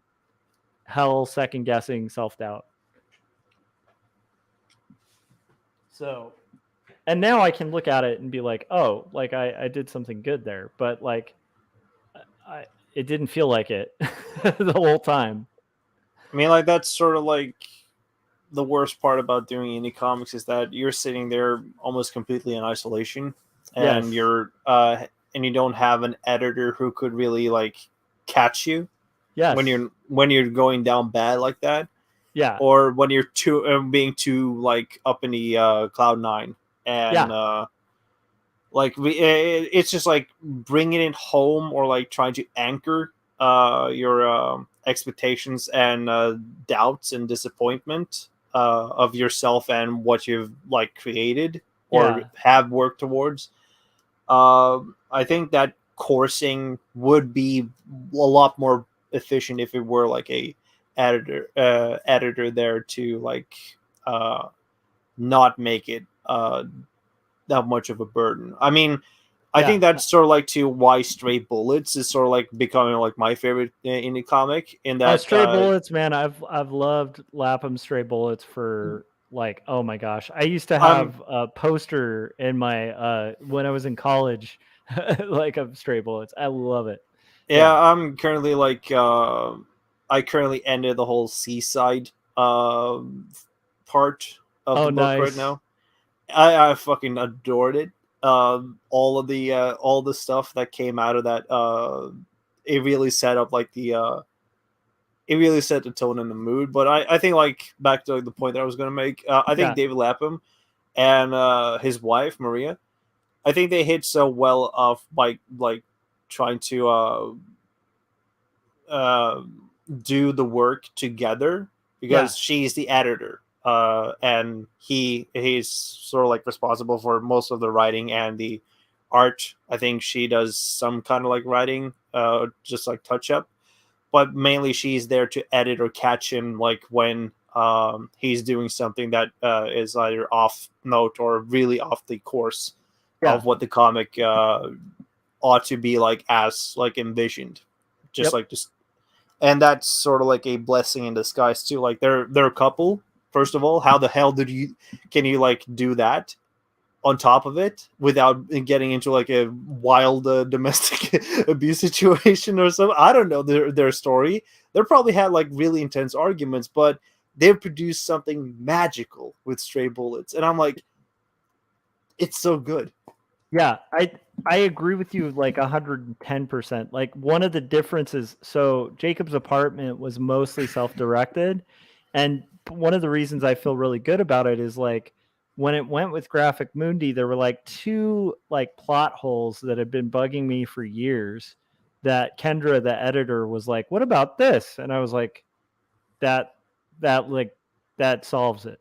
That literally, like, that's the thing that's been missing the entire time, and that's like, that's the kind of editing situation you want to be in. You don't want to be in an editing situation where, like, I've read like bad editors' feedback to Spiegelman on Mouse, where they're like, well, what about making it a more cute story since you've got cats and mice? It's like, you're kind of missing the point of like this book, like, and thank God Spiegelman didn't listen to any of those idiots, but it's like, when it comes to like editing though, like as an indie, the big change for me in confidence came when I, with two stories, was like, I'm going to approach this like a book.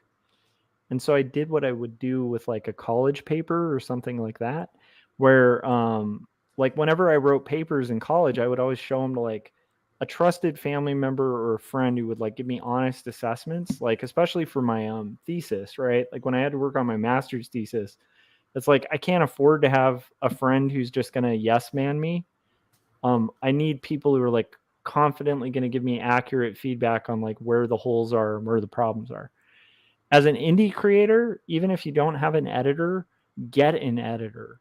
Like pick a friend who's going to be the person who's not going to give you the like, oh, that's special. Like you need the people who are going to like sit down and be like, you know, you also don't want the person who's just a jerk who's like everything about your stuff sucks. Like, well, okay, great. What do you do with that, right? Like if somebody tells you that, like where do you go with that? That's not going to help you, you know?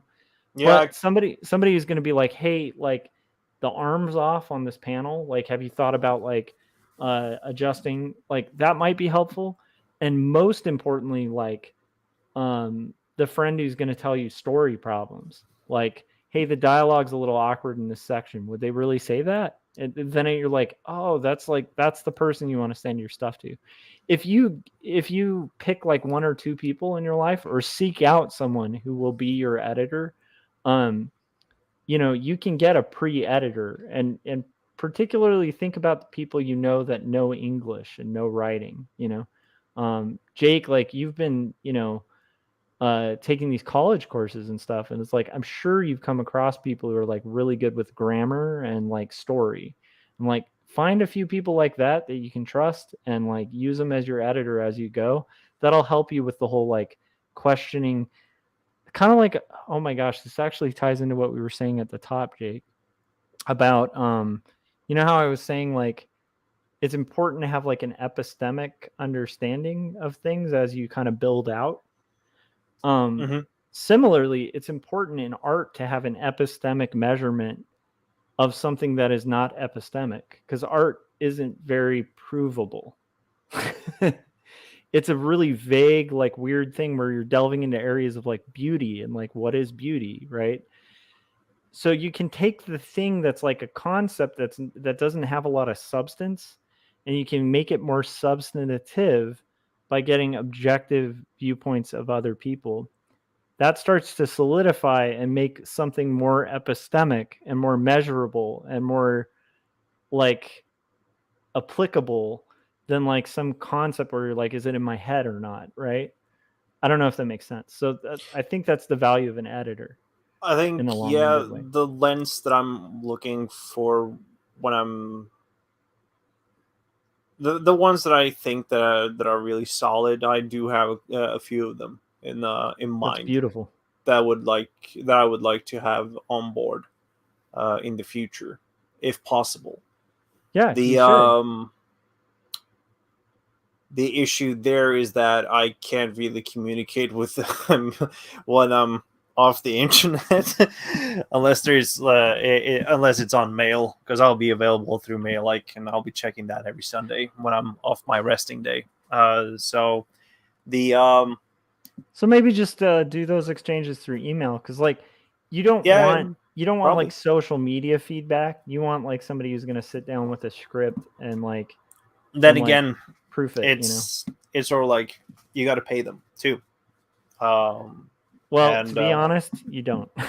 I mean, you do if it's professionally for a book, but if you have close people in your life, like I've edited. My wife did a kid's book a long time ago, and I edited it.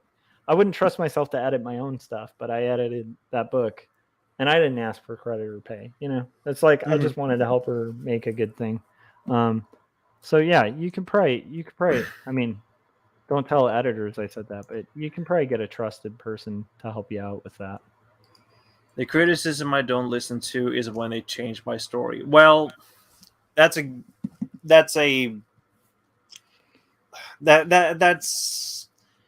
hard, Frank, in that sometimes you gotta.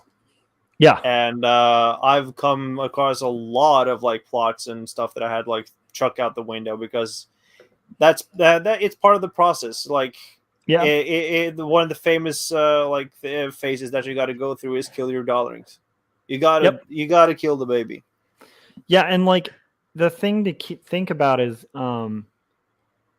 just really ask yourself, like, again, it's like that objective practice where so a good example with Graphic Mundi, when I was working on Jacobs, there was a suggestion that significantly changed the story, but it didn't change the meaning or the intention of the story. It highlighted and solidified everything I was trying to say with the story. It just made what I was trying to say clearer. Does that make sense? Yeah. If it was changing the substance of it, like if I was writing a song, like a good example, like if you're a musician and you're writing a song and the bridge is a little weak on it, and you have a producer who's like, hey, maybe we should add like a little bit here to kind of highlight like what's going on with like the main guitar on the bridge here in the song. That's not a bad producer. But if let's say you wrote a song about a friend's death or something, and then you have a producer who's like, and the whole purpose of it is like to give somebody the emotion of like the friend's death, and like it's this really meaningful thing, and they're like, great, but let's make it about chocolate chip cookies. You know what I mean? Yeah, that's a bad producer.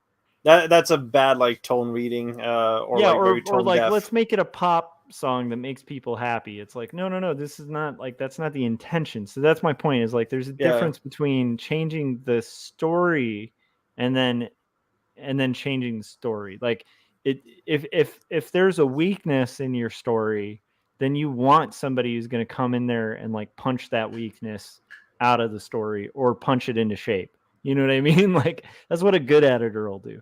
But a bad editor, good editor for me, like yeah, if they could like both catch what happens like underneath the hood, and at the same time can like see the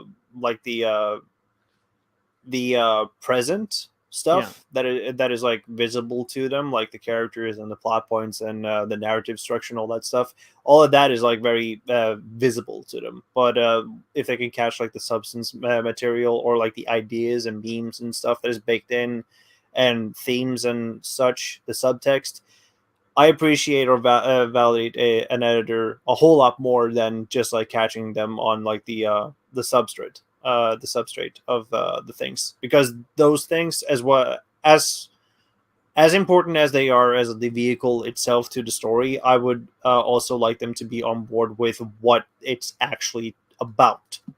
Yep. So you got to be like a running parallel to what is seen and what is unseen, but it's rather like plain to see. Well, and that's one of the reasons it's great to do creator-owned stuff, because if you get a crap editor, you can just be like, well, how about you just go F yourself? And like, you know, like my point is like, not that you should be a jerk to your editors, but I'm just saying like there is a beauty to like the whole beauty of a creator-owned work is like, if you have a good editor and your story is holding up, you should be able to justify. I'm trying to add a little mist here and see if that works better.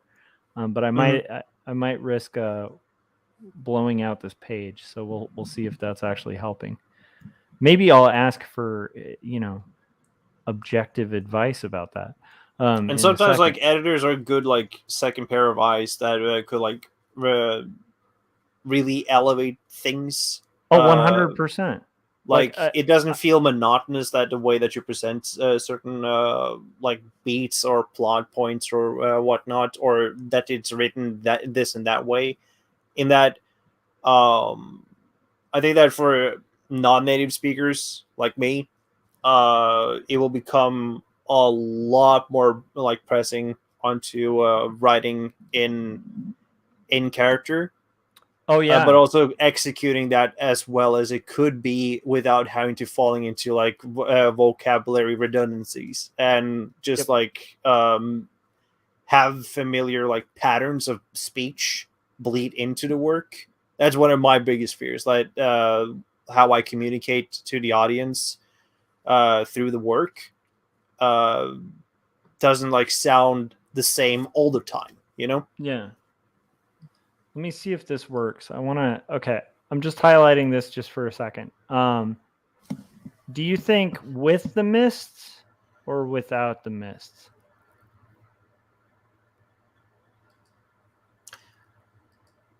I like the mist because of it implies like condensation in the air.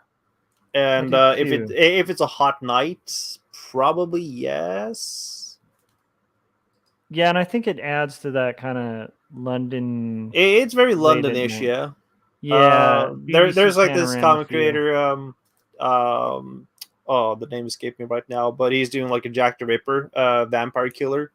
Okay. He's the artist on that one, and he had to like mist and everything to elevate that whole atmosphere of that time. I think like is it Victorian?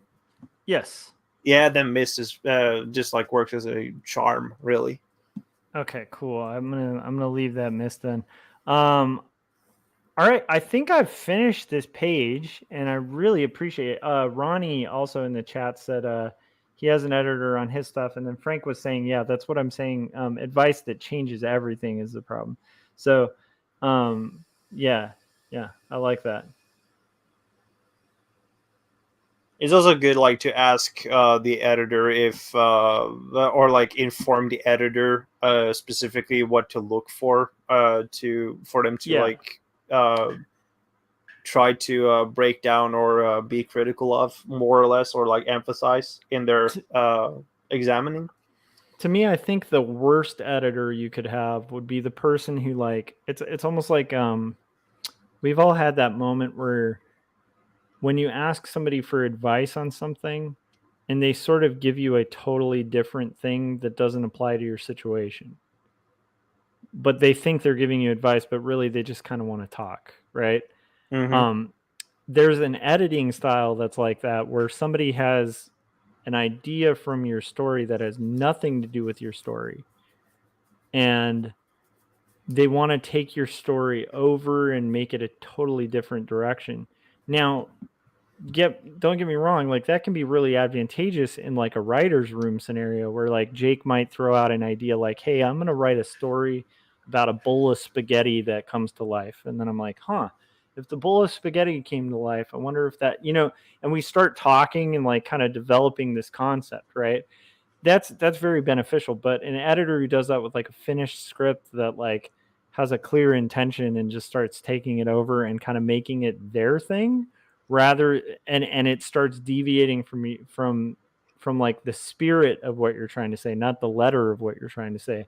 That's where it's like, yeah, you gotta keep clear of that, like, for an editor, unless you find somebody really good who does that technique, and then maybe in that case you do kind of take the hit and go, yeah, well, that does make it better, because at the end of the day your goal is to make a good story. So yeah, but I so far I feel like I've lucked out with like the editors I've dealt with, like, so far on my own stuff, where they're pretty hands off, and like when they give advice, it's like it really, like, if I objectively look at it, it serves the story better, Mm-hmm. And we're all in service to the story, which is like that weird ethereal thing. Like, where did the story come from? I don't know. Yeah, like I also want to like recruit editors who actively read or engage with the medium. Yes. That is that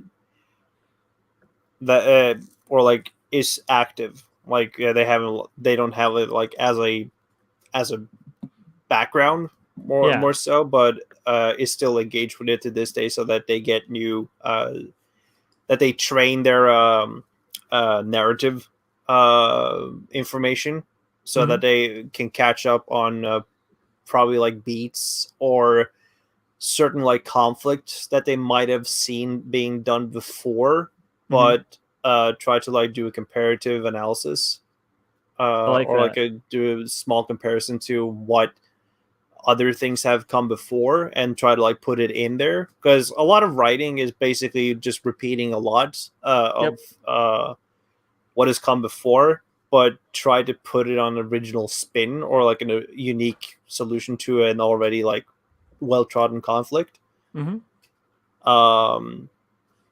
But that is what I would like as a like bare minimum for an editor. Yeah, I like it. All right, well, Jake, thank you for like hanging out with me while I did the live stream. Thanks to everybody in the chats too who kind of hopped in. Frank said, I usually ask Gary, Keith, and someone who likes comics but doesn't make them. That's actually a really good mix there of editors. I really appreciate you guys. I hope you guys are all having like a really productive time, just rocking your own comics and are getting creative fulfillment from what you guys are doing. And I also really I will say, I really wish that moment on more artists, like where you know, when you get really knee deep into a project that you've done the proper planning on, and like you've done your style tests and stuff like that, and then you get to that point where you're like, oh crap, this is actually really good. Like I really wish that for people, and not in like a delusional way, but like in a sincere way, because it's a cool feeling. I'm excited about it, and it also will give you fuel, because right now I'm on page 7 of this thing, and I wonder if I'm going to be feeling that excitement 50 pages in, or if I'm just going to want to just quit comics altogether. So anyhow, thank you for keeping me company and for watching. I will say, make sure you check out Jake's Bone Meal on Newgrounds. Make sure, if you can, you also have hit subscribe, hit like, hit the bell, all that fun stuff. Make sure you pre-order my graphic novel Jacob's Apartment, coming out from Graphic Mundi in June. Just order it from your local bookstore. I'll be doing a signing in July at Barnes & Noble in the Antelope Valley. And then, and I've confirmed that, which is kind of cool. But the specific dates of all of the events that I have coming up are going to be added to my website. I also have an appearance coming up at TCAF in Toronto, which is cool. It's my first time in Toronto. And that'll be in July, where I'll be signing. That'll be in June, the end of June, where I'll be signing and selling copies of Jacob's Apartment at the Graphic Mundi booth. And also make sure you buy 2 Stories, which is my graphic novel that I have out currently. And is there anything else to plug, Jake, other than Bone Meal? Not at the moment, but in a couple of years. Hey, that wasn't meant as a like, hey, what else have you done? It was more just like, I want to make sure. Oh, wait, your Twitter. Definitely mention where people can follow you on Twitter temporarily till you take your leave of absence. Oh yeah, if you want to follow me on Twitter, at JTwister with a V, not a W. I'll be posting regularly news about Bone Meal, which will also come to Webtoon starting May 1st at 12 a.m. EDT. I'm really excited about Webtoon's release of that too. So cool. Thanks to everybody in the chats. If you guys have the time and you're watching this after the fact, I encourage everybody to look through the names in the chats, because there's a lot of talent in our community, and I just encourage people to like check out everybody's work, because everybody's working on a lot of really interesting projects, and it's I don't know, it's kind of like an exciting crew of people that we've kind of joined together. All right, I'll probably be seeing you guys tomorrow, maybe afternoon. I'm hoping for like an earlier stream tomorrow, but it will probably go late into the night. So you guys are always welcome. Make sure you've hit that bell so you know when it's about to go live. And that is the longest extra ever. But have a good night, guys. See ya.